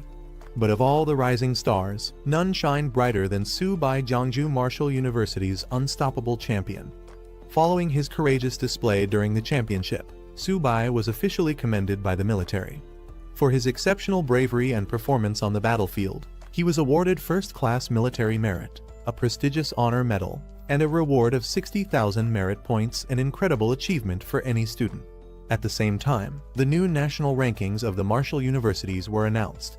Jiangsu Martial University, Su-bai's school, soared to the top, receiving an annual military investment of 50 billion, putting it shoulder to shoulder with the most elite academies in the country. The buzz around Su-bai was unstoppable. News reports praised Jiangsu Martial University for its rising prominence and predicted it would soon become the premier training base for beast-taming ability users. The streets were filled with citizens watching the giant screens, and even songs were being written about Su-bai, turning him into a legend. In the crowd, people continued to talk about how Su-bai had single-handedly battled and defeated the strongest contenders from top martial universities. Some whispered about how close he'd come to collapse from his injuries, amazed he had held on. After everything that had happened, Su-bai finally woke up, stretching with a groan as he sat up in bed. His first thought, how had he ended up sleeping for so long? It was Manny, holding a tray with food. She smiled and told him that the principal had instructed everyone to let him rest undisturbed. Now that he was awake, it was time to return to Jeongju together. The school's car was already waiting downstairs. Su-bai got up, ready to pack. But before they left, he said there was something he had to do first. Manny looked at him curiously. With a grin, Su-bai pointed upward and declared that he wanted to take Xiaoba and Xiaobai to the buffet at the Demon Martial cafeteria for one last feast. After everything they'd been through, they deserved it. Manny couldn't help but laugh, realizing that after the chaos, Demon Martial was about to suffer another round of devastation, this time at the hands of Su-bai's appetite. Back at Jeongju Martial University, a massive welcome ceremony awaited Su-bai and the returning heroes. The campus was decorated with banners, and the crowd gathered in full force. Jokes flew about how Su-bai loved Demon Martial's Grand Gate, but Jeongju had now outdone it with an even more impressive display, thanks to their 50 billion investment. Cheers erupted as voices shouted, "Welcome back, heroes!" The atmosphere was electric, the pride of victory echoing through every chant. The speaker took the stage, announcing to all students that Jeongju Martial had won the championship, truly a sky-splitting moment in the school's history. Soon, the principal invited Su-bai to speak. As the standout captain of the tournament, he stepped forward, the spotlight now his. Su-bai addressed the crowd. What he wanted most to share, he said, was that no so-called legend or invincible opponent was unbreakable. No matter how strong the enemy, as long as they refused to give up, they would always have a chance to win. With the spotlight on him, Su-bai was asked if he had any suggestions for improving the school, now that it had gained such a massive funding boost after winning the championship. Su-bai thought for a moment before speaking seriously. He pointed out that what truly separated top-tier schools from the rest wasn't just prestige, it was the quality of cultivation resources. He suggested hiring professional alchemists to help produce training potions for the students. That, he said, would fill the gap in resources and help everyone grow stronger. The crowd responded with applause, and Su-bai wrapped up his speech by encouraging everyone to work together to bring glory to Jeongju Martial University. His words earned praise from the staff, who hailed him as a true role model and the pride of their academy. Later, in a private meeting, the principal handed Su-bai a reward, reminiscing about when Su-bai first earned his Golden Merit Badge. He'd known back then that Su-bai was destined for greatness. Su-bai accepted the praise humbly, saying it was all his duty, but cheekily reminded the principal not to forget the promised 500 million reward.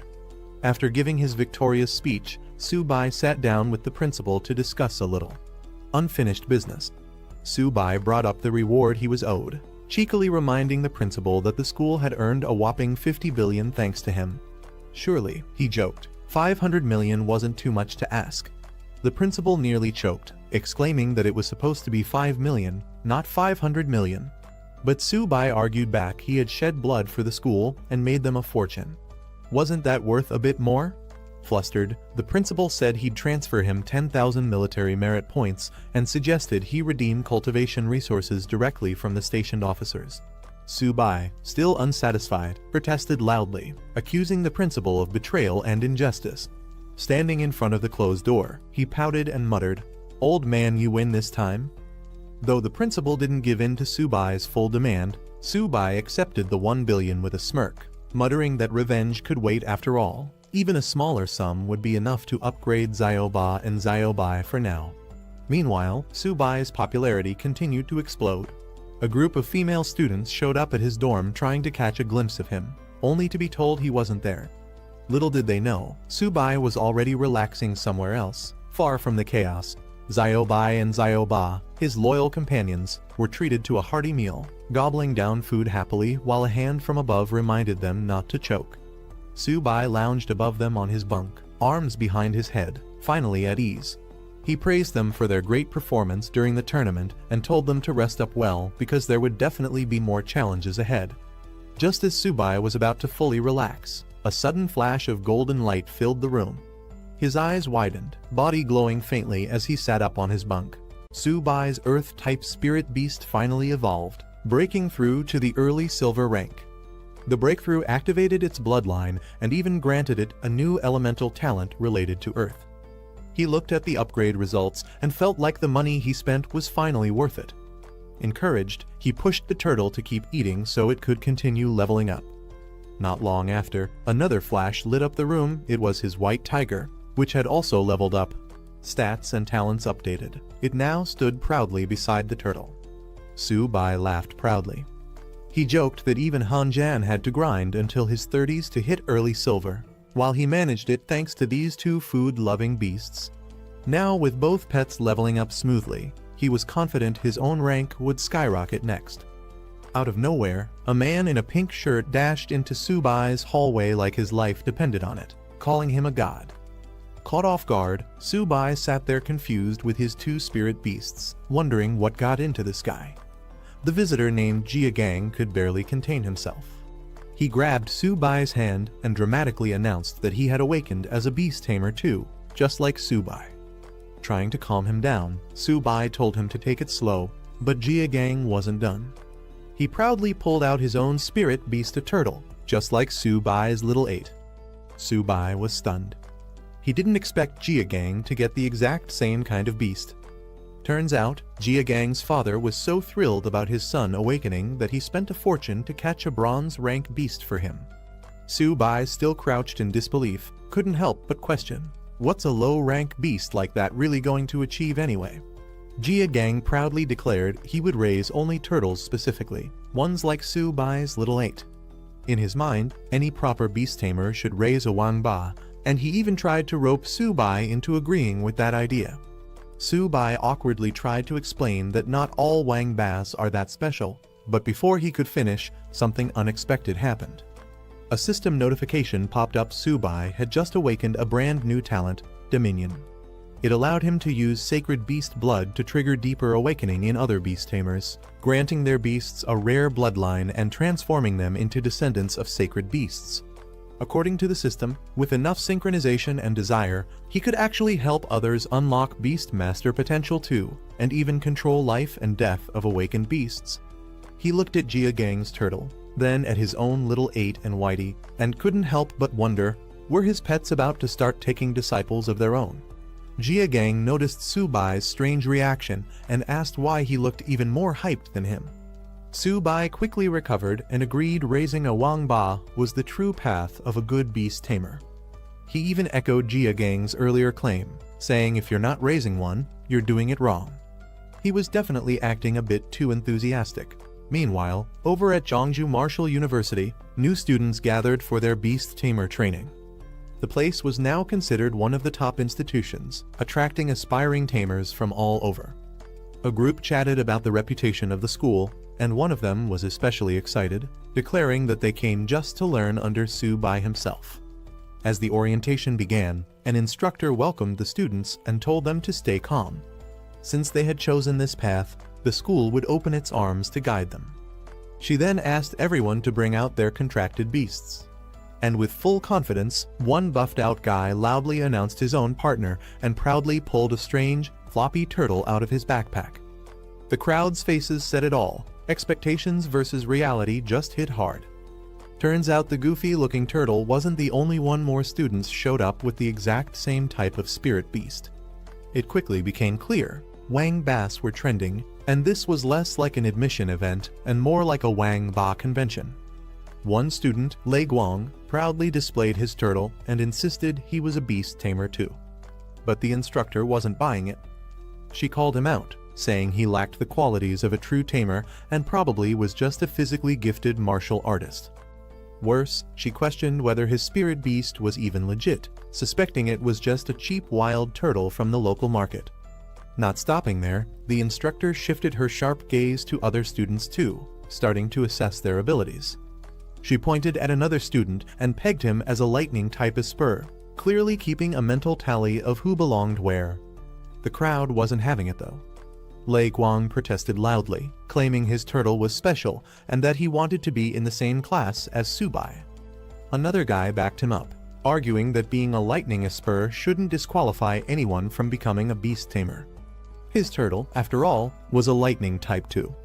Su-bai walked onto campus and was immediately hit with a strange realization: wangbas were everywhere. He couldn't believe what he was seeing. Was this still a school or a nationwide turtle cult? Someone even joked that by being near the beast tamer department long enough, you might evolve your own special lightning wangba.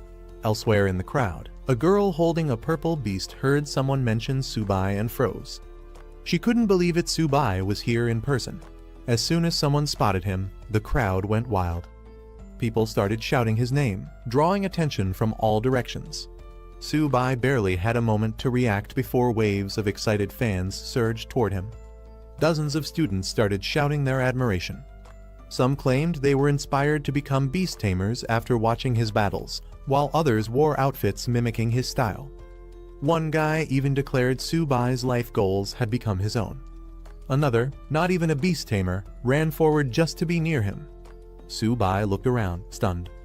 How did stepping onto campus suddenly feel like crashing a fan convention?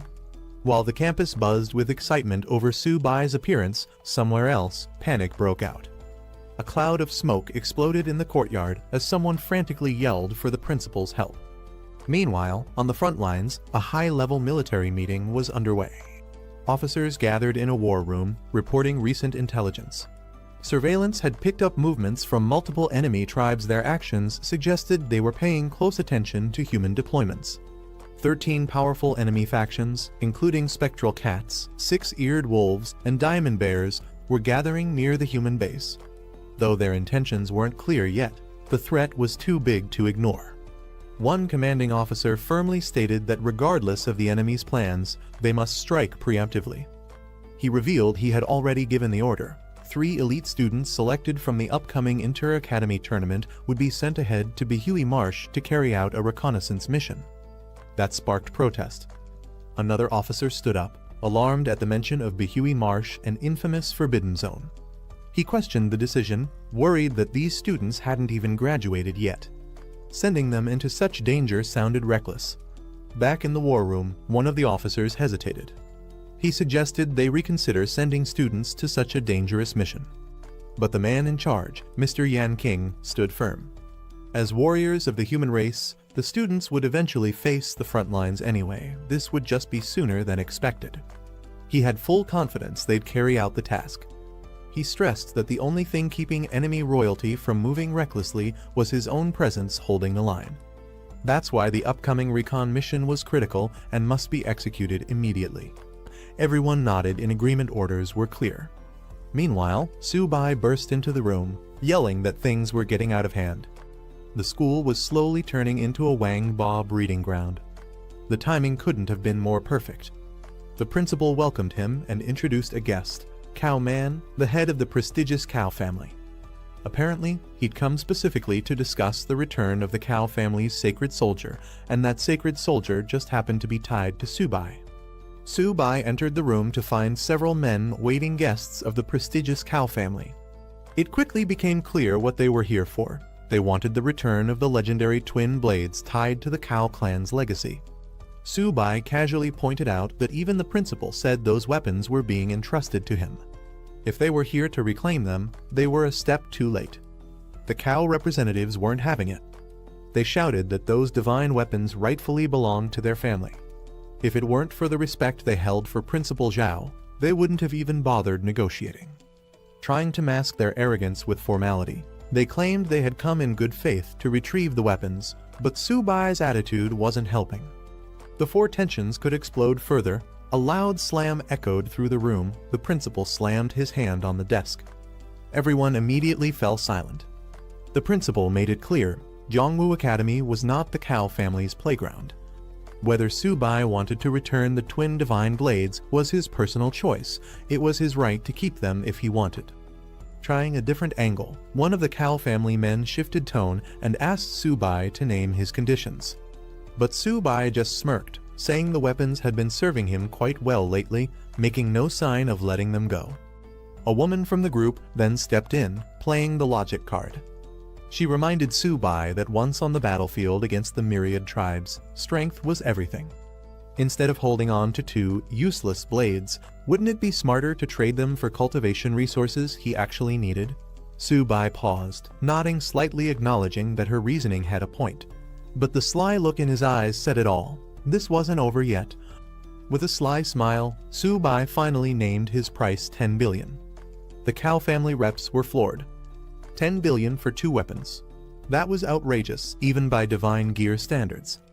They argued the weapons weren't worth that much even if completely reforged.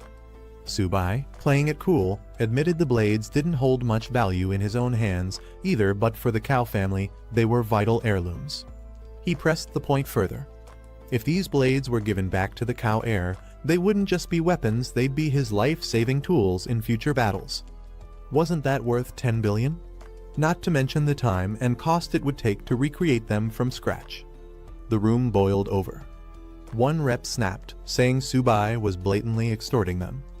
Another groaned that Subai's shameless face was finally being revealed. His business tactics were worse than robbery.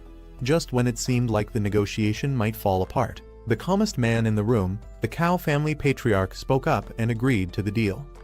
10 billion it was. Deal closed. Subai played it smooth, praising the patriarch's decisiveness and maturity.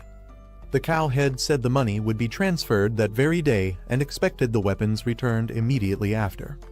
The others confirmed money first, goods after. Subai reassured them with a confident smile, promising a clean and honest transaction. Everyone exited the room with tense smiles and subtle nods. After they left, Subai turned to the principal with a question. Why were the Cow family suddenly so desperate to get their weapons back, throwing money like it was nothing? After the Cow family matter was settled, the principal shared some serious news with Subai. The military's official orders had arrived. All students and instructors who were summoned had to report to the front lines within 3 days.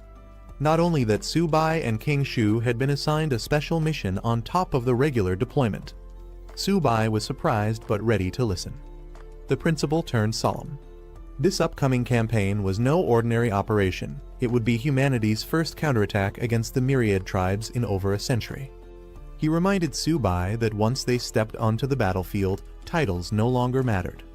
There would be no students, no teachers, no principals, only warriors. They had to face the mission with fearless resolve. At the imperial capital Martial University, a senior stepped up, proudly declaring the school to be the home of the nation's finest warriors. Holding up a formal document, he proclaimed that in times of war, it was their duty to be the first to respond.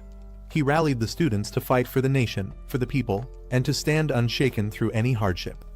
Meanwhile, over at Magic Capital Martial University, the new headmaster took the stage. He reminded everyone that whenever disaster strikes, their school had always stood at the forefront.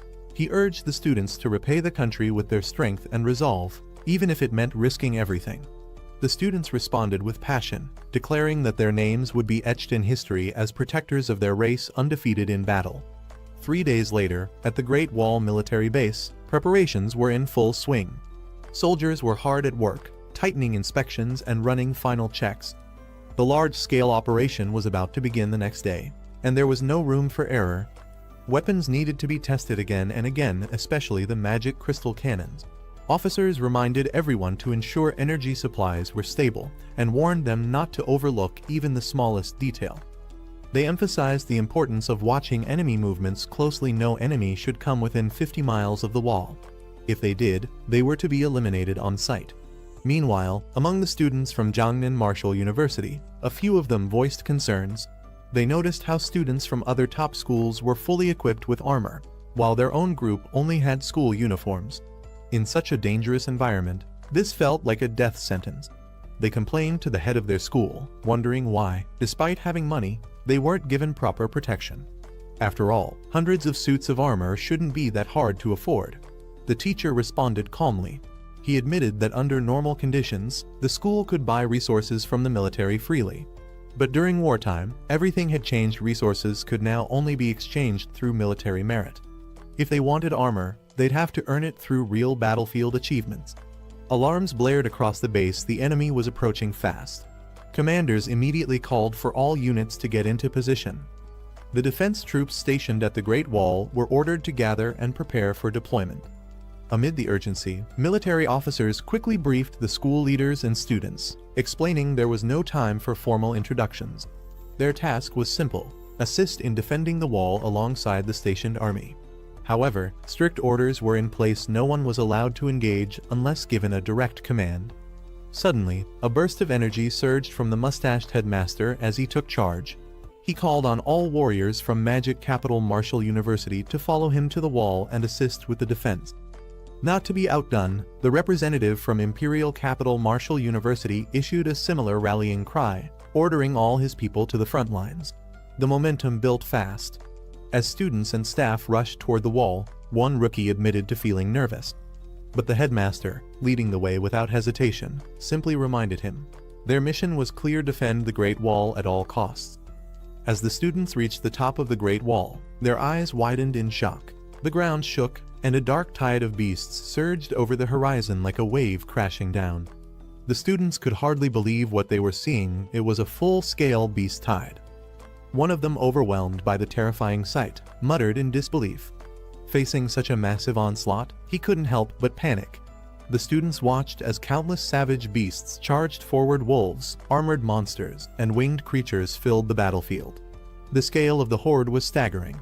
With numbers reaching into the tens of thousands, it looked more like a slaughterhouse waiting to happen than a battle. Back inside, the headmaster addressed the students calmly. He explained that the military would be leading the charge in this war against the 10,000 Race Alliance. The students' role was to support and gradually adapt to the battlefield environment. Su-bai raised a question, since the new command restricted them from taking offensive action on their own. Did that rule also apply to their tamed beasts? Seeing the overwhelming number of beasts charging in, Su-bai couldn't help but get excited. This was a perfect opportunity for fast leveling. But the headmaster reminded him firmly. This was a battlefield, not a game. Fooling around could get someone killed. The magic crystal cannons stationed along the wall roared to life. Blue energy blasts rained down like a storm, crashing into the incoming tide of monsters. Even the students watching were shaken. The raw destructive power of those cannons was terrifying enough to tear through entire ranks of the beast horde. Meanwhile, the command team sprang into action.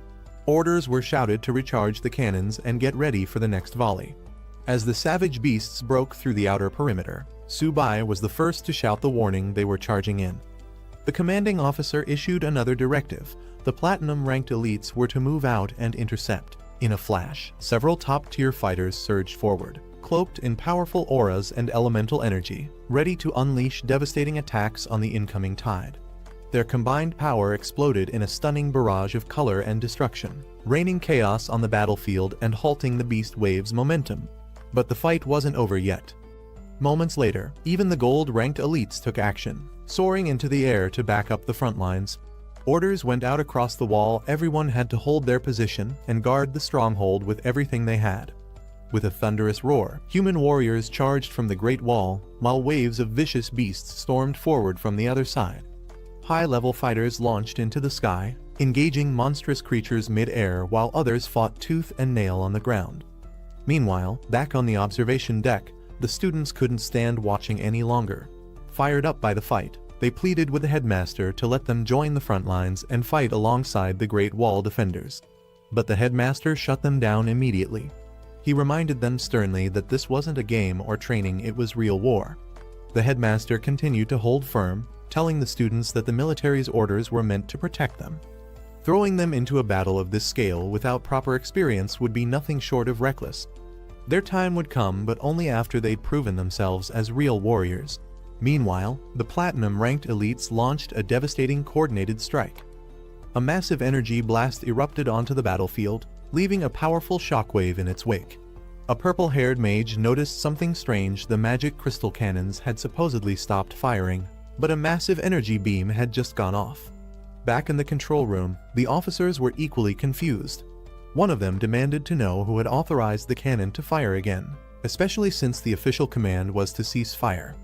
Back on the wall, Su-bai continued his unique strategy, using his beast, Zio-ba, as a living artillery weapon. With a grin on his face, he commanded it to keep firing at the enemies below, excited to rack up more military merit. The others around him were stunned. Even the headmaster was caught off guard, jokingly scolding Su-bai for always finding unexpected ways to bend the rules. One observer was left speechless, questioning if beast tamers were even supposed to fight like this. Su-bai directed Zio-ba to specifically target low-ranking enemies, aiming for maximum merit gain. But when the beast mistakenly blasted a high-tier enemy, Su-bai immediately corrected it, yelling that elite enemies were too tough and wouldn't count toward their credit if they weren't defeated. He stressed again, go for the bronze-tier beasts only. Take them out quickly, and above all, don't mess it up or hurt yourself in the process. Subai called out to his white tiger, Ziobai, demanding it to fight harder and stop slacking. He teased that if it didn't pick up the pace, he'd feed all the beast cores to Zioba instead. Meanwhile, the two powerful beasts rampaged across the field, cutting down enemies with incredible strength. Observers on the ground were shocked who did these beasts belong to. Someone said they were the tamed beasts of a student from Jongnan Martial University. No one could believe it. The idea that a student who hadn't even graduated could train such terrifying creatures was unbelievable to many. As the smoke of battle began to fade, the cleanup operation was underway.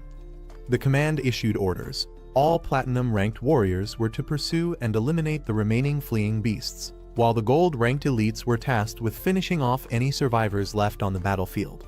Back at the observation post, the headmaster couldn't help but laugh, patting Subai on the shoulder and praising his creativity.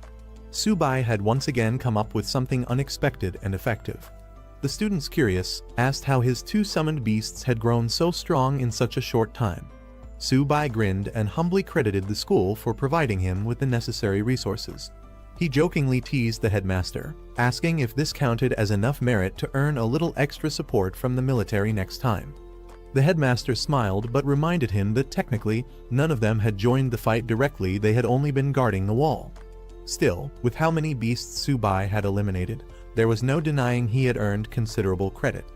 Elsewhere, a military officer reported the results of the battle. The toll had been heavy, over 560 soldiers lost, and all 200 magic crystal cannons were now offline and in cooldown mode for nearly 6 hours. Despite the losses, the results were impressive. Over 25,000 enemy beasts had been wiped out in the battle. The victory was hard-won, but it was a decisive one. General Huan Shan reviewed the outcome of the battle and praised the army's swift success, noting that such a major victory had been achieved in just half an hour. A staff officer stepped forward with another report. Although Subai hadn't officially left the city walls to engage, he had made significant contributions. Using his summoned beasts as a power source for the magic crystal cannon, Subai had managed to eliminate a large number of enemy beasts. Impressed by the creativity and results, the officer requested that Subai be granted military merit for his actions. General Huan Shan raised an eyebrow at the unusual method, finding it intriguing. At the base plaza, students gathered around the public display boards where military merit records were posted. Murmurs of dissatisfaction quickly broke out as Subai's name appeared at the top with an absurdly high amount of merit. Many students complained it wasn't fair. Subai hadn't even left the city to fight, so how could he possibly earn so much credit? They suspected there must be some kind of special treatment or inside deal. Others pointed at the numbers in disbelief. Subai had earned over 40,000 merit points, which translated to an astronomical fortune. That amount was comparable to what top-tier platinum or even gold-ranked warriors might accumulate, leaving everyone wondering, what exactly had he done to deserve it? Though jealousy and suspicion ran high, one voice coldly remarked that if they had Subai's strength, they could have done the same. But deep down, they all knew Subai wasn't just any ordinary student. Back on the wall, Subai continued his unique strategy, using his beast, Zioba, as a living artillery weapon. With a grin on his face, he commanded it to keep firing at the enemies below, excited to rack up more military merit. The others around him were stunned. Even the headmaster was caught off guard, jokingly scolding Subai for always finding unexpected ways to bend the rules. One observer was left speechless, questioning if beast tamers were even supposed to fight like this. Subai directed Zioba to specifically target low-ranking enemies, aiming for maximum merit gain. But when the beast mistakenly blasted a high-tier enemy, Subai immediately corrected it, yelling that elite enemies were too tough and wouldn't count toward their credit if they weren't defeated. He stressed again, go for the bronze-tier beasts only. Take them out quickly, and above all, don't mess it up or hurt yourself in the process. Subai called out to his white tiger, Ziobai, demanding it to fight harder and stop slacking. He teased that if it didn't pick up the pace, he'd feed all the beast cores to Zioba instead. Meanwhile, the two powerful beasts rampaged across the field, cutting down enemies with incredible strength. Observers on the ground were shocked who did these beasts belong to. Someone said they were the tamed beasts of a student from Jongnan Martial University. No one could believe it. The idea that a student who hadn't even graduated could train such terrifying creatures was unbelievable to many. As the smoke of battle began to fade, the cleanup operation was underway. The command issued orders. All platinum-ranked warriors were to pursue and eliminate the remaining fleeing beasts, while the gold-ranked elites were tasked with finishing off any survivors left on the battlefield. Back at the observation post, the headmaster couldn't help but laugh, patting Subai on the shoulder and praising his creativity. Subai had once again come up with something unexpected and effective. The students, curious, asked how his two summoned beasts had grown so strong in such a short time. Subai grinned and humbly credited the school for providing him with the necessary resources. He jokingly teased the headmaster, asking if this counted as enough merit to earn a little extra support from the military next time. The headmaster smiled but reminded him that technically, none of them had joined the fight directly, they had only been guarding the wall. Still, with how many beasts Subai had eliminated, there was no denying he had earned considerable credit. Elsewhere, a military officer reported the results of the battle. The toll had been heavy, over 560 soldiers lost, and all 200 magic crystal cannons were now offline and in cooldown mode for nearly 6 hours. Despite the losses, the results were impressive. Over 25,000 enemy beasts had been wiped out in the battle. The victory was hard-won, but it was a decisive one. General Huan Shan reviewed the outcome of the battle and praised the army's swift success, noting that such a major victory had been achieved in just half an hour. A staff officer stepped forward with another report. Although Subai hadn't officially left the city walls to engage, he had made significant contributions. Using his summoned beasts as a power source for the magic crystal cannon, Subai had managed to eliminate a large number of enemy beasts. Impressed by the creativity and results, the officer requested that Subai be granted military merit for his actions. General Huan Shan raised an eyebrow at the unusual method, finding it intriguing. At the base plaza, students gathered around the public display boards where military merit records were posted.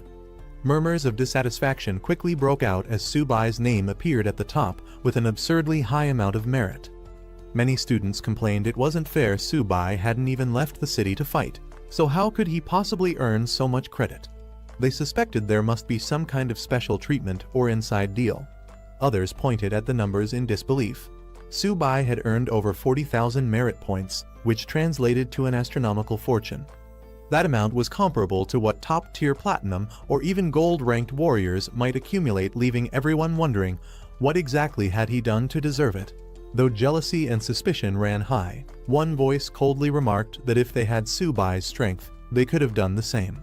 But deep down, they all knew Subai wasn't just any ordinary student. Cao Zixuan was suddenly approached by Subai, who greeted him warmly, clearly excited to see an old acquaintance. He jokingly asked if Cao was still getting used to wielding dual swords, then casually credited his own recent military success to Cao's past help. Trying to act familiar, Subai threw an arm around Cao, insisting they were good friends and that Cao should come to him for anything he needed in the future. But Cao Zixuan wasn't having it. He coldly rejected the idea of being friends, making it clear he had no intention of getting close to someone like Subai. Subai kept up his cheerful demeanor, teasing that maybe Cao was having trouble handling his weapons. He even offered to help take care of Cao's spirit weapon, claiming he'd been reading up on the topic and knew how to maintain one properly. Cao, completely done with the conversation, simply walked away with a sharp retort. As Cao left, Subai called out, telling him to take care, still as shameless and carefree as ever. The next day, something major was about to happen, marked by a loud alarm blaring from the facility. A high-ranking officer arrived, descending with a glowing aura as soldiers stood at attention. One of them reported that the Great Wall Guard's preparatory forces had finished assembling. The man, introduced as Principal Zhao of the Martial Academy, stepped forward to address the troops. He explained that the previous day's attack by 100,000 beasts was merely a probe. Today, they were expecting a much larger wave. But Zhao made it clear they would not sit back and wait. This day would mark the beginning of humanity's all-out counterattack. With fierce determination, he called for every soldier to raise their blades and defend their homeland. The troops responded with thunderous energy, rallying to his call, chanting their readiness to fight. Then, with a powerful cry to march, Principal Zhao led the army himself, soaring ahead as the soldiers charged forward behind him, ready for war. A massive wave of beasts surged toward the fortress, darkening the landscape. Inside the command room, Subai and another student confronted their school director, frustrated. They asked if they'd be sent out this time or forced to keep hiding behind the walls like before. The principal reminded them that military orders were absolute and their time to shine would come. Meanwhile, a commander called for the Asura Corps to begin their attack, specifically authorizing the elemental free fire tactic. In a dazzling display of power, multiple Asuras unleashed their abilities, blasts of energy, fire, lightning, and more, lighting up the sky and crashing into the incoming beasts with overwhelming force. The battlefield lit up in a storm of elemental destruction. Flames, lightning, and energy blast tore through the beast horde. Watching from above, Subai and the others were stunned by the scale of devastation. Even the academy director, usually composed, admitted how terrifying the assault was. It was no wonder the battlefield was considered hell on earth. Survival under such conditions seemed nearly impossible. Suddenly, a wave of powerful beasts led by armored drill bears broke through the front lines. A field commander shouted a warning, calling for the heavy infantry to engage.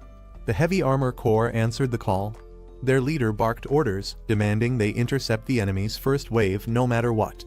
The soldiers, wielding massive spiked shields, roared their commitment, charging forward as the frontline defense, ready to clash head-on with the monstrous invaders. The front line erupted into brutal combat as the armored drill bears collided with the heavy armor corps. The bearded squad leader roared for his troops to hold the line, ordering them to stop the beast wave at all costs. Elsewhere, more beast forces advanced, larger and more imposing creatures marching toward the battlefield. One of the beast leaders, a muscular drill clad in spiked armor, was furious. He couldn't believe their elite warriors were being held back by humans. Slamming his fist on the table, he barked an order to break through the line and crush the defenders immediately. Back at the observation platform, Subai was surprised to see that even the leader of the enemy beast tribe appeared in humanoid form. The principal calmly explained that once beast warriors reached a certain level, platinum tier or above, they gained the ability to transform. At even higher ranks, they could live among humans without being noticed unless their power leaked. Subai was stunned. He hadn't realized the enemy was capable of such human-like evolution. Meanwhile, one of the students asked the principal when they would finally receive their mission. The principal reassured him that as the battle heated up, their orders would arrive soon. Sure enough, moments later, a new order came in. The prep squad was instructed to work with the main force to clear the battlefield and assist the wounded. Team assignments were also announced. Subai, along with Hu Qingshu and Han Zhan, were assigned to the first squad. As squad leader, Subai was given flexibility. They could either assist with battlefield clearing or head to the Misty Mountains to join the main army. The second squad was announced, with Wang Yang as leader and members including Cao Zixuan, Guan Jin, and Zheng Lei. Their assignment: assist the military in scouting the Misty Mountains. Later, more squads were named, including a 12th team led by Bai Ningbing, whose mission was to support the city guard in clearing the battlefield. Soon after, an officer called all squads to gather immediately and begin carrying out orders. This sudden urgency left some students shocked and confused. Many weren't expecting to be separated. Some of the students began to question what was going on. Wasn't this supposed to be a mission for classmates to move together? Instead, their schoolmates were scattered across various squads. Others were even more surprised that Subai, Han Zhan, and Hu Qingshu ended up grouped together as a separate team. In the middle of this chaos, Han Zhan was approached by a confident figure in purple armor who greeted Subai and challenged him to another match. Subai casually dismissed the invitation, saying they could settle it later. Right now, they had a mission to figure out. Subai and his two teammates discussed their strange team assignment. It was odd to be grouped together, and the mission details were vague, which made the situation feel suspicious. One of them pointed out that Subai was the squad leader. If he didn't understand what was going on, how could anyone else? Suddenly, Subai had a realization. Something clicked in his mind as he recalled the earlier briefing. Squad leaders had the authority to make their own decisions. That meant their vague assignment might actually be a cover for something more flexible or secretive. When asked what he had figured out, Subai didn't give a straight answer, but seemed confident that he now understood the intent behind their orders. The trio reported to the principal, notifying him that they were setting out to begin their mission. The principal reminded them to be cautious, especially Subai, whom he warned to take care of himself in critical moments. Subai cheerfully acknowledged the principal's warning, then launched himself into action with excitement. He called out to Han Zhan and Hu Qingshu, urging them to keep up or risk being left behind. As the squad sprinted across the battlefield, one of them asked what their actual mission was. Subai didn't answer directly, but was clearly enjoying the rush perhaps too much.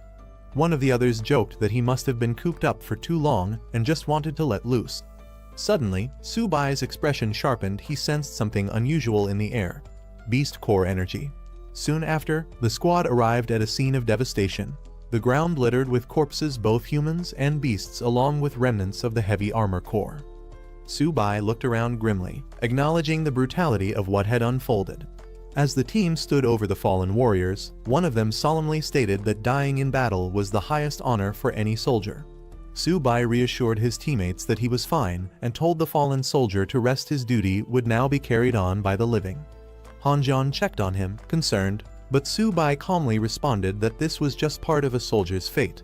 Subai's small beast companions, Zioba and Ziobai, began casually munching on beast cores from the battlefield. One of the teammates nervously asked if that was a violation of military regulations. Subai shrugged it off with a smirk, saying the creatures were just helping with the cleanup. The team continued surveying the battlefield when someone spotted them from afar, recognizing Subai and his squad. Meanwhile, Subai turned to his beast companions, telling them to stop snacking and focus, as their mission wasn't over yet. While holding a freshly retrieved beast core, Subai promised the two small creatures they could feast later. Right now, duty came first. Then, rallying his teammates, Subai signaled it was time to move out.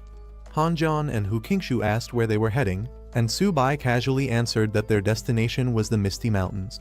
As the trio ran off into the distance, Hu Qingshu guessed their heading.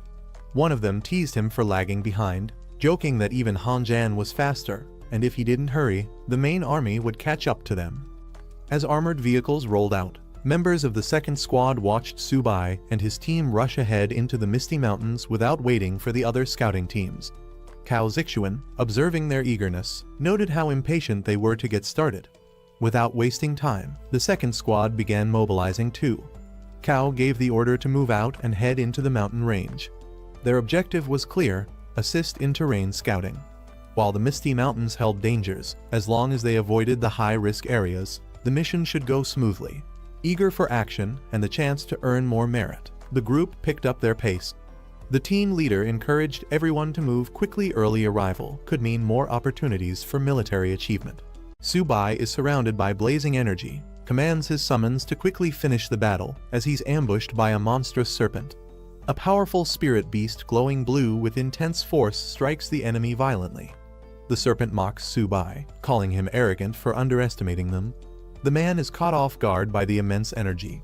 They're shocked by the overwhelming strength radiating from Subai's summoned beast.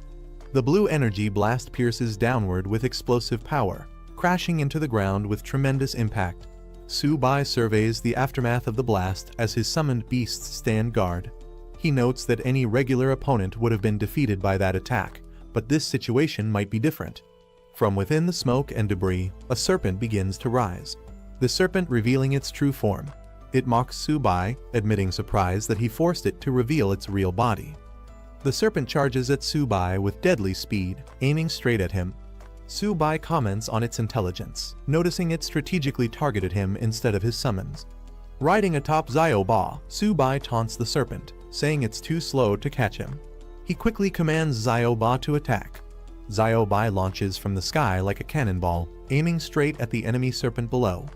The powerful impact lands directly on the serpent's head, making it reel back in pain as Zioba smashes it with full force. Subai calls out to Zioba, urging him to stop waiting around and finish the fight quickly. The white tiger charges in to assist as the serpent tries to recover. An observer is stunned by how powerful Subai's beasts are.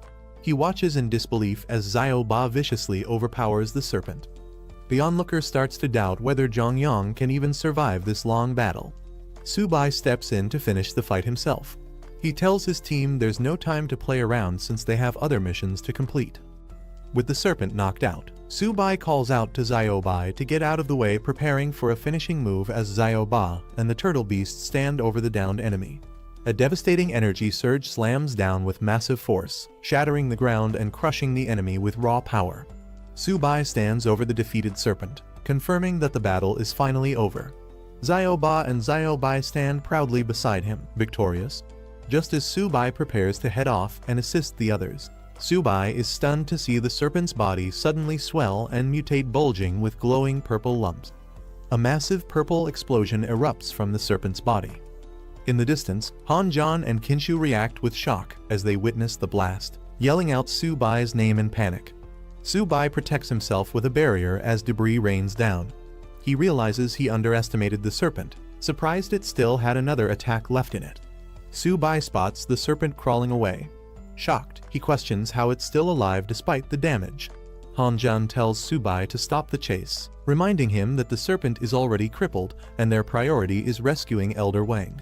Han-jan commands Kinshu and another to hold their position while he heads out to save Elder Wang, urging them to secure the area in his absence.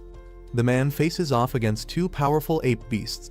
He realizes he underestimated their speed and physical strength, especially that of the larger white ape. Doubt creeps in as he questions whether this might be the end for him. Despite his injuries, he refuses to give in. With blood on his face and determination in his eyes, he decides to take at least one beast down with him if he's going to die. With a burst of fiery energy, he launches himself forward using a powerful spear technique, aiming straight at the enemy group. He pierces through one of the apes mid-air with a fierce cry, locking weapons in a brutal close combat strike. The man, already wounded and exhausted, is caught off guard as two fierce apes leap toward him with aggressive momentum. One of the apes lands a devastating blow directly to his side, sending him staggering from the impact while the other closes in. Before he can recover, he's struck again, this time from the other side, violently tossed into the air, blood flying as he takes severe damage. He is crashing into the battlefield with a powerful force. The man collapses to his knees, battered and bleeding. He realizes that this might really be the end for him. One of the large apes steps forward with a bloodied weapon, taunting the fighter. The apes show no fear, believing it's easy to kill him now. The man glares with defiance. He swears that even if he dies today, his people will eventually wipe out these beasts. As one ape raises its weapon to finish him off, the red-haired fighter mutters a final thought, acknowledging that he won't get the chance to fight alongside Han-jan or Su-bai again. Two spears suddenly cross in mid-air. Su-bai blocks the attack with his shield and rushes to his wounded comrade's side, checking on his condition. The man weakly jokes if Su-bai came to collect his body. The man lies limp, telling Su-bai to avenge him before falling unconscious. Su-bai desperately calls out to him, trying to keep him awake. Enraged, Su-bai charges into the enemy horde alongside Xiaobai and Xiaoba, vowing to tear them apart for what they've done. Su-bai grips his weapon tightly. An ape rushes toward him, roaring fiercely. Su-bai mocks its arrogance, saying it's just a beast yet dares to act so bold. Su-bai unleashes a powerful strike, roaring at the beast to die. A blinding beam shoots from Su-bai's weapon, piercing through the charging ape and sending it flying backward from the impact. A gust of wind stirs the treetops. One of the apes is revealed to be impaled, lifeless and hanging from a tree, killed by Su-bai's precise strike. Xiaoba lets out a deafening roar in victory, intimidating the remaining enemies as the battlefield quiets. Su-bai rushes to the man's side, urging him to wake up, telling him that the revenge has been fulfilled. A system notification appears in front of Su-bai, informing him that the red-haired fighter qualifies to inherit the White Tiger bloodline. The system offers Su-bai a choice: use the White Tiger essence to save his dying comrade. Su-bai, filled with hope, urgently tells his friend to hold on. He now has a way to save him and isn't about to let him die. Su-bai holds Wang Yang, promising he can save him. But he warns that doing so will mean losing freedom and submitting to him forever. Wang Yang weakly nods in acceptance. Su-bai quickly calls out to the White Tiger, asking it for 3 drops of its blood. The tiger charges toward him at full speed. The tiger roars, releasing 3 glowing drops of essence blood. Su-bai catches them carefully, commanding the tiger and another companion to guard him. Su-bai kneels beside Wang Yang, urging him to hold on. He prepares to use the blood to start the ritual or healing process. Su-bai places his glowing hand over Wang Yang's chest, initiating a powerful ritual that triggers a fiery reaction within his body. Wang Yang screams in agony as golden red energy violently surges through him, causing his body to convulse under the intense transformation. The energy disperses, and Wang Yang gasps for breath. Shirtless and dazed, he sits up while Su-bai calmly asks how he feels. Wang Yang stares at his hands in disbelief, amazed at the transformation. He questions Subai's power, realizing it surpasses even the highest level warriors. Subai reminds Wang Yang of their agreement he saved his life, and in return, Wang Yang must obey him and keep his powers secret. A mysterious figure appears in Wang Yang's vision, warning that revealing Subai's secrets would bring catastrophic punishment from the heavens. Wang Yang hears the voice echoing in his head. He solemnly accepts the warning and agrees to keep quiet. Subai casually reminds Wang Yang that saving him was no small task, it cost him a lot, and Wang Yang now owes a heavy price. Wang Yang is left stunned and speechless. Suddenly, the ground begins to rumble, and stones shift violently. Wang Yang quickly pushes Subai back, warning him of danger. Subai, caught off guard, questions what's happening. A swarm of giant snakes bursts from the ground. Wang Yang curses, realizing letting one escape earlier led to this mess. Subai commands the white tiger to eliminate the snakes. The tiger charges in with ferocity, tearing through the serpents with blazing attacks. Subai notices something is off. The snake corpses are hollow and fade away. They're not real entities. He questions what's going on. More and more snakes erupt from the ground. Despite efforts to kill them, their numbers keep increasing. Just as Subai and Wang Yang are surrounded, allies arrive to help. They check if Wang Yang is okay, and Subai demands to know why they're late. One teammate explains that these snakes seem endless, likely controlled by someone. He urges Subai to find the source, probably a snake that escaped earlier. Subai asks to borrow Wang Yang's gun. In the background, the white tiger and a turtle beast fight off swarms of snakes. Suddenly, someone spots the shadowy figure hiding among the trees. All eyes lock onto the true source behind the snake swarm. The enemy begins speaking arrogantly, calling the group insects and unleashing a devastating blue energy beam toward them. One teammate comments in shock the enemy recovered its humanoid form far too quickly after being hit. Subai realizes they're up against a formidable opponent. A powerful humanoid figure with glowing green energy appears, holding an unconscious elder. He mocks the team, revealing that what they fought earlier was merely a clone. Wang Yang charges in with fury, shouting that he'll kill the enemy. His teammates warn that the enemy has grown far stronger than before. With rage in his eyes, Wang Yang yells at Subai to end the enemy immediately, promising to pay any price for it. Another teammate jumps into the fight, telling the others to handle the rest while he personally takes on the snake-controlling enemy. The glowing enemy sneers at the group, calling them insignificant insects. Subai clenches his fist, unleashing a surge of energy, and declares that he'll capture the enemy and turn him into snake feed. Subai activates a powerful earth element combat technique, calling on elemental spirits and ancient incantations mid-air. With explosive force, Subai launches a direct aerial strike at the glowing enemy, crashing down with blinding impact. Subai's devastating attack smashes into the ground with a thunderous explosion. From within the smoke, the enemy chuckles, acknowledging Subai's strength but remaining completely unfazed. The enemy taunts Subai, arrogantly demanding that he show himself and fight properly.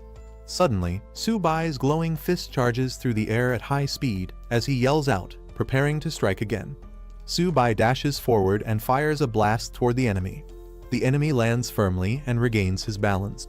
Subai, emerging from the smoke, acknowledges that the enemy's power has increased significantly since their last encounter. He calls upon Zioba and Ziobai to initiate a powerful formation, the 7-star triple beast array, summoning mystical celestial symbols in the sky. He mentally explains that the 7-star triple array technique, using synchronized source energy, allows him and his allies to perfectly complement each other's strengths. Subai launches a fierce attack from the sky, dual blades glowing with energy. He strikes at a green enemy with full force, shouting a battle cry as shockwaves burst out from the impact. The enemy, surrounded by swirling energy and glowing orbs, calmly blocks the attack. With a cold smirk, he admits Subai's technique is creative, but mocks his lack of strength. A massive creature appears, engulfed in a green barrier.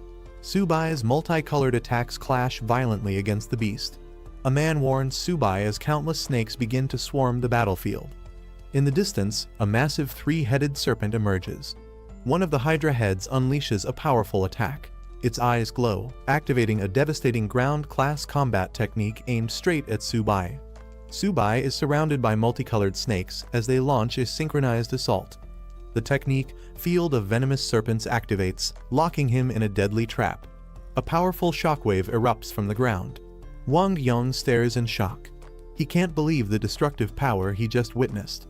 Desperate, he calls out to Subai, demanding a response. Fearing the worst, Long Ao floats mid-air, charging an intense energy blast. Huanshan glances back calmly, seemingly distracted. Long Ao mocks him, questioning where he's looking. Long Ao unleashes his full power. A giant energy beam crashes down toward the earth, calling out Hu Huanshan's name. The attack roars through the sky like a pillar of destruction. Hu Huanshan stands firm, bracing to receive the strike head-on. Meanwhile, Subai and the others spot a wave of giant serpents charging their way. He immediately calls the team into formation, shouting for everyone to prepare for battle. Hu Huanshan calmly tightens his tie and says it's time to stretch a bit. Subai and the others watch in awe as Huanshan activates his ultimate technique. Subai realizes this is the legendary Phoenix Tree technique they've only heard about before. A massive golden explosion radiates from Huanshan, a towering divine tree under a glowing moon. Long Ao stares in shock as the energy surges toward him.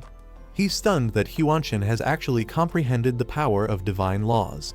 Long Ao realizes the power of Huanshan's divine law is disrupting his life force. He questions why it can't be defended against. He tears open a rift in space and admits defeat for now. But he warns that Huanshan can't protect Subai forever. Before vanishing, Long Ao vows that his clan will hunt Subai relentlessly. The moment Subai leaves the city's protection, they'll send assassins to kill him. Huanshan, standing tall before the radiant phoenix tree, simply tells him to leave.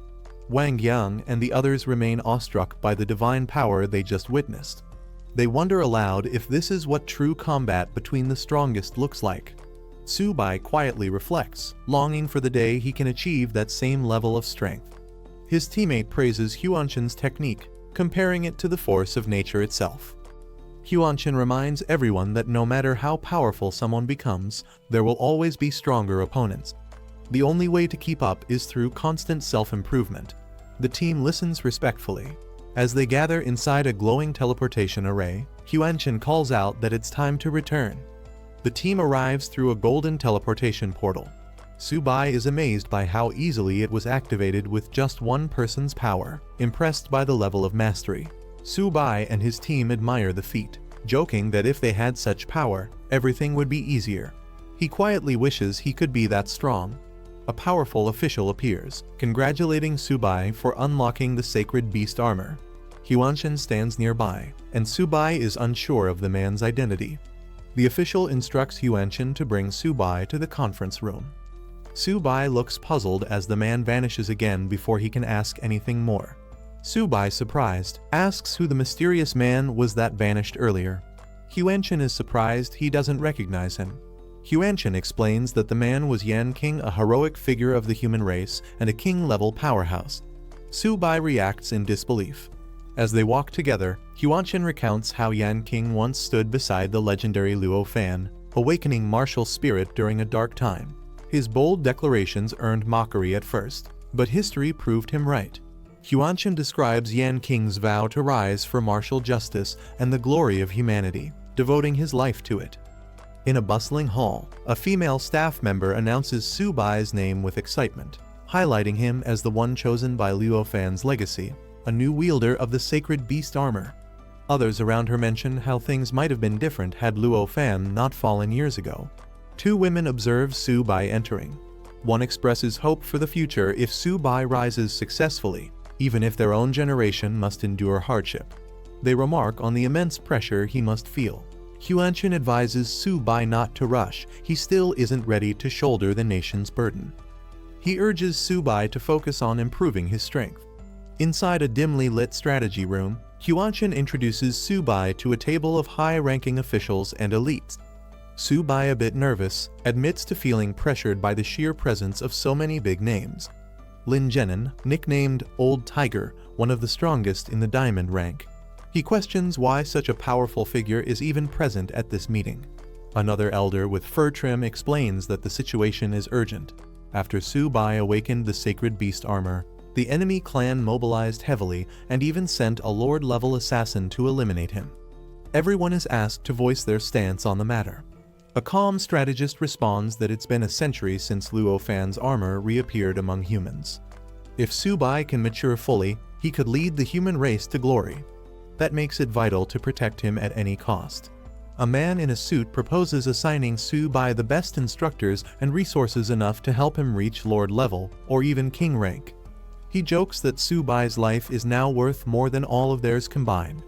Su Bai emotionally declares that he must be protected at all costs to avoid assassination by the enemy. He innocently calls everyone good people and asks if there are any other suggestions. Lin Zhenin steps forward with a contrasting opinion.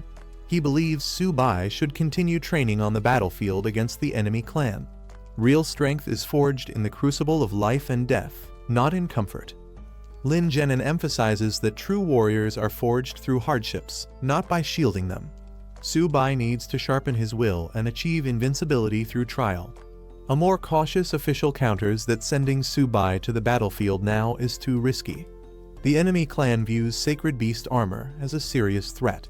If something happens to Su Bai, the only one in 100 years to awaken this power, who will bear that responsibility? Su Bai stands up and boldly declares his support for Lin Zhenin's opinion. Real warriors must be honed on the battlefield. He uses a metaphor: eagles don't retreat from storms, and wolves don't fear the long night. Dronzer, who nods in agreement, recalling how Luo Fan himself nearly died many times fighting at the front. He believes if Luo Fan were still alive, he would also support Su Bai's decision to fight. Su Bai quietly adds that he wouldn't mind using infinite resources if it meant endless enemy slaughter. Commander Yan solemnly finalizes the decision. Su Bai will go to the battlefield, but under maximum protection. 3 commander-level warriors, 38 elite fighters, and a 1,000,000-strong army will support the operation. Su Bai breathes a sigh of relief, knowing so many people are being deployed to protect him. He says with a smile, "Then I can relax now." Commander Yan declares the final strategy.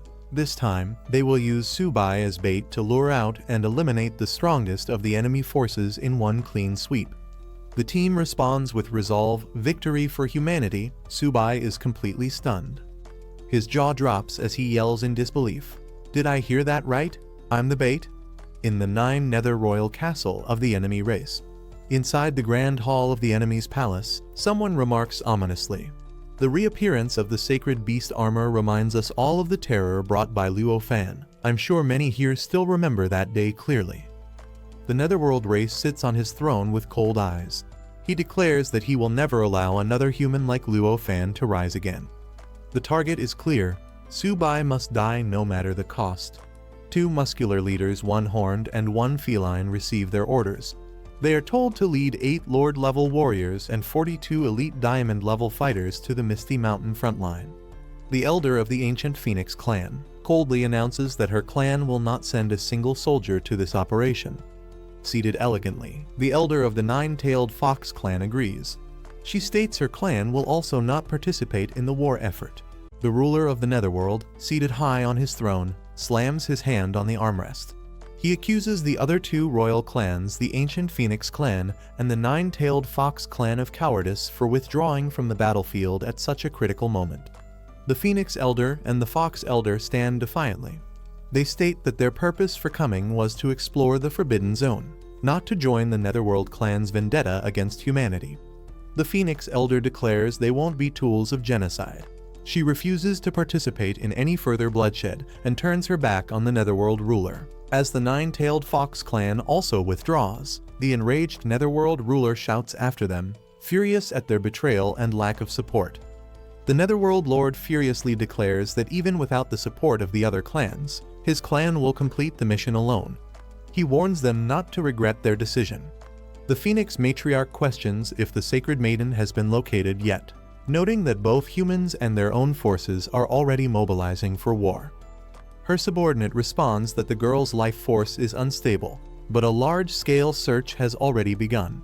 A shadowy figure vows to find the Sacred Maiden at all costs before the war begins. Back at the human base, a green pendant called the Sky-Concealing Jade is revealed. It can shield the wearer from all spiritual detection strong enough to even fool the Netherworld Lord. Mr. Yan King hands Su Bai the Sky-Concealing Jade, explaining it will shield him from being locked onto by powerful enemies. Su-bai gratefully accepts it, acknowledging its value. Su-bai jokes that hiding aura isn't enough, he'd prefer more materials and gear to boost his power. Yan King laughs and agrees, calling Su-bai a true opportunist. Suddenly, Yan King throws open a glowing chest. He asks Su-bai what he sees, surprising him with the unexpected gift. Su-bai peers into the chest and is shocked it's packed with rare treasures. A diamond-grade armor, 10 zizanzen-year-old ice heart, dragon soul grass, and a lord rank core. Su-bai's eyes sparkle as he pulls out the armor.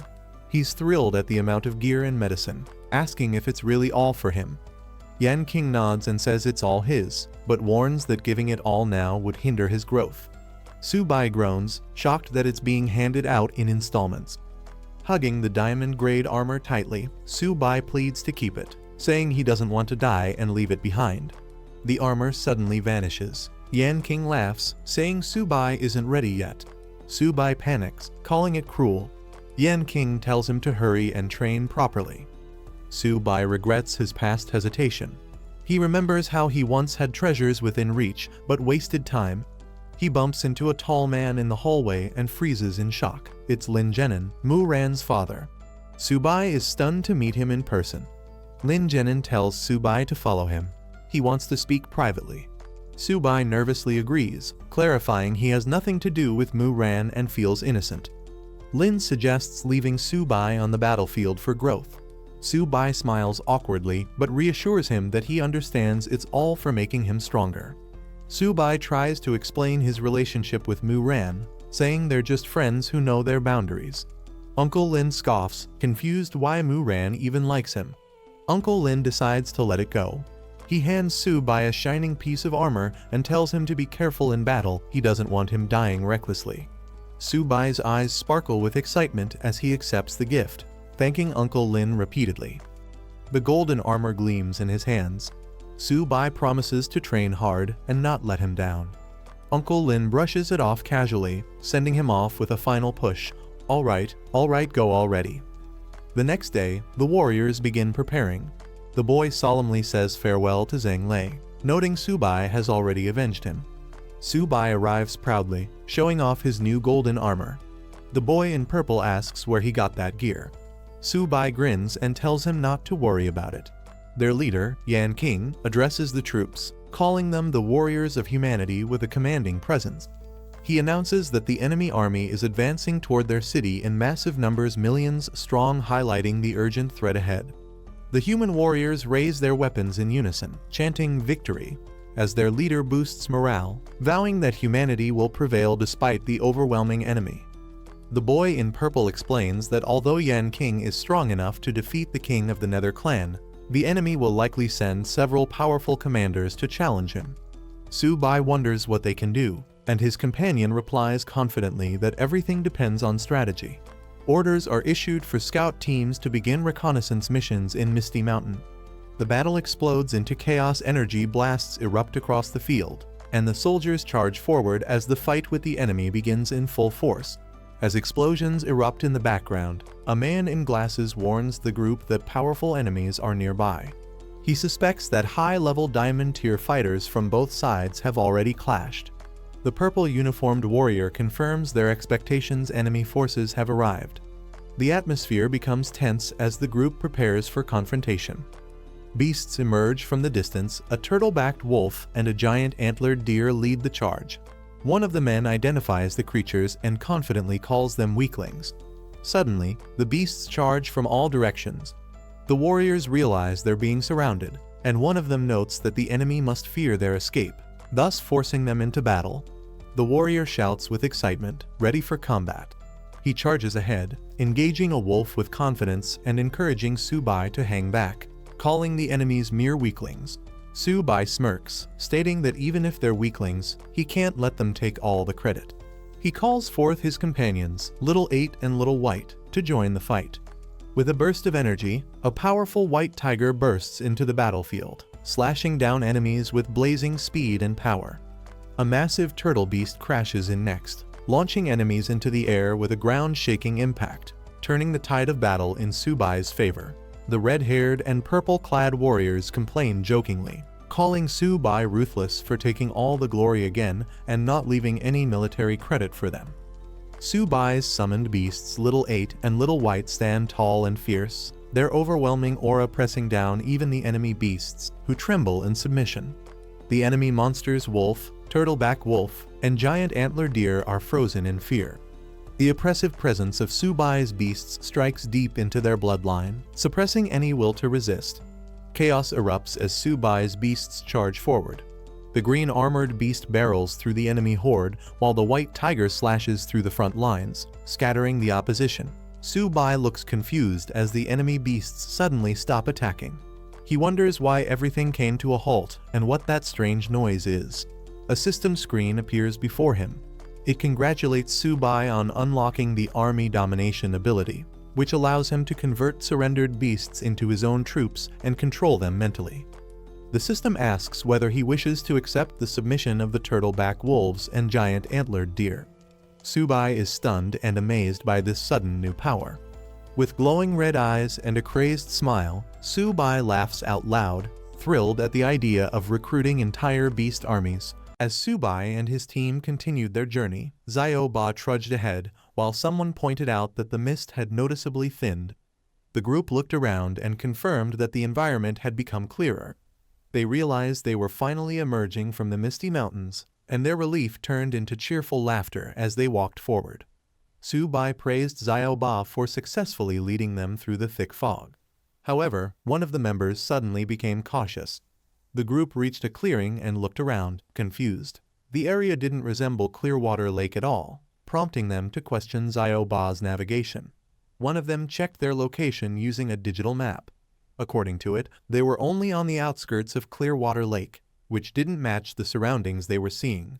Suddenly, the group noticed something unusual in the sky. A massive dragon emerged from the clouds, surrounded by powerful winds and mist. As a powerful windstorm erupted, Su-bai and the others immediately started running for their lives. Su-bai, clutching Xiao-ba, panicked over their location, questioning how they ended up in such a dangerous place. The noise behind them intensified, suggesting that something massive was chasing them. Despite the fear, Su-bai urged everyone to focus only on running without looking back. They came to a halt, and one of the team members noticed that the giant creature had mysteriously vanished. As they finally stopped running, Su-bai stumbled and questioned the terrifying force they had just escaped. Catching his breath, Su-bai grew frustrated and demanded answers about their current location. The area was far more dangerous than what the map had suggested. One doubted the reliability of the map, while another suspected that Xiao-ba might have unknowingly led them off course. None of them could find this place marked anywhere. Suddenly, a girl stepped, calling them lowly beings. A girl appeared unexpectedly, scolding the group for abandoning her during the chaos. She accused them of only thinking about saving themselves. The group was confused and surprised by her sudden appearance. Su-bai admitted he was too focused on escaping to notice her earlier. A glowing notification appeared in front of Su-bai, revealing that the girl was part of the rare vermilion bird bloodline, an ancient demon phoenix known to be difficult to tame. Detailed stats confirmed her incredible potential. Though her powers were not fully awakened, she possessed sealed talents that could drastically increase her fire abilities, defense, and recovery once unlocked. Su-bai was stunned to learn that the powerful vermilion bird he had been seeking was actually this small fiery girl. She angrily snapped back, refusing to be called a kid and warning him to be careful. While wondering how to tame her, Su-bai jokingly considered a rough approach. But the girl immediately flared up, furious that he dared disrespect her title of saintess. She erupted in flames, shouting her intent to punish Su-bai. Her aggressive stance made it clear she wasn't going to be handled easily. Watching from the side, one of the others was shocked by the intensity of her power. It was obvious now this little girl was no ordinary opponent. Su-bai observed her furious outburst and casually noted that she definitely had a fiery temper. Using his speed skill, he quickly grabbed the little girl, insisting that kids needed discipline if they didn't listen. Infuriated, she couldn't believe a lowly creature dared to put his hands on her. Exploding with anger, she declared him dead meat and swore vengeance. Her energy flared violently. This so-called saintess wasn't going to let him go easily. Su-bai forced the little girl to the ground, determined to discipline her. She protested and lashed out, but he ignored her fiery threats and kept going. Su-bai continued scolding her, demanding that she submit. He warned her that reckless behavior like spitting fire in a forest could get her into serious trouble. Watching from the sidelines, the others were unsure how to react.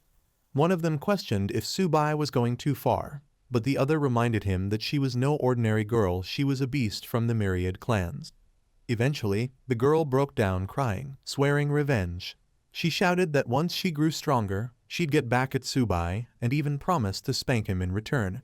Su-bai, growing frustrated with the girl's refusal to submit, demanded she beg for mercy. Even after repeated warnings, she continued to resist stubbornly. Her cries echoed through the forest as she refused to give in. Later that night, the group rested by a campfire.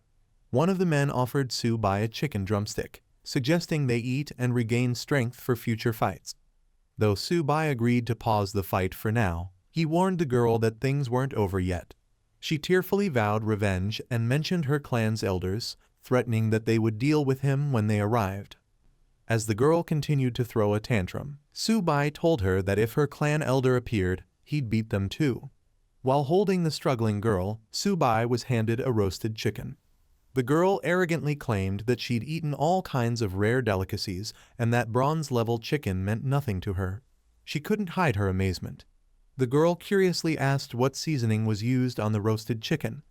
The smell had caught her off guard, and she started questioning why it was so appetizing. Su-bai teased her, wondering if she had never eaten cooked food before. He offered her a taste and hinted that seasoning made it even better. He confidently sprinkled some extra seasoning on the meat, assuring her it would taste even more delicious now.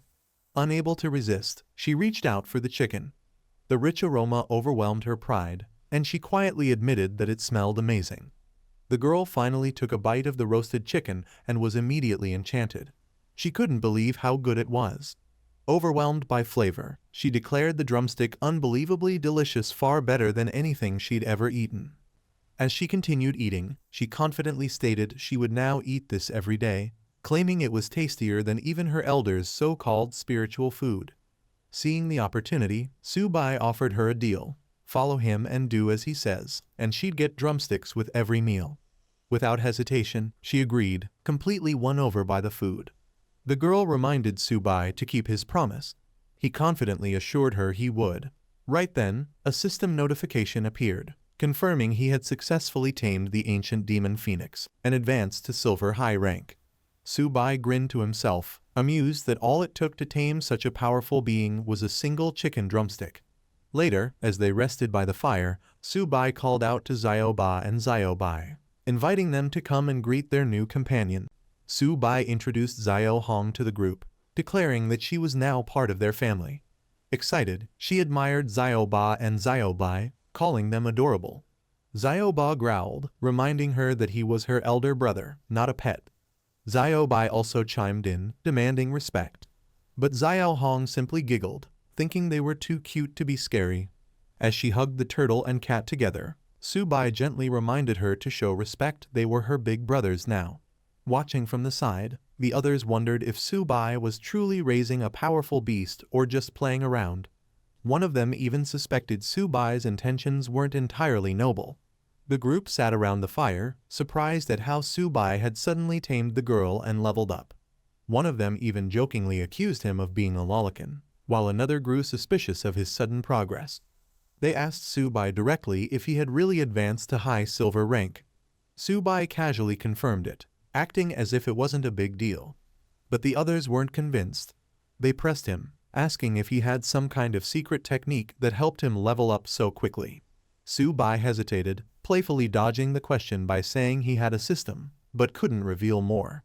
Still, he hinted that maybe, just maybe, he might share it with them someday. Su-bai hinted that some secrets, especially about reaching king level, shouldn't be shared casually. He referenced a saying from the Dragon Kingdom to emphasize the importance of discretion. Hanjan quickly caught on and acknowledged the hint. Trying to impress, Hanjan offered a gold-tier beast core. The group watched as he nervously hoped to gain something valuable in return. Su-bai encouraged him playfully, claiming he was about to reveal something Lord Nai King personally passed down. He told Han to listen carefully. When asked if martial cultivation was truly about training the realm, Su Bai firmly denied it. He explained that what truly mattered was cultivating a Taoist heart. He continued, saying that with a determined heart and unwavering will to grow stronger, one could surpass others and achieve faster breakthroughs. Pointing to a distant mountain, Su Bai used it as a metaphor. While the whole mountain looked intimidating from afar, focusing only on reaching the peak made the journey more manageable. Though his words sounded profound, the others were unsure if he actually said anything meaningful or just cleverly took the golden beast core. Still, Su Bai insisted he was revealing the true path to reaching king level. Han Zhan excitedly thanked Su Bai, claiming he had finally understood the path to advancement. But when asked what he actually understood, his answer was overly simplistic, just repeating positive affirmations to reach king level. Fueled by confidence, Han Zhan ran off shouting his newfound philosophy, misinterpreting Su Bai's teachings. One of them even sighed, admitting that while Han Zhan's enthusiasm was impressive, his understanding was far from deep. Meanwhile, Su Bai asked Xiao Hong to stop relaxing and help Xiao Ba and Xiao Bai awaken their second elemental power. But she looked confused, admitting she had no idea how to do it. Su Bai explained to Xiao Hong that she now had the ability to help others awaken their second elemental power. He told her to focus her spiritual energy inward to sense the changes. Xiao Hong closed her eyes and began gathering energy. Flames flared up around her as she tapped into her power for the first time. Suddenly, she lit up with excitement. She could actually feel the energy flowing through her hands. Smiling with enthusiasm, she called Xiao Ba to go first, ready to help him awaken his hidden power using her newly realized ability. As Xiao Ba underwent the awakening process, he began to scream in pain. Despite the agony, his body started changing dramatically. The others were stunned by the massive energy surging from within him. His true form was beginning to emerge. A glowing light burst from his tail, signaling the activation of his second elemental power. With a mighty roar, Xiao Ba's form erupted in brilliance. The others watched in awe as his transformation neared completion. After enduring the painful transformation, Xiao Ba successfully awakened his second elemental talent, Water Origin. His new stats revealed his incredible growth. Now a mid-silver rank beast, he possessed dual earth and water elements, massively boosting his defense and healing abilities. The boy praised the evolution, noting that the combination of earth and water made Xiao Ba's defense nearly impenetrable. Without wasting time, the boy turned to the white beast. He announced that it was Xiao Bai's turn next to awaken a second power. Xiao Hong channeled energy into Xiao Bai. He roared in agony. Its body trembled, fangs bared, and claws struck the ground with force. Then suddenly, something changed. With a powerful burst of black-blue aura, Xiao Bai fully awakened. Su Bai celebrated joyfully as Xiao Bai successfully awakened the shadow element, surprising everyone with its rare elemental evolution. The white tiger let out a fierce roar. With shadow energy coursing through its veins, its presence became more lethal and intimidating. Pumped with confidence, Su Bai declared his next goal. With all three sacred beasts under his command, he aimed to dominate the myriad clans. The next morning, the group arrived at Clearwater Lake. While one asked about their location, another awkwardly admitted he had no idea. Xiao Hong pointed ahead, explaining they were 80 kilometers from the core zone of the Clearwater Lake restricted area. Without delay, the group decided to head in that direction. They were surprised to have already reached the lake's outskirts. Su Bai asked about the dragon shadow seen the previous night. Xiao Hong revealed it was the Azure Dragon, guardian of the restricted zone. Hearing that the Azure Dragon slaughters anything near the core, Su Bai was visibly shocked. Azure Dragon. She confirmed the Azure Dragon was truly terrifying, so powerful that even Lord-level beings who entered the zone never returned. The men questioned why the 9 Nether King hadn't subdued it. One of them wondered if it was really that strong. She explained that even when the 9 Nether King gathered all the top elders of the royal clans, they still failed to tame the Azure Dragon. Shocked, they realized the danger. One of them voiced concern, wasn't it far too risky to enter such a deadly area unprepared? He commanded his system to scan for Azure Dragon bloodlines, determined to tame it. He wondered if finding it meant all 4 divine beasts were now gathered. The system confirmed the presence of an azure dragon nearby, with extremely high bloodline purity. Its power had reached half-king level and was in a berserk state. However, the system warned him his current strength was far too weak to tame the beast, and he needed to grow stronger before even attempting it. Shocked, he exclaimed in disbelief, realizing that taming the azure dragon wasn't going to be as simple as he hoped. Su-bai receives a warning from the system. This azure dragon is extremely dangerous. He quickly decides they should retreat for now to avoid unnecessary risk. He asks Han-jan if they should fall back, then turns to Xiao Hong, hoping she knows the way out of the Misty Mountains. But she admits the terrain changes with the weather, making it impossible to be sure. Su-bai tries to reason that if the Misty Mountains are west of Clearwater Lake, heading east might lead them back. But even that becomes uncertain, as Han-jan points out they can't tell which direction is east anymore. Su-bai suggests following the sun, but Han-jan explains it's useless. The sun here is unreliable, and the thick mist covering the mountains blocks visibility completely. Xiao Hong excitedly shares that there's a small tribe nearby. They might be able to ask them for directions. Su-bai smiles and lightly scolds her for not mentioning it earlier. He pats her head, calling her their most reliable little phoenix, and agrees they should hurry to the tribe. Xiao Hong reveals the tribe is known as the Spirit Serpent Clan. It's the closest settlement within 1,000 kilometers of Clearwater Lake, making it their best option. Su-bai immediately instructs Xiao Hong to lead the way. Han-jan echoes the command. It's time to move out toward the Spirit Serpent tribe. As the group approaches, Xiao Hong points out the Spirit Serpent clan's village. Su-bai is impressed. It genuinely looks like a proper settlement, nestled within the mountains. Xiao Hong explains that the tribe once had a powerful platinum-ranked warrior, but he left with the elite forces for war. Now, only the elderly, weak, and disabled remain to guard the village, with their strongest member being a high gold-ranked elder. They finally spot the village from a distance. Su-bai sarcastically calls it a snake's nest, and Han-jan notes that despite being a small tribe, the Spirit Serpent clan has over 10,000 ferocious beasts, judging by the snake dens and aura. Although the tribe appears quiet, it's unclear how many beasts are still stationed to guard the area. The group realizes that even a small tribe like this could be far more dangerous than it first appears. Han-jan suggests launching attacks from multiple directions to lure the beasts out of their snake dens and defeat them once their forces are scattered. But the other man warns it's too risky. They should capture a golden-level beast first to find a safer route. Xiao Hong scolds them both, saying all they think about is fighting. She reminds them of her status as the holy maiden of a royal clan. Her presence might be the key to avoiding conflict. Su-bai is asked about his plan. With a confident smile, he assures them he has a brilliant one. He clearly intends to use Xiao Hong's identity rather than brute force. At the Spirit Serpent clan, 2 giant serpents react as the envoy of an ancient royal clan is announced. Xiao Hong steps forward, officially introduced as the Holy Maiden of the ancient Demon Phoenix clan. As the Spirit Serpent tribe appears, they recognize her royal aura. One of the serpents comments on the honor of hosting such noble guests and notices that even the 3 great lords of the Veiled Land Mystic Snake clan have shown up. The second elder of the Spirit Snake tribe personally greets the Holy Maiden and the visiting lords. He humbly welcomes all 4 honored guests, clearly showing their reverence and caution. Su-bai directly addresses the elder. He asks for all spiritual materials and herbs, claiming he's heading to the front lines and needs them to restore his strength.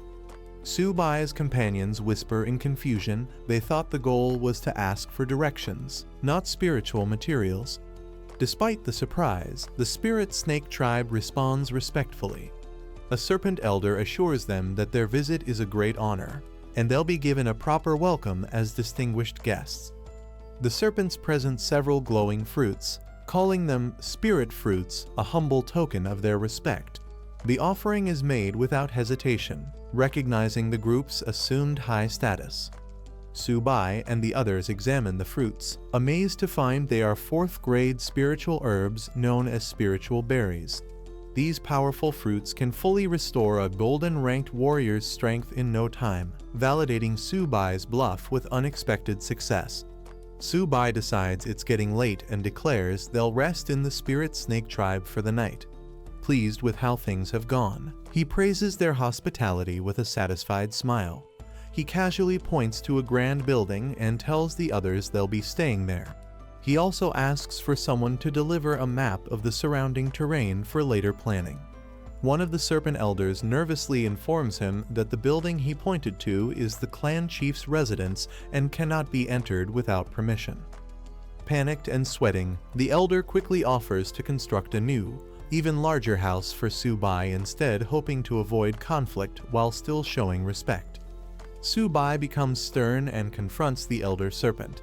He boldly claims that even the tribe's chief wouldn't dare refuse his request and questions if they truly believe their chief outranks the holy maiden of the ancient demon phoenix clan. The elder serpent immediately panics and drops to the ground in fear, trembling as he denies any intent to offend. Xiao Hong quietly steps forward. A glowing flame ignites in her hand, revealing her authority and bloodline power as the holy maiden. Flames erupt violently, stunning the serpents. One of them screams in fear, recognizing the blazing energy as the legendary flame aura of the ancient demon phoenix clan. Su-bai reassures the second elder that they're only staying for one night, which eases the serpent's nerves. The elder quickly agrees, not daring to object after witnessing their power.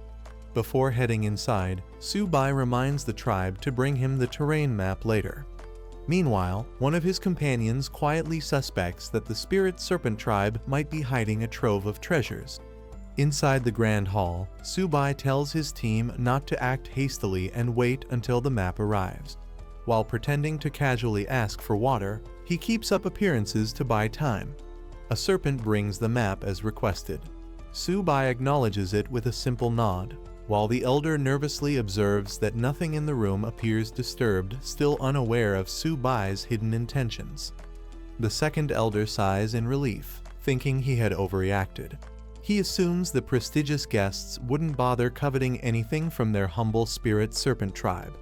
Believing everything is safe, the elder excuses himself and politely announces his departure, asking not to be disturbed while the guests rest. Su-bai immediately commands Han Jian and Old Hu to search the first floor for anything valuable, while he and Xiao Hong head to the second floor. Su-bai reminds them to check every corner under the bed, on top of wardrobes, inside boxes and chests, ensuring nothing valuable is left behind. The real raid begins under the guise of rest. Xiao Hong, Old Hu, and Han Jian cheer excitedly after discovering valuable loot. Their search pays off as they find rare treasures inside the tribe's residence. Old Hu is thrilled to uncover Grade 5 Spirit Elixir Jade Nectar. The group is amazed by the quality of the materials they're finding. Su-bai quickly scolds them to keep quiet, warning that if anyone hears them, their cover will be blown. Han Jian acknowledges the warning and agrees to be more careful. Xiao Hong calls out from above, revealing a full chest of Grade 4 spirit materials, spiritful berries. Su-bai praises her and instructs everyone to keep looking carefully, hinting there could be more treasures hidden away. After looting the entire place, the group gathers around a massive feast with piles of sparkling food and treasures. Su-bai asks if everyone is ready. Han Jian, Xiao Ba, and the others respond eagerly, full of energy and anticipation. With a loud cheer, they dive into the feast together. Laughter and chaos fill the room as they celebrate their success, surrounded by food, loot, and good spirits. After feasting, the group relaxes on the floor. One of them jokes that his soul feels awakened from the top-tier food, but Su-bai reminds them it's time to study the maps seriously. Han Jian suggests they gather all the snake clans when they head out and summon their mounts for an escape. The team begins planning their next move based on the map. Su-bai delegates tasks he assigns the silver-ranked spirit snakes to Xiao Hong, who confidently accepts the responsibility. The gold-ranked enemies are left to Han Jian and Old Hu. Su-bai finalizes the plan, instructing everyone to strike once night falls. Han Jian jokes about being full of energy, while Su-bai teases him for being more food than fight. Night falls over the Spirit Serpent Tribe's stronghold. Su-bai steps forward and shouts the command. He orders the second elder to immediately gather all the ferocious beasts of the Spirit Snake clan.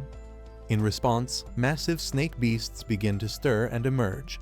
Surrounded by powerful spirit snakes under the moonlight, Su-bai calmly observes the golden-ranked enemies closing in. He notes that 3 of them have encircled him.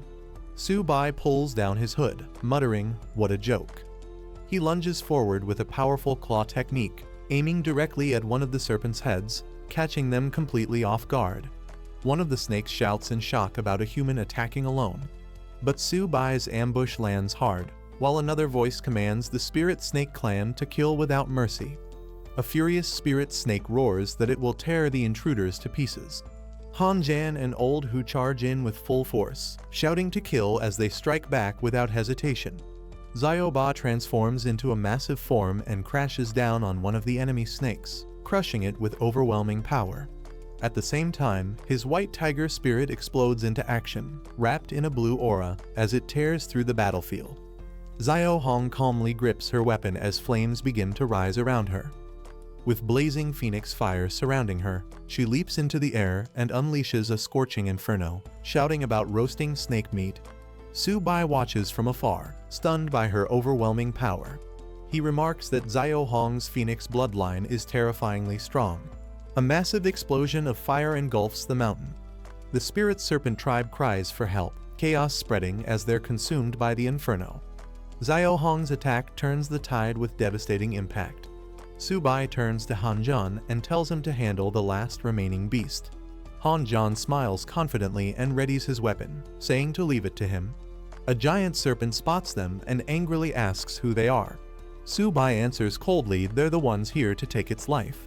In a flash, Han-jan hurls his weapon like a blazing spear, striking with precision and explosive force. The serpent is defeated instantly. Han-jan stands over the body, remarking that it was too weak to even fight back. Su-bai reminds him not to get careless after all. This is still the dangerous territory of the myriad clans. Zio-ba and the White Tiger's spirit glow with energy after the battle. They both exclaim that they feel on the verge of breaking through to the gold rank, impressed by how fast their strength is improving. As the team regroups, Su-bai looks over the map and signals that it's time to meet up with the rest of their allies. But he pauses, deep in thought, and says he has a new idea. Han-jan asks what he's thinking. Su-bai proposes a bold move since they're already in the myriad clan's territory. Why not attack the other clans directly from here? Han-jan is shocked, saying it's too dangerous with just their small team. But Su-bai smirks confidently, stating that the greater the risk, the greater the reward, his eyes burning with ambition. Su-bai declares that they'll spend the night there to rest. Taking full command, he reminds everyone that he's the captain now and they'll follow his lead. As they stand under the fiery sky, Su-bai announces their next target by tomorrow. They'll march toward the Fengyan mountain range. Han-jan and Old Hu exchange comments. Han-jan jokes that Su-bai is starting to act more puffed up ever since becoming team leader, while Old Hu wonders if that's the Feng Leopard clan's territory ahead. Day 2.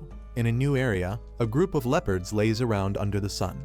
One of them senses something and mutters in confusion. Why is it this aura again? Su-bai's group appears once again in disguise. Zio-hong boldly announces their arrival and demands the Feng Leopard clan come out to welcome them, invoking the same bluff as before. Leopard scouts immediately notice their presence. Alarmed, one sprints back to report to the chief, confirming that the mysterious Dizang Xuan group has arrived again. The Feng Leopard clan's leader appears, tall and armed. He questions the identity of the intruders with suspicion, asking if they're here seeking death. Meanwhile, Su-bai and his group are confused. They notice the strange reaction from the clan and wonder what's happening. They have no idea what the leopards are panicking about yet. The leader of the Feng Leopard clan snarls with rage, declaring that they have an irreconcilable grudge against Dizang Xuan's group. Today, he vows, is the day for revenge. Without warning, the leopards charge fiercely. Their leader roars for his warriors to kill the intruders. A barrage of attacks rains down on Su-bai's team. Han-jan yells at Su-bai that his trick didn't work this time. As he swings his weapon, he adds in frustration that no one told him the Leopard clan had a vendetta with Dizang Xuan. They walked right into unexpected danger. Su Bai sees no point in holding back anymore. He shouts to Xiao Ba and Xiao Bai, ordering them to go all out and bulldoze everything in their path. His companions charge ahead. Xiao Ba smashes through with brute strength, while the white tiger's spirit slashes down enemy leopards with speed and precision. Su Bai turns to Xiao Hong, assigning her the task of handling the swift-moving leopards. She nods confidently and accepts without hesitation. Flaming energy surrounds Xiao Hong as she shoots into the sky. While she handles the aerial offense, Su Bai and Han Zhang continue the ground assault, overwhelming their enemies with sheer force and coordination. Xiao Hong unleashes a devastating blast of phoenix fire from above, engulfing the battlefield. One of the Fong leopard warriors is caught in the flames, screaming as the fire consumes him. With the battle over, Han Zhan cheers loudly. He feels a breakthrough coming and declares he's about to level up. Su Bai looks over with a smirk, smoke curling around him. He jokes confidently, asking if the method he taught wasn't incredibly effective after all. A system message appears. Su Bai's turtle companion has advanced to the gold rank, along with the white tiger spirit. As their summons rank up, Su Bai's own strength also improves. He smiles proudly, noting this boost is no small feat.